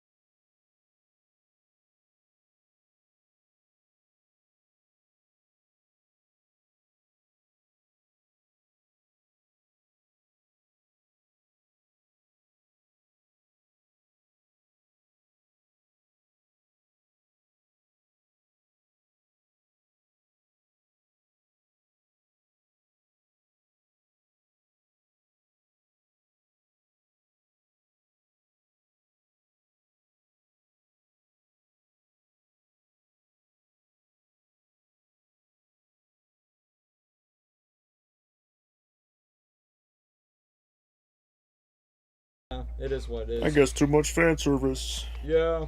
But either way, I do like that Sonic and Tails and Knuckles use their abilities together. And of course, the come and get it, come and getting. But the best thing about the action sequence as a whole, I mean, Sonic said what he had to say. He uses speed. Knuckles uses fists of, this is how I roll. Tails uses brain just to multiply himself. And like, your fancy robot has a glitch. And Robotnik's like, you can't outsmart me, I'm the outsmarter. I will admit, like I said, what I love about the final act, it's consequence after consequence. Like, Robotnik lost the Emerald, Sonic is down being defeated, and then Robotnik goes 3, 5, 4, fum. And it was kind of interesting that Tom Matty saved Sonic's life, and when Robotnik puts the fire, it's like, no, we're family, we stick together. Vin Diesel's probably crying in the theater when they saw that scene. But man, even though McDonald's spoiled the movie, Super Sonic, man. I mean, I understand why they didn't want to do in the first movie, because the first movie was all about the rings, and the second movie, you got the Chaos Emeralds, and I'm like, yo, Super Sonic at the end. And Gabriel, was I alone on this? Didn't that give you like straight Sonic Unleashed vibes? Yeah. Like, not just with the Super Sonic scene, but literally, like, Eggman is scared, and then Sonic's up by saying, it's over, Eggman. Literally, when Ben Schwartz signed that. Yeah, exactly. So, but literally, even though I'm glad that Jim Carrey's not retired, but literally from his defeat, oh, it's like that? Okay, we're not friends. Later, hater. And even though whether or not Jim Carrey did not come back for Sonic 3, which I'm glad he did, I think that was a smart way, just like give like a cliffhanger endings like, well, if Jim says no, Robotnik's dead. But if he did come back, he did survive, so I thought that was cool. But I did like in the moment, like, where Knuckles stops telling Matt, he's like, I'm sorry, he's no longer the Sonic you once knew. And then Chili Dog reigns, and then Chili Dog goes on Knuckles' eyes, okay, he's exactly the Sonic you once knew. But I think the best moment was, this was a straight up Sonic Heroes moment, where Sonic, Tails, and Knuckles put a power bump together. It's like, yo, Sonic Heroes reference. And another moment I do like is, in the first movie, Sonic played baseball by himself where he's alone. Second movie, he's no longer alone. And the words of what the Donut Lord says, he has his wingman, Tails and Knuckles. But the best moment where Knuckles goes, power bump! And then takedowns the baseball, and then the ice cream just take down. And then, technically, the funniest moment during the truck where Tails like, come on, Knuckles! And Knuckles like, ah, my victory chariot! And then just goes down to the truck. I don't know, did anyone hear me on the victory chariot line? I'm lagging, am I? Lagging! Man, hold on, my Anyway, I just said the victory chariot line from Knuckles. Yeah, I heard that part. My victory. yeah, we heard it. Just make sure y'all hear it. And even though it's such a good ending about I'm at McDonald's store, don't worry, I'm not going to say, Cameron, I know, it's Super Shadow, big deal. So I'm not too surprised for that. But anyway, the second movie has a good ending, which, boys, can we agree that Stars in the Sky was a much better song than Speed Me Up? Yes, for sure. Yes. Yeah, definitely for sure. Because, bro, I mean, Kid Cudi is clearly a fan of Sonic. Like, he watched the first movie with Ben Schwartz with his fans, and then they were like, hey, yo, Kid Cudi, want to do something for the second movie? It's like, dude, it kind of gives you like a Wreck-It Ralph Alcee vibes, and the credits, going for it, I'm on a road to the stars in the sky, babe, I'm home. I remember one clip someone recorded, Knuckles got hit by a chili dog, someone was laughing in the theater really hard. In the city, I saw I'm that. not, I'm rolling I to know what the you're talking about, stars in Hero. the sky. Babe, I'm home. I'm home. Like what Gabriel said in New Year's. And Gabriel's making that joke. But then, like I said, the mid-credit scene for Shadow, I mean, like I said, I'm glad. Oh, I'm happy they included Shadow because, dude, since the first movie, I was like, they gotta include Shadow in the third movie, and now they are. So, regardless, that post-credit scene says it's a promising third movie, so we've rambled about Sonic 2 probably for too long for now because, like I said, for the movies, there's too much to talk about. So, peak video game movie adaptation, you got everything from Super Sonic, Master Emerald, a game-accurate Eggman, Knuckles, Tails, Shadow, the Death Egg Robot, Sonic Heroes, Chaos Emeralds, all of that. So other than that, Sonic Movie 2 is an absolute S-tier list for sure. Oh, don't want to say first people in the chat. Oh. Yo, what's up, Drowsiest? We were just done talking about the movies, but now we just rambled. So in retrospect, Sonic Movie 2 definitely deserves the S-tier ranking. But now... Woo! where do we begin with these two TV shows, Sonic Prime? Would y'all boys want to start first? Guys? Hello? Am I dead? Hello? Discord is acting up. Dude, we heard you. Gabriel, Lesnar, want to talk about Sonic Prime? Yeah, Sonic Prime? Yep. Oh, Because- that. Yeah, because we talked good stuff about Sonic 2. Now I let's don't get... plan on watching it, so therefore I'm putting it at tier D. Wow. Already. Episodes and never watched it again. So, I guess that's it. That's all for your Sonic Prime review, guys. Ah, Yeah, tier D. Not watching it. Okay, you want to know... I don't really care about it. Okay, you guys want to know my opinion on Sonic Prime. Okay, both Sonic Prime and Knuckles. Sonic Prime for me is S tier, but I respect your opinion. So the boys easily say D tier. So, I will talk about Knuckles next, but Sonic Prime and Knuckles. One thing that both series have in common. The first episode, honestly their best episode where it becomes very promising. But for the rest of the series, and including the final episodes...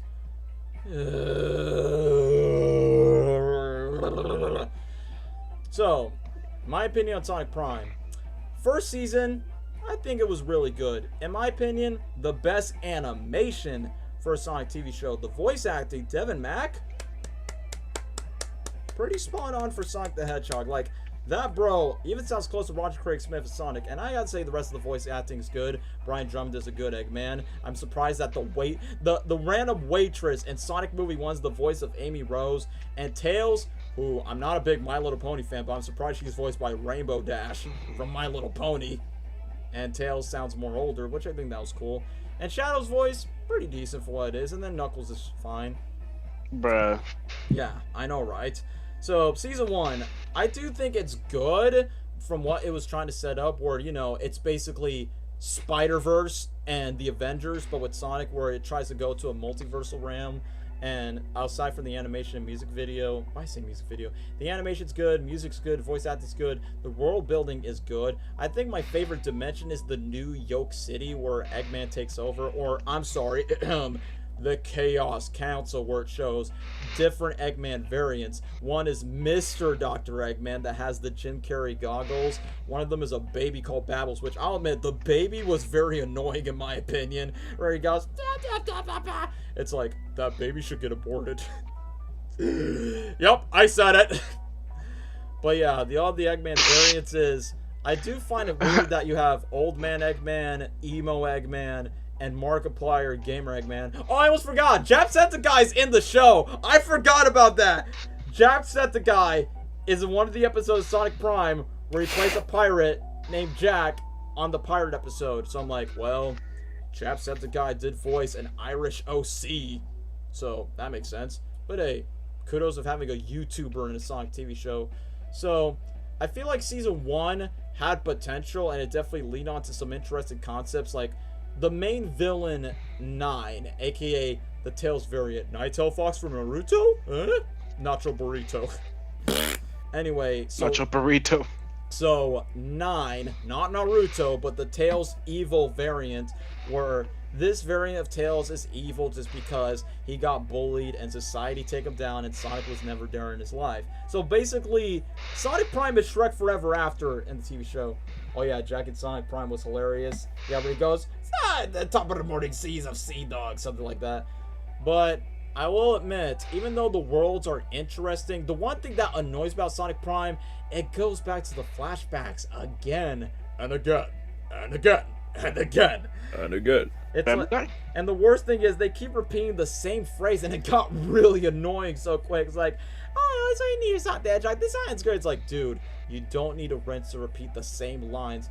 And the one thing I feel like that's really hard about Sonic Prime is the fact that we never get to used to the main variants. Like, we never get to know the main Tails, the main Amy, the main Rouge, and the main Knuckles. The only character they actually did right was Shadow, which I like that in Season 2. He's literally like Miguel O'Hara just trying to take down Sonic for messing around with the Shadow first. Like, you're an anomaly! You're a mistake! You don't belong here. Huh. Like, that kind of makes it funny around that time since Season 2 came out when Spider-Verse 2 was out. But Shadow was like Miguel O'Hara in Season 2. But I will admit, he's probably the only decent character they actually got right outside of Sonic. Even though I think Sonic as a character is fine, but I will admit, it gets annoying where 9, who becomes the main villain, and it goes back to the Chaos Council with the multiple Eggman variants. It's like, I don't know. Would you consider Sonic Prime corny? I won't say it's on the same level of cheese as Sonic X, but I would say it's corny at the fact where it keeps repeating the same tropes. I honestly want to like Sonic Prime, and I wouldn't get it. Chaos Cancel, ew, that baby needs spanking and diaper change. Yeah, that baby was annoying. But yeah, just like with your comment, I wanted to like it. Like, I think first season was promising. The second season was like fine. Well, the one thing that's weird is, Gabriel, since you never saw the episode, there's one where the Eggman Ferrets has a giant Eggman walking Green Hills, and he has a Markiplier mustache. I'm not joking. A giant Eggman with a big mustache where he's like a giant, like, it's like Eggman is an Attack on Titan cyborg and he just walks by. Afterward, Sonic looks like a metal Sonic. The one thing that's... That was in the Season 2 finale. But the one thing that's pretty interesting about Season 3 is, I'm not joking with you guys, but since you guys did not watch Season 3, I have to agree with everyone else. Season 3 is a mess, man. Like, the first episode, I'm not joking, it literally copies Avengers Endgame. Like, it literally has all the multiversal variants of Knuckles, Amy, Rouge, and Big. And I hate the fact that Sonic is like, guys, remember me? I'm your friend. Like, Sonic, look, I know they're the same iteration, but they're not your variant. It's a different one. Have you watched Loki or something? Like, I get it. Like, Sonic Prime is trying its best to be like Spider-Verse and like the Marvel multiversal stuff, but it just... Ugh. Like, even though it was cool on the first impression where they do their Avengers Endgame fight, but the worst thing is Season 3, they stretch it out. Like, they repeat the exact same robots, the exact same action sequences with the exact same final fight. And you want to know what's funny, since you guys never watched Season 3, the Tails variants, like the Rapid Tails and the Pirate one, they died just for a second, just to sacrifice himself for the bomb, and then the final episode's like, yeah, we make it out alive, and this giant bit the cat robot's like, dude, I couldn't take it seriously, man. And it's so annoying that 9 revives the same robots again and again and again, and then Sonic was like, stop, like, this is not you, this is not your future. It's like, so you're telling me we wasted 3 episodes of the same fight sequences for nothing? Or it's like, alright, we cool now. What a waste of time, man! And the worst thing is about Season 3 is, it doesn't really feel like a third season. It feels like you're watching a straight-to-TV movie. I'm dead-ass serious with you guys. Like, I feel like Season 1 and Season 2 has so much potential of not just going with other dimensions, but actually trying to make this, but Season 3 just rinse or, like, Season 3 feels like, am I watching the same episode? I could have sworn I'm just watching back. But you know what? I will give Sonic Prime credit where at least Sonic Prime feels like you're watching a Sonic TV show. We'll get to we'll talk about Knuckles on the other hand of like, you know what? At least Sonic Prime at least feels like you are watching a Sonic show, and they do take Sonic elements and they got the Easter eggs. But what is so baffling about Sonic Prime? So 9 quote unquote redeems himself, and then Shadow decides to reboot, you know, Sonic with his Fortnite card and everything else. But the one thing that is really hilarious is the fact that they reset the timeline. Yes, they reset it Sonic 06 style, which I think that is hilarious. The one thing is, they reset the timeline, and it goes straight back to Episode 1, Shrek Forever After style, where Sonic learns his mistakes to not break the Shatterverse, and then Sonic and his team, Tails, Knuckles, Amy, even Rouge at some points, stop Eggman, Shadow use Chaos Control, and then Eggman leaves. And then everyone lives happily ever after. I'm like, okay, it's a solid ending. But guess what? It ends on a cliffhanger for no reason at all. And then it's like, come on, guys, on to the next adventure. It's like, well, who is that supposed to be? So, what baffles me about Sonic Prime is the fact, like, oh, yeah, the show is canon. Everything about this, it's totally canon from the games, the multiverse, everything. And it's like, But you show Sonic Advance flashbacks. He shows so many flashbacks so many times, and Green Hill's destroyed and it got reset. It's like, so we went through all this multiversal journey for nothing just to restart again and again? What? Such a waste of time, man. Like, even Sonic 06 kind of handled it better. Like, Wow. Man. that's the thing. Like, don't get me wrong. I like the voice acting. I like the animation. And the action scenes are That's cool. insane. The action scenes are cool if it's not the same. Every season felt like an entire movie. That's why it feels like. It feels like straight to TV movies that are streaming on Netflix. Like, only on Netflix. It's Sonic Prime 1, Sonic Prime 2, Season 3. And it's like, man, I guess all that marketing, like, I think the reason why it's like, oh, it's canon because go watch our show. And look, this show became a hit, and it does become its fans. And Prime had potential to become the best Sonic show ever, but it fumbled of its missed potential and the multiverse stuff. And yeah, thank you, Cameron. Blaze and Silver could have easily fit in that storyline, but they only focus on the Sonic Adventure stuff. Like, obviously the main characters are Sonic, Tails, Knuckles, Amy, Shadow, Knuckles, and Rouge. But the weirdest thing is, most of the variants outside of 9, aka the Evil Tails, got redemption arc, and I guess the other Amy variants got the redemption too of the Sisterhood. The Pirate Knuckles one got his redemption over Treasure. Rouge, even though it was cool to see Rouge, but she was just there for the variants. Like, there's like no arc. Same goes for Big the Cat. It's cool that Big has an active role in the Sonic show, but he doesn't do much. So, just like what the boy said, and I'm just saying, like, Sonic Prime, just like with Knuckles, like, the first episode or the first season is probably worth watching, but would I recommend the rest?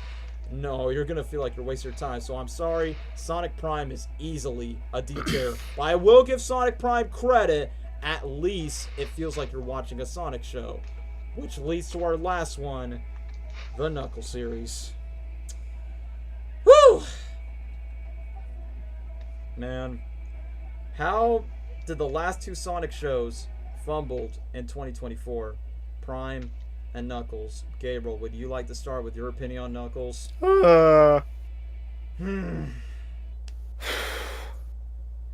So disappointed, man. Very disappointed. Gabriel, would you like to start first? Alright, Knuckles.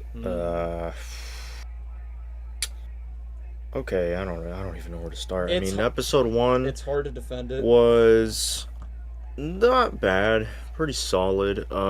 It was a good start to the show. It kind of gave you an expectation of what to see in the show.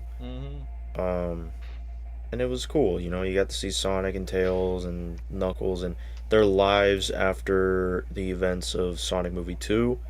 And I like to see that. We like to see those. We like to see those. I don't know. It was just nice and simple, and just like I said, an expectation of what you would hope to see in the rest of the show. But then, as it went on, I don't know. I don't even know what they were trying to go for, really.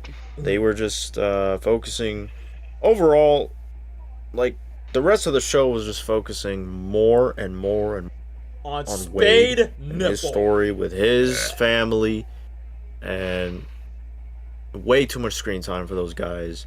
And it was all about Wade fighting his biological father, who left him to go bowling or something. And then they came back together, reunited, and then fought, like, they were against each other in the end again. And then that's when we finally get Knuckles to actually fight someone, at least for a little bit, towards the end. And, you know, the rest of the show was, like I said, about Wade, but yeah, Knuckles is like, yeah, I'll help you out, man. I help you become a champion. Not just any champion, a champion in bowling, dude. What? It's just dumb. Wade, I don't dislike the character Wade. This didn't make me dislike the character.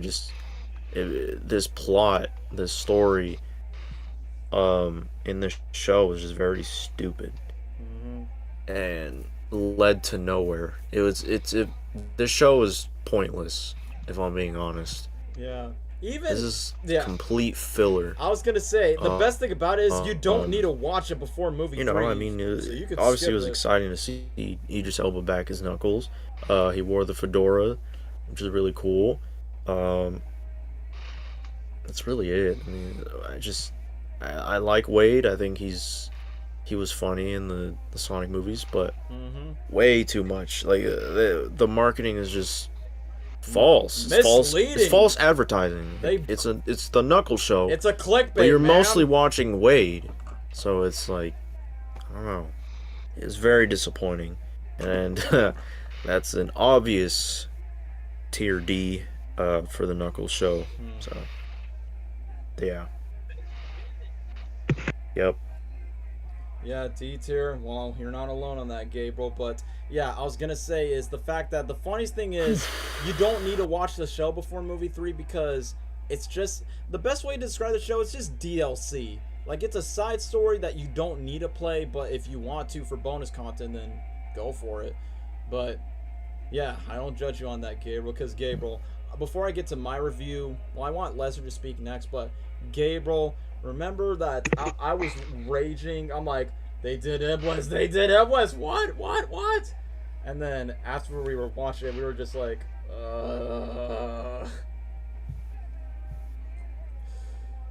Yeah, I don't know, like why. If y'all didn't have the budget to do all that, then why do it at all? It's just a complete waste of time, man. Like, okay, I'm reading Super Mario Heroes comments. Hold on, let me just get to it a second. Hold on, I'm trying to refresh my page. Okay, they reference HLI on the Sonic 2 special stage. Oh, Pachacamac. I finally got his name right for once. I'll talk about him in my review, which I've already made a YouTube video, but I don't mind saying it again. Pachacamac. Yeah, Pachacamac. Peak casting, but like they butchered his character. Yeah, he's a like serious character in the games that caused genocide between the Echidnas. Yeah, I mean, don't get. I don't. Oh well. What Lesnar was about to talk.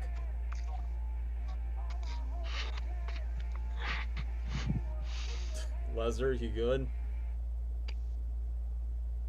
Gabriel. Oh, sorry. I thought it was my turn to say.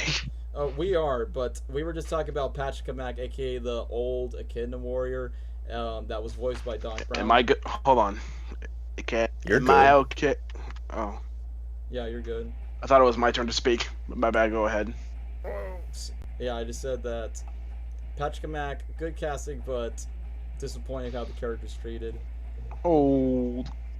But anyway, that's Gabriel's review. You want to go with your review on Knuckles if you have seen it? I don't know. Right. Right. Alright. So. Still say. Knuckles. Yeah. Okay, well, Lesnar is still trying to speak. Let me just read the one. Super Mario Hero, I get your reference, which I'll admit, Lesnar, that scene from Knuckles episode 3. Yeah, you're right. That scene from episode 3 of Knuckles, I cringe at that Wade flashback scene, but Gabriel, remember I showed you Hero's reaction where he goes, I'm so sorry, the goat, the freaking goat! What kind of Johnson backstory? And then Hero's reaction. I can't say much of the show. Oh! Sorry, Hero, I be just like the honest. reaction. I have a friend that says the Knuckles show is peak. No, it's not. Tell your friend that he's wrong and should get a lower rating. I mean, yep, thank you, Cameron. Pat Casey, Josh Miller were not involved in the series, and I bet yeah, I mean, I guess that was my best bet. Like, Jeff Fowler did direct the first episode, and one of the co-writers of Sonic 2 was involved, but Pat Casey, Josh Miller were not involved. Why? Because they were busy with the third movie, which they're better off writing for the movies either way. But Lesnar, I guess you have I guess you have The goat. the freaking goat. That killed me with Hero's reaction. And then when Patrick Kamak says, "Open your mouth," and then Hero says, "What? Does he know? What?" But anyway, Lesnar, I guess you have nothing much to say about Knuckles. He's not your friend. No, I'm just kidding.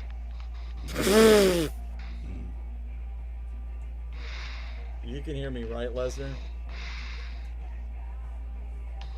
Gabriel, you can hear me, right? Sappy pirate.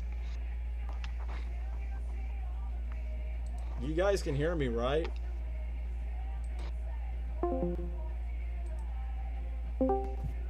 I was gonna say, like, you guys can hear me now, right? It was just lagging. I think it's behind. Well, not the stream. The stream is fine. It's just in the call. You're like lagging and you're Yeah. like That's what I'm behind. saying, like the Discord call. Oh, furry! But I was literally gonna Yeah. ask Lesnar, like, no thoughts for Knuckles? To be honest, I can't really say much of the show because I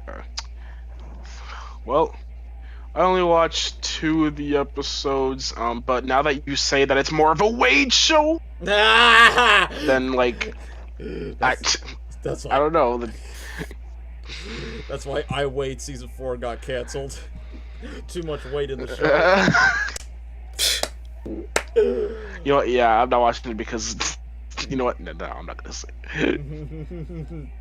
Y'all know what But I like, mean? yeah, I mentioned it's a Wade show and all the stuff that went down on the show. And like, I know it's only 6 episodes, but like, Yeah. Wade's sister has left the chat. Oh yeah. I will get to my thoughts. Name one human character. Name one human character who is worse than Chris Thorndike. Dude. Wanda. But only thing I can say about it is, I mean, I do like this episode. The first episode. You said the first episode, right, Lesnar? I think I'll take that as a yes. Yeah. I'm just making sure. AKA the best episode of the show. Yeah, it's pretty good. Which, once again, that's what Knuckles. Yeah, it's pretty good. That's what Knuckles and Sonic. Because like, you Prime know, has in it common. like you said, takes place after the second movie. Mm-hmm. Do Shadow justice? Yeah, agree, Cam. Like, if you do a Shadow Paramount, if you're watching this, if you're making a Shadow spin-off series, make Shadow the main character and don't let him team up with Randall where he has to go ice skating and then they just focus on that as a sport. But man, I was so hyped for this Knuckles series, man. Like, literally, that trailer of Knuck if you buck, bruh. It's like, dude, that's such a dope song. The funniest thing is, Gabriel, you probably remember this. Remember that trailer dropped when we were about to go to Disney World. Freaking Disney World on that same Yep. day. So, literally, there's literally no point putting Sonic and Tails in the intro. Yeah, you know what? That's what baffles me about the intro. The intro in the series is basically what the show could have done more of. Like the I Am the Warrior, which I'll talk about that song, by the way. That automatic intro is easily one of the best things about the show, where we actually see Knuckles training Wade, and I like the Karate Kid reference where they're doing the Karate Kid move, and Knuckles actually reunites with Sonic and Tails, and they play a band, just like episodes of Sonic Boom with Duditude, and that's what sucks about it. Like, that could have been a better, like, a way to, like, show the show for what it is marketed to be, but also how to end it with Sonic and Tails back then. But like I said, I was hyped for this show just because I'm like, dude, Idris Elba's Knuckles was great in the second movie, and the fact that they're giving him a spin-off TV show, I'm like, oh wow, they're branching out this universe, man. It's like, all right, we're gonna expand Sonic Cinematic Universe. What could possibly go wrong? And the marketing was fire, man. Like the trailers and everything else, where it's a Knuckles TV show. And let's not forget, guys, like, this is the first live-action Sonic spin-off that Sonic is not the main character, but it's not about Knuckles, it's about Wade. So, let me just talk about the good things. So, the best thing, man, I was having a music-gasm where they play Scandal's I Am the Warrior by Patti Smith, and I'm like, dude, like, even though Sonic's perfect licensed song is Don't Stop Me Now by Queen, Robotnik is Where Evil Grows, Tails surprisingly doesn't have a licensed song. I guess it's Uptown Funk, I guess, I don't know. But for Knuckles, of Shooting at the Walls of Heartache, Bang Bang, I Am the Warrior. First of all, I know the song way before the series, and I'm like, man, that's such a banger song when you have to go work out and grind and get these guns. But, man, such a perfect song choice for Knuckles, because literally, it's in the lyrics, I don't want to tame your animal style. Get it? Because he's an echidna. So, since he talks about being akin to Warrior, the song actually fits like a glove, man. And speaking of which, it's a no-brainer that the first episode is the best episode of the series. Because, hello, Jeff Fowler, the director of the movies, bring that in. Like, watching that first episode, it gave me that nostalgia, warm blanket feel by saying, this feels like I'm watching a direct continuation of the Sonic movies. Like, Sonic does his breaking the fourth wall of, so, I know what you're thinking, what type of maniac destroy boulders in the morning? And then after that, they go a flashback of Sonic Movie 2 of how Knuckles gets introduced. And I like that literally plays, our house in the middle of our street, our house. I'm like, such a great song choice of what they did for including that song. Where I like that in the first episode, Sonic is jamming out to music, Tails is doing tech, and Knuckles is doing like sit-ups, like upside down on a pull-up bar. I'm like, I like how that segment shows their personalities, but also them as roommates. I'm like, why couldn't the series be more like that? Like, I get the show's called Knuckles, so to speak. Why can't that be a full series where Sonic, Tails, and Knuckles, they're roommates in the house and they have their own adventures together? I don't know if it's just me, but that would have made the series so much better, in my opinion. I don't know. Agree or disagree, guys? I think it would. Yeah. That would have made the show more interesting. Like, it sucks that it was so short for that one episode because, oh, it's a Knuckles series, right? It's like, dude, having Sonic and Tails and Knuckles not just be around the house, but have their own small adventures and maybe go off their world. But however, the first episode, I will admit, it's cool to see Sonic, Tails, and Maddie back, you know, brought back with Ben Schwartz, Kalina Shaughnessy, and Tika Sumpter. But I'm going to be honest with you guys. Yeah, and Ozzy the dog. Even though the dog looks different, they keep changing dogs from the first two movies and Knuckles. But the one thing is that kind of caught me off guard is, let's be honest, you know when TV shows bring in special guest stars and everyone cheers like, oh my gosh? That's what the first episode is like, where, oh my gosh, Tails, Sonic, and Maddie.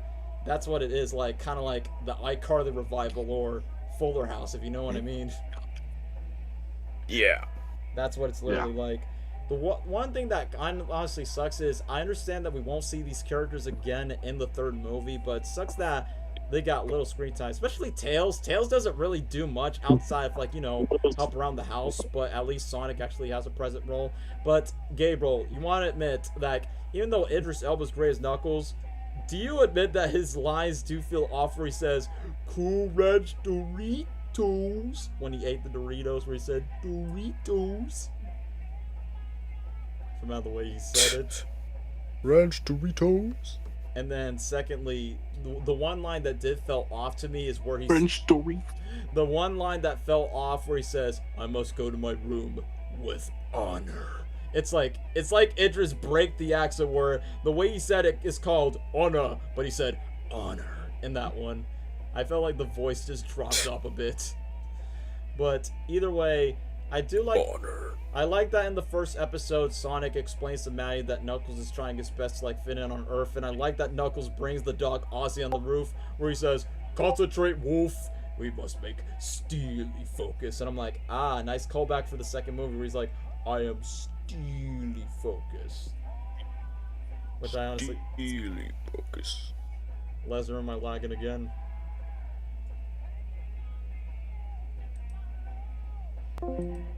I'm just gonna call back. Made Sonic and Friends show so you could bring Amy and Rouge. I mean, yeah, that would have been a nice opportunity to bring in the show. But I will admit, my favorite... My favorite... Bro. I know, I'm lagging.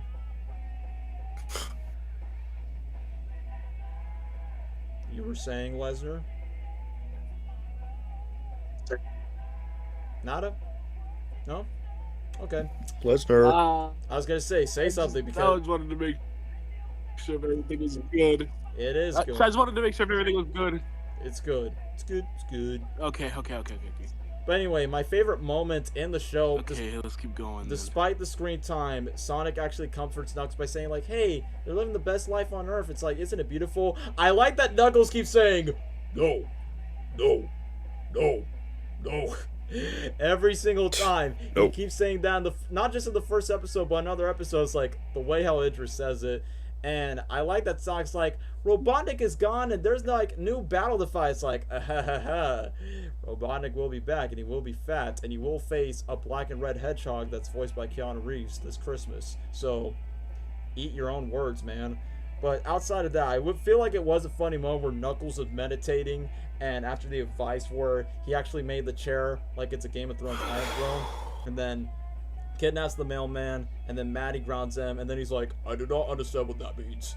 And after when Knuckles gets grounded, that's it. That's all that we see from Tails and Maddie, where Tails is like, oh, Knuckles just used the chair out of our car, and then explains why Tom is not in the show. Oh, he's off duty. So it's like, right, he's a cop.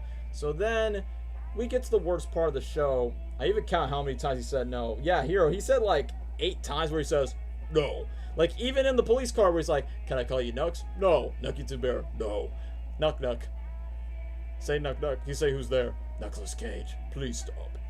So now we get to the most controversial moment.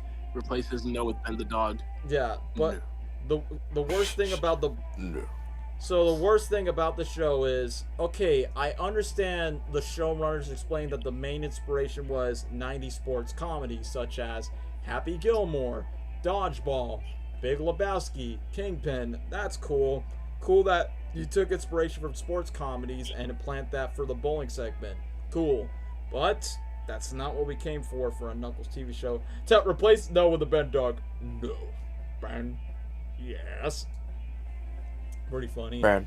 The one thing that caught me off guard is the fact that Wade competes in a bowling tournament, and it's hilarious that a little girl just outmatched Wade. He's like, no, and then his friend Jack, I think that's his name, is like, all right, you're no longer my teammate, let me take your jacket, and we're not friends anymore. I'm teaming up with the little girl. It's like, what the hell was that?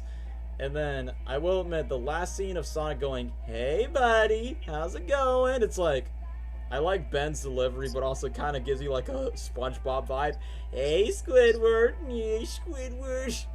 Yeah, Squidward. It gives you a vibe with Squidward. that. And then Sonic plays licensed songs of Don't Be Shy Girl, Don't Bonanza. And then it's cringe that he did a reference to TikTok dancing from a Sega Japanese song. Well, I'm like, well, appreciate the Sega reference.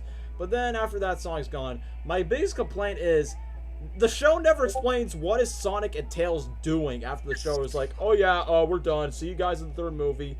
But then we get to Patrick Kamak, aka the character that Christopher Lloyd, aka Doc Brown, is played, which I'm going to be honest, I wish Doc Brown played Eggman's grandpa, Gerald, in Sonic 3, but I will say the casting for Patrick Kamak is choosing and fitting, and the design is good, but it sucks that he was just played as a joke where he's like, I wish that he would have told Knuckles, like, you must protect the Master Emerald, Knuckles, or in this case, you must go train and go protect the Emerald at all costs, or maybe you must be a good person, but instead he's like, you must train Wade Whipple to be an echidna. It's like, why would Pachacamac choose Wade Whipple despite he only eats Hot Pockets and does bowling?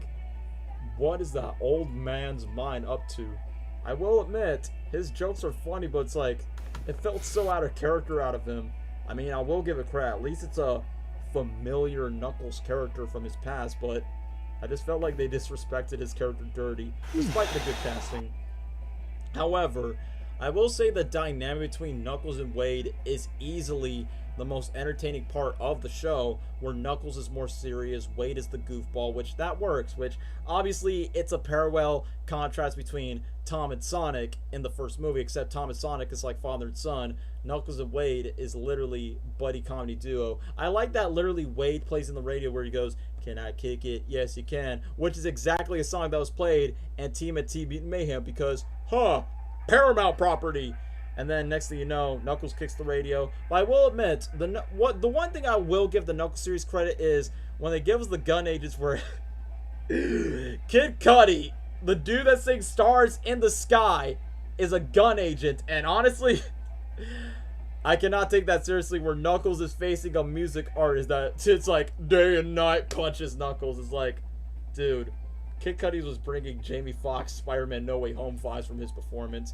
And then you got the evil British woman who has the most interesting motives where I like that Gunn is spying on Sonic, Tails, and Knuckles the whole time, even during the events of the first and second movie, and even the quote-unquote buyer, the main villain of the series, so to speak, works with Robotnik, and basically no longer works for Robotnik ever since Sonic came around, and then he got crazy, and then he went underground and no longer works for Gunn. It's basically copying Spider-Man Homecoming, where you got this protege that works for a scientist or a brilliant genius man that is rich, and then got used, and after that just used weapons for previous battles to use background. It's literally the Vulture and the Shocker in Spider-Man Homecoming. Even Kid Cudi has Shocker gauntlets, and Knuckles is red. And you know, in Sonic Movie 2, Knuckles' theme sounds like Tom Holland's theme, where it goes do do do do do do.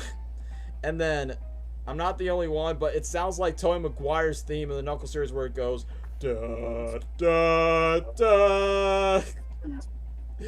In my mind, I was thinking da da da da da. I don't know, guys. Chat, am I the only one thinking that? Knuckles, his theme in Sonic 2 is Tom Holland's theme.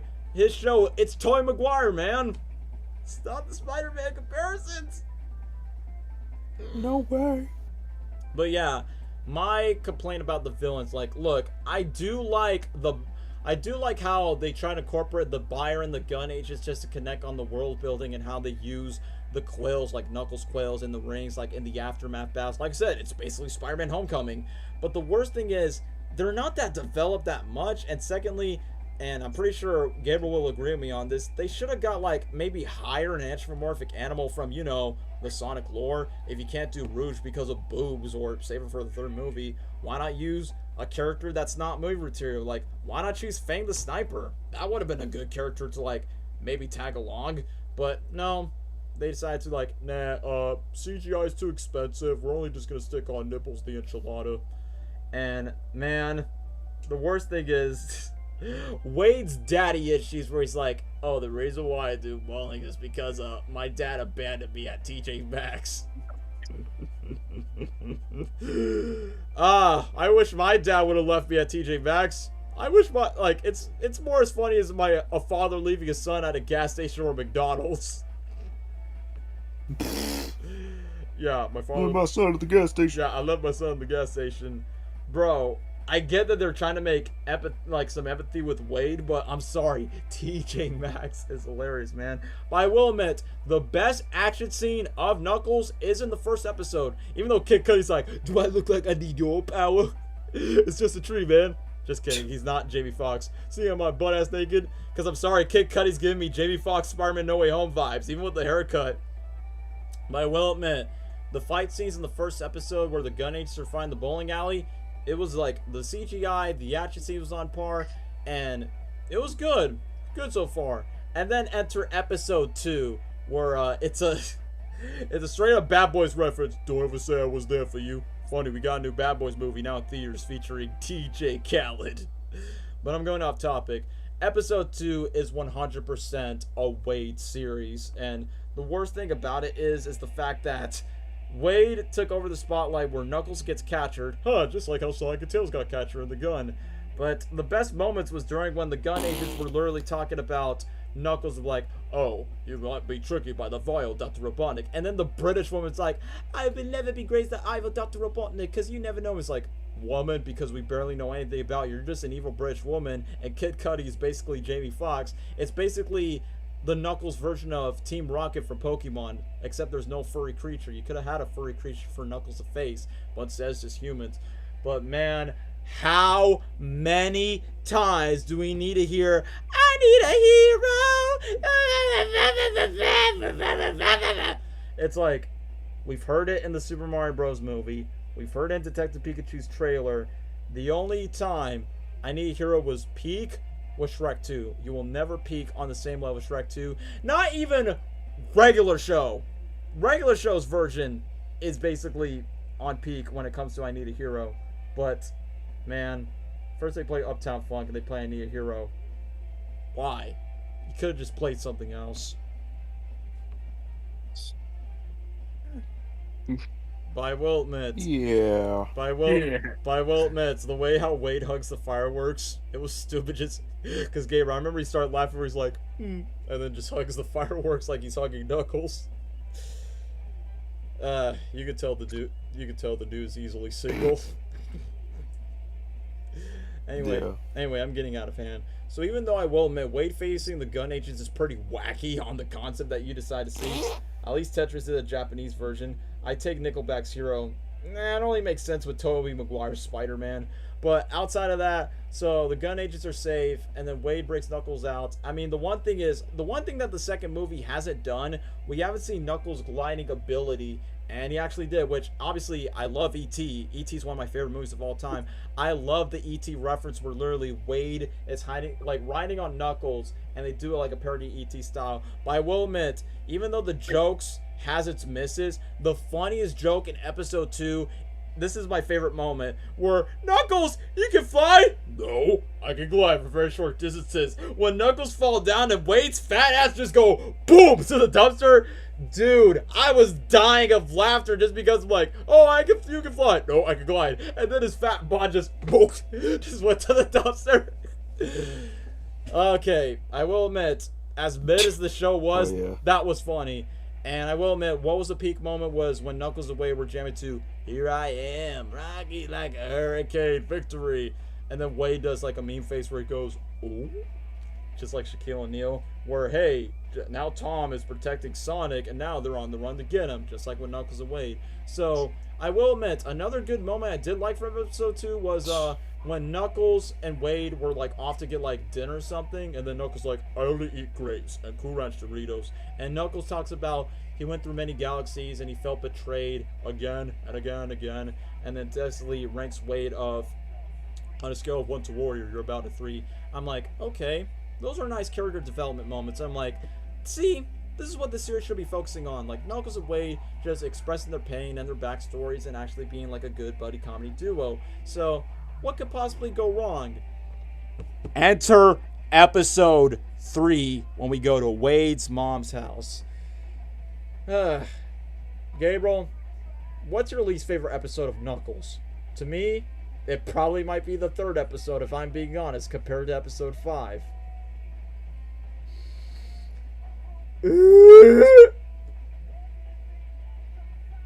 You heard what I said, right, Gabriel?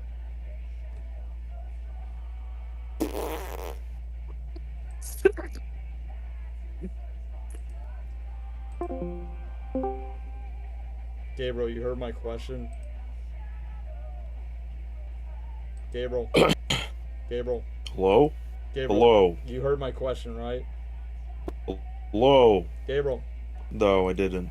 Oh, you didn't hear my question? You want me to say it again? No. What do you mean, no? I couldn't hear your question. You're lagging. Want me to say it again? Yeah. Do you agree that episode 3 is the worst of Knuckles? That, just everything after that, yes. Okay, can we all agree? What's one human character that's worse than Chris Thorndike? Wanda Whipple, aka Wade's sister. Hands down, the worst human character ever in the Sonic universe. Like, I originally say Rachel was the worst human character in the Sonic movie universe, but to be fair, Rachel is funny. But Wanda, though, so she's a so-called FBI agent, but she acts like an 8-year-old bratty. She even stabbed her brother in the fork in front of the table, and it's like, how old is this woman? Why does she got the FBI job? I'm like, look, I get that she's supposed to be a girl version of Wade, where Wade's a cop that doesn't take his job seriously. Wanda doesn't take her job seriously as an FBI agent. It's like, yeah, hero, the goat, a freaking goat. I think your reaction made it better for me. But I hate the fact that Knuckles, he's in the episode, but he doesn't do much. He's like, I could not stop eating it. But when Knuckles talks to Wade's mom about he lost his tribe, man, I was not expecting the Knuckles series to drop a Holocaust joke where the mom was like, "Oh, we lost our people, our tribe. Mine's the giant's house. He might be Jewish." I'm like, a Holocaust joke and Knuckles. Knuckles is a TV show on Paramount Plus. So after when Wade is crying to sleep, he was listening to all the small things next to Knuckles. And the one joke that got me off guard is where Wade has a cardboard of a masculine buff woman. It's like, "Hey Gabriel, you know who that reminds me of? Trevin." Something I don't hear a lot of people complain that the show's about Sonic Movie 1, but with Knuckles, someone just watched the first movie.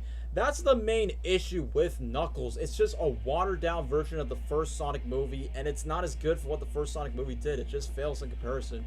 But after episode 3, we got blah, blah, blah. Knuckles goes to a bash, blah, blah, blah. Wanda is trying to be a smartass, but then didn't come through. I say the only good thing about episode 3 was the 360 shot where Knuckles facing the bounty hunters at the end. That was cool. But other than that, episode 3, I also okay, that's too personal, Rocket Man.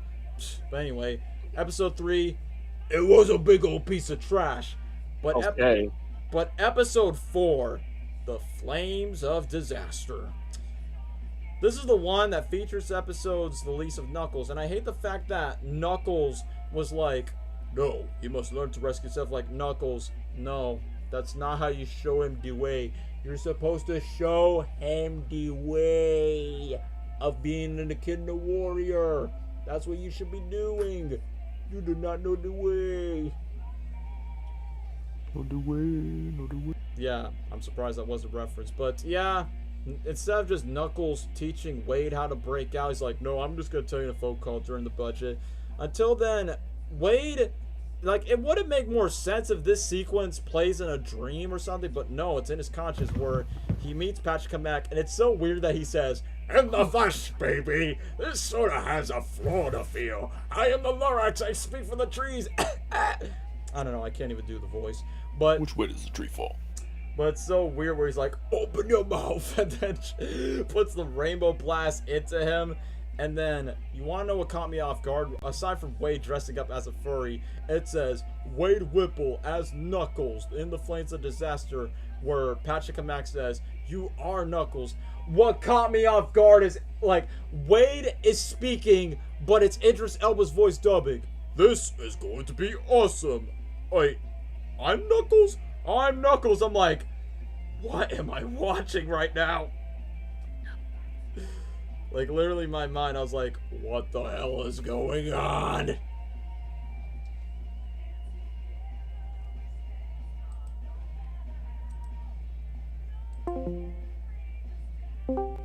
I'm Knuckles. I'm just saying if my audio just cut off again for the millionth time. Yeah. It was. I just said, like, wasn't it so weird of hearing Idris Elba's voice being dubbed when Wade is speaking as Knuckles? Like, Patrick Kamek says, "You are him," and he's like, "This is going to be awesome. I'm Knuckles. I'm Knuckles." I'm like, what am I watching? What? And then, okay, the Flames of Disaster song. I'm personally mixed with it. Honestly, the song is growing on me because it actually has some moments, but I will admit, it's such a shame that Knuckles' origin story is explained is through a musical, but it's just thrown as a joke. I will admit, the one that actually did make me laugh was the "Father, you can't die," and then Puppet, Knuckles' dad, "I'm sorry, son, I never," and the way how Wade screams, "No!" I will admit, that was probably the only funny part. And I will say this, the craftsmanship of the Lonely Island music video vibes of, you know, the Angel Island and the rings and the level, and then freaking Michael Bolton. I'm surprised Blackner would predict the future of Michael Bolton being a Sonic show. "I will burn the flames of disaster." But what caught me off guard is they freaking reference Iblis. Iblis is canon in the Sonic Movie universe. But you want to know what caught me off guard? So Knuckles is the Iblis trigger instead of Sonic? But wait, Knuckles fought Iblis instead of Chaos? Shouldn't it be Chaos rather than Iblis as I think about it? I don't know. I think I'm alone on that. And the weirdest thing where Iblis was like, I'm gonna burn you alive till you're crisp, and I'm gonna eat you like a fish. I'm gonna hit Facebook Marketplace stuff. So Iblis used Marketplace for Facebook because, ha, ha, ha, ha, ha. It's funny. And the weirdest thing is, Wade breaks out of his cage. Like, no human logic. He just breaks out of his cage, hurt his fist, and then literally he takes down Jack by just slashing his hair. And he's like, I'm no longer worthy. Take my jacket, take my hat. And then Wade just got the iconic OVA hat and Knuckles, which I'll admit, the hat looks cool, but it's like, what was the point of that episode? Or what was the point of Knuckles teaching Wade to be a warrior in that? Let's be honest. Knuckles is not really teaching Wade anything outside of words. He's only just telling him do way, but he's not showing him do way. So, it makes no sense. But I will admit, episode 5, the way it starts was pretty cool. Where Knuckles is on the motorcycle, he's wearing the hat, he's going to the casino, just like Sonic Adventure 1. And then we get to his British dad, aka Pistol Pete Whipple. And the one thing I just find pretty weird is Knuckles on the phone, and then it's like, Dad, I miss you. I miss you too much, son, even though I left you at TJ Maxx. And then Knuckles meets like a random mascot. So episode 5 is a waste of time, honestly, because it's just Wade just trying to bond with his dad. It's like, are we watching Knuckles, or are we watching like a family drama? Like, I will admit, the Knuckles series has a very Nickelodeon sitcom vibe. That's not family drama. Yeah, like I said, it has a Nick sitcom vibe, even in some of the shots, but, you know, it's not as good like how iCarly or Drake and Josh handle it. Knuckles just did like a poor imitation of it, honestly. I say the only interesting thing I can say about episode 5 is when the gun agents talk about the reasons why they left Gun and why they betray them, and why the British woman was like, oh yeah, just to putting all these fake wedding invitations. Like, oh, so you're the one that brings all the people wedding Sonic 2, so that makes sense. But other than that, episode 5, waste of time. But I will admit, the funniest moment when the gun agents and, spoiler alert, Wade's dad's the bad guy, so they can trade it for Knuckles. I like that the gun agents point at Wade's sisters, like, you know what, just kill her, I don't care. I like that Wade was real for that. It's like, he was like, yeah, just kill my sister, she sucks. I'm like, yeah, she really does. But when the mom comes over, was like, no, don't kill my mom. He really said that? Yeah, he's more like, you know what, I don't mind that. That was funny. But then we go to the final episode, episode 6, which, don't get me wrong, we still get Knuckles action only for a little bit. It's so small. Like, he had his rematch with Kid Cudi and the British woman, but as cool as it was, and then they play Elton John's Saturday Night's Alright, oh, nah, nah.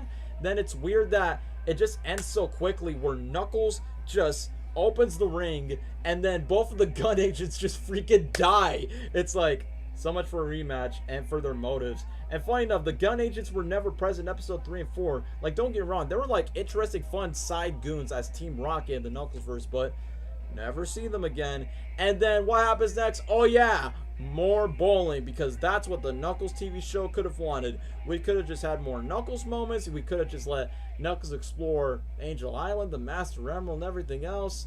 But instead, back to bowling, and Knuckles just eats a bread. That's what he does. He's just a background NPC. And then the worst thing is, we get to the main villain, the buyer, where he has this Rhino, the Amazing Spider-Man 2 Rhino mech, and just goes, I am the Rhino! But I'm just kidding. He doesn't sound pretty like much. But not just that, he has Doc Ock's arm. Like, this is like Spider-Man No Way Home, where he's like, you underestimate yourself, Knuckles, but now you die. Like, literally, it's the same of, hello, Peter, Knuckles the Echidna, we meet at last. It's like, bro's just trying to be like Doc Ock, the Rhino, and an Eggman wannabe just because, you know, you can't get Jim Carrey. And honestly, watching the Knuckles show is what I feared. Like, if you can't make a Sonic movie project without Jim Carrey, this is the best what they could do. Even if they have good actors, they just waste it like that. And guess what? After when he had that fight in Knuckles, they just cut back to bowling because, right, let's just get back to his dad. And then after when Wade wins the bowling alley, I got it from my best friend Knuckles. Then boom, Knuckles crashes into the wall, everyone leaves, and then Knuckles gets detrained. And what was so cringe-worthy was when Wade used bowling balls with the gun agent's gauntlets and then throws it at the buyer. Like, the villain is making it too easy. You can easily kill Wade, like, in the streets. It's like, is it that hard? Come on, man. And then obviously, the worst thing about the final act is the fact that Wade's sister and mom help. Like, sure, we could have had Sonic or Tails, or dare I even say Tom to help out. It's like, it's kind of like, where are the Avengers in Iron Man 3 or Thor the Dark World or Captain America Winter Soldier? It's like, dude, Knuckles, he's captured by the gun agents, he's dead. Where's Sonic and Tails where you need them? But no, they have to rehash the first Sonic movie where Wade's like, you fight for your family, and now you have one most important thing at home. And then after when what caught me off guard is where the bar says, looks like you're all out of balls. And then obviously by the power of home, Knuckles wakes up and he goes, this is my home. It's like, dude, it's just a copycat rehash of the first Sonic movie, but it's worse because, look, in the first Sonic movie, there is an actual buildup of Sonic actually, like, having his place to, like, find his comfort being on Earth, but he has to keep running away. Ever since Longclaw dies, she tells Sonic, never stop running, and he runs away from all of his problems because his powers leads to consequences, leads to Longclaw dying, leads to Robotnik and the government tracking Sonic down, and then Sonic needs to find some home. Until then, he finds Tom, who has now become a best buddy to a dad, and then from the bond between Sonic and Tom together, that's where it feels earned. And the conflict between Robotnik tracking Sonic and Tom, it feels personal, and that's where the this is my power speech, it feels earned to deserve with Sonic. And obviously with Sonic and Robotnik, it's iconic from the games, but for the Knuckles series, it's not just a copycat, it's just a watered down, wasted version of it. Like, you're telling me that Knuckles barely did anything in the show, and he's like, oh yeah, this is my home now, the Hedgehog was right, and it's home because I like Cool Ranch Doritos, I eat bread, I like motorcycles, I like eating Jewish food, yeah, this is home right now. Has Knuckles forget about everything for what he trained for? I've been training for this for my entire life. Like, don't get me wrong, that action sequence was fire, no pun intended, during the Flames of Disaster. I like that Knuckles used his fists like Sonic Heroes to face him down. But the final act was just done so quick. It's like, dude, then what was the point of bringing the buyer in the first place and then he just takes him down? I someday watch the show for myself and see. Trust me, the first 2 episodes, man, it's worth the watch, but the rest, it just wasted. So then, there is one reference to Shadow where it's like, oh yeah, this happened before in the bowling tournament back in 1974, but it wasn't a red alien, it was a black and alien one. So I guess that's like the only close thing that we'll get to a Shadow reference to Sonic 3 and just set that up. And then the British dad's like, oh yes, the trophy's mine. And then his ex-wife is like, take that, you Jewish schmuck. And then the stupid sister, which by the way, she broke her thumbs like, no, I can save myself. It's like, ugh, the sister, get out of here. I don't want to see her anymore. So then, after that, Wade gets the trophy, and Knuckles is like, high five! And then literally freeze frame to, Ocean Man, take me by the hand, leap into the west. The greatest day of my life. Like, dude, it was very SpongeBob. The greatest day of my life. But all joking aside, they did not play Ocean Man. They just played What a Man. It's like, yeah, the show just ends. I mean, I will give the Knuckles series credit. At least it's not a cliffhanger like Sonic Prime or SatAM. But like I said, the only Sonic TV show that has a good ending is Sonic X. And the movies too. But then we got a mid-credit scene of, you know, Knuckles on the motorcycle trying to find his gem. But when they play, the Warrior's like, yes, this is my gem. I will admit the CGI was kind of off in that one final shot. And it did fell off when Idris Elba said, my gem. I don't know, that just sounded a bit goofy to me. But however, the Warrior, like I said, the main theme song is honestly the best part. Like, the Automatic, where it shows like the cartoony Knuckles, where it's very Diary of a Wimpy Kid. Why couldn't the series be more like that, where we see Knuckles training Wade in the chimney, he actually does the Karate Kid moments, and they reunite with Sonic and Tails by saying, my friends, I've returned back home. It's like, yeah, let's play a rock band together. That would have been a solid end than just high five, SpongeBob movie Ocean Man style. And yeah, I guess you guys can already tell, the Knuckles series is easily a D tier. And this is baffling, man. It's like, I love Knuckles, man. I love Idris Elba's take. Like, easily, he's the best part of the show. But they wasted so much potential for what it could have been. Instead, they just rehashed the first Sonic movie. And the worst thing is, they took the worst parts of what did not work for the movies. But you know what, to be fair, first episode's good because Jeff Fowler directed. And hopefully the third movie, which, don't get me wrong, this show is not going to take away my hype for the third movie. But at the exact same time, looking back at the Knuckles show, it's just a cash grab just to keep the brand and keep the franchise alive, which, don't get me wrong, I'd love to see more content, but if you are going to make more Sonic spin-off shows, please do this. Make the main character the main character, and sure, yes, add human villains just for the sake of the live action segment, but add anthropomorphic characters, explore more of the world, build more lore to it, like the second movie did. That's the whole point. You want to branch out your Sonic universe, right? Like, don't be like Sonic Prime where you have to bash so many storylines and rinse and repeat again. So, yeah, man, the last two Sonic shows, the recent ones, Sonic Prime and Knuckles, easily a D tier, man, and it sucks because there could have been something more. So whatever the next Sonic TV show is gonna be, whether if it's a Shadow spin-off or a new Sonic cartoon, which I'm gonna be honest with you, after Sonic Boom and Sonic Prime, I would love to see a 2D animated Sonic cartoon, or dare I say it, maybe another Sonic anime if we can, because I don't know, man. You want to know what's even more baffling? That Knuckles short from Sonic Frontiers, you know, you guys know what I'm talking about, the Sonic Frontiers Knuckles prequel. Why couldn't the show be more like that? Yeah. That 6-minute short of that Knuckles prequel should have been more with the series in, where Knuckles, not only just the Angel Island stuff, it shows more his fighting skills and why he's a loner and he actually just find his place.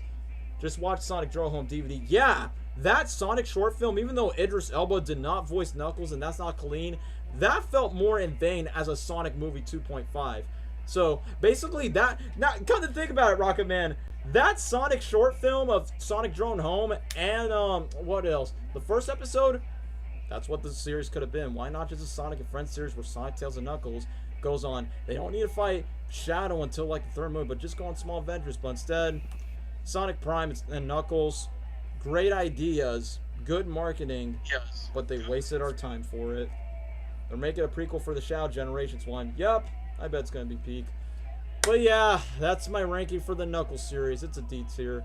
But regardless, man, this has been fun for the Sonic tier list, which, holy crap, we're almost a 5-year stream. But for those that stick so long, thank you all for watching. I mean, I'll screenshot what are my definitive ranking of all the Sonic tier lists. So, do you guys approve the tier list? Both Gabriel Lesnar and the chat, do you agree that this is a good tier list of Sonic 2, Sonic X, S, Sonic Movie 1, Sonic Boom, A tier, SatAM, B, Adventures, OVA, Underground, C, and then D tiers, Prime and Knuckles? Do you approve this? Yes. Approved. I think that's accurate for Me. Approved. myself. Meme approved. Meme approved. Yeah, I approve this. Approved. So, Approved. so before we wrap up the stream, I'm going to read this one comment. What happened to the drone unit? As much as I like that short film, I don't think it's canon, apparently, despite Ben Schwartz voicing Sonic. But yeah, watching that short film is like, I kind of wish the Knuckles series would do that. This will need to be updated and short. I could say it's a reasonable tier list. Oh yeah, this will be update. Yeah, in a way. If I see Sonic Movie 3, I have a deep gut feeling that it might be S tier. We'll see if it's better than the second movie, but Paramount, just give us that damn trailer already. I don't know. My throat hurts. But regardless, we all agree. Sonic Movie 2, Sonic X, despite their flaws, they're great. Sonic Movie 1, Sonic Boom, not great, but good. SatAM, it's in the middle, but definitely is good. Adventure Sonic the Hedgehog, OVA, and Underground, they're okay. Sonic Prime, Knuckles, disappointing messes. But hey, throughout the run of over Sonic media from TV shows and movies, let's just say that it's way past cool that we got 7 Sonic TV shows, 2 big budget movies, and a Japanese OVA until we get to the 3rd movie later this Christmas. So, we'll see what the future holds outside of Sonic 3, future Sonic movies, future Sonic TV shows, whether it's live action, animated, anime, I don't even know. Like, any Sonic media, we'll all be seated for it. But for now, that'll be all for our Sonic media tier list. So, for most of you guys, agree or disagree, feel free to let me know down in the comments. But before we go, would you like to see more tier list rankings? And I bet Gabriel Lesnar listens to this, and I would love to do this. Would y'all want us to do a Disney Pixar tier list ranking or a DreamWorks movie tier list ranking? I'll let the boys say it for themselves, but chat, say it for yourself. Pixar tier list or DreamWorks tier list for the next one, which might happen in July, I bet. I was saying DreamWorks, but I think, you know, Pixar put out a new movie, Inside Out 2. So, Why not Pixar? Let's say Pixar. Yeah, I'll say Pixar will be the best when it comes to that, because even though I have not seen Inside Out 2, but technically it's the closest thing that we could get for hey, a recent movie that just came out not too long ago. So yeah, I guess we'll do Pixar because hey, it's for the sake of having a new movie that's coming out. And my apologies for the stream that it got restart because my page just broke. So yeah, we probably might do Pixar. Yeah. I don't know when, but we'll go like somewhere, maybe somewhere in July. It's just that, just gotta take some time to breathe. But regardless, we did this for Sonic's 33rd birthday. So I'm just gonna get back to my tier list. The boys can say their send-offs for the stream, and then we'll just turn off, and then we'll just dip off for the stream. Yeah. Alrighty. Thank you guys for watching the stream. As always, hope you agree or liked our tier list, and where we placed every show and movie for Sonic in this tier list video or stream. And if you disagree or agree, let us know in the comments, chat right now if you want. Just anytime, just let us know. Feel free to like and subscribe to Daniel. Subscribe to Lesnar. Subscribe to me if you want. Whatever you want, just subscribe to these people. And we'll catch you all on the next one who knows what stream it'll be, a tier list, Roblox, you never know. In the next stream, we'll catch you soon. So, have a good night, everyone. Approved. Approved. Anyway, thank you all for watching this stream, this whole Sonic tier list ranking, and to hear our opinions, and of course our future streams of tier lists. And yeah, I agree with Pixar. I want to do that too. And I also want to see Inside Out 2 as well. Yeah. I'm not gonna lie. That's the thing. I need to watch the movie. I doubt I won't see it in theaters, but I have seen clips of it, and it looks pretty good so far. So when I see more of that movie, I'm like, okay, I think we'll be ready just to do our Pixar tier list, which I would agree with Lesnar. Yeah. Anyway, thanks for watching the stream. Make sure to tune in for our next one. Subscribe to all of us, like what Gabe said. And yeah, goodbye, everyone. So yeah, alright, good night. Make sure you subscribe to Daniel and like the stream. Yeah, thanks for calling that Super Mario Hero. Take care now. Bye then. But yeah, thank you all for watching for this, dear gosh, how much? Dang, almost 5 hours long. Probably one of the longest streams. If this stream becomes a hit, just like my Kids' Choice Awards one that had so many views, I would appreciate you, and I will speak you kindly. Your admiration is inevitable. So, in the words of Dr. Robotnik, and I'm just gonna use the quotes, it's like that. Okay, we're not friends. Later, hater! Later, hater! Adios. Take care now.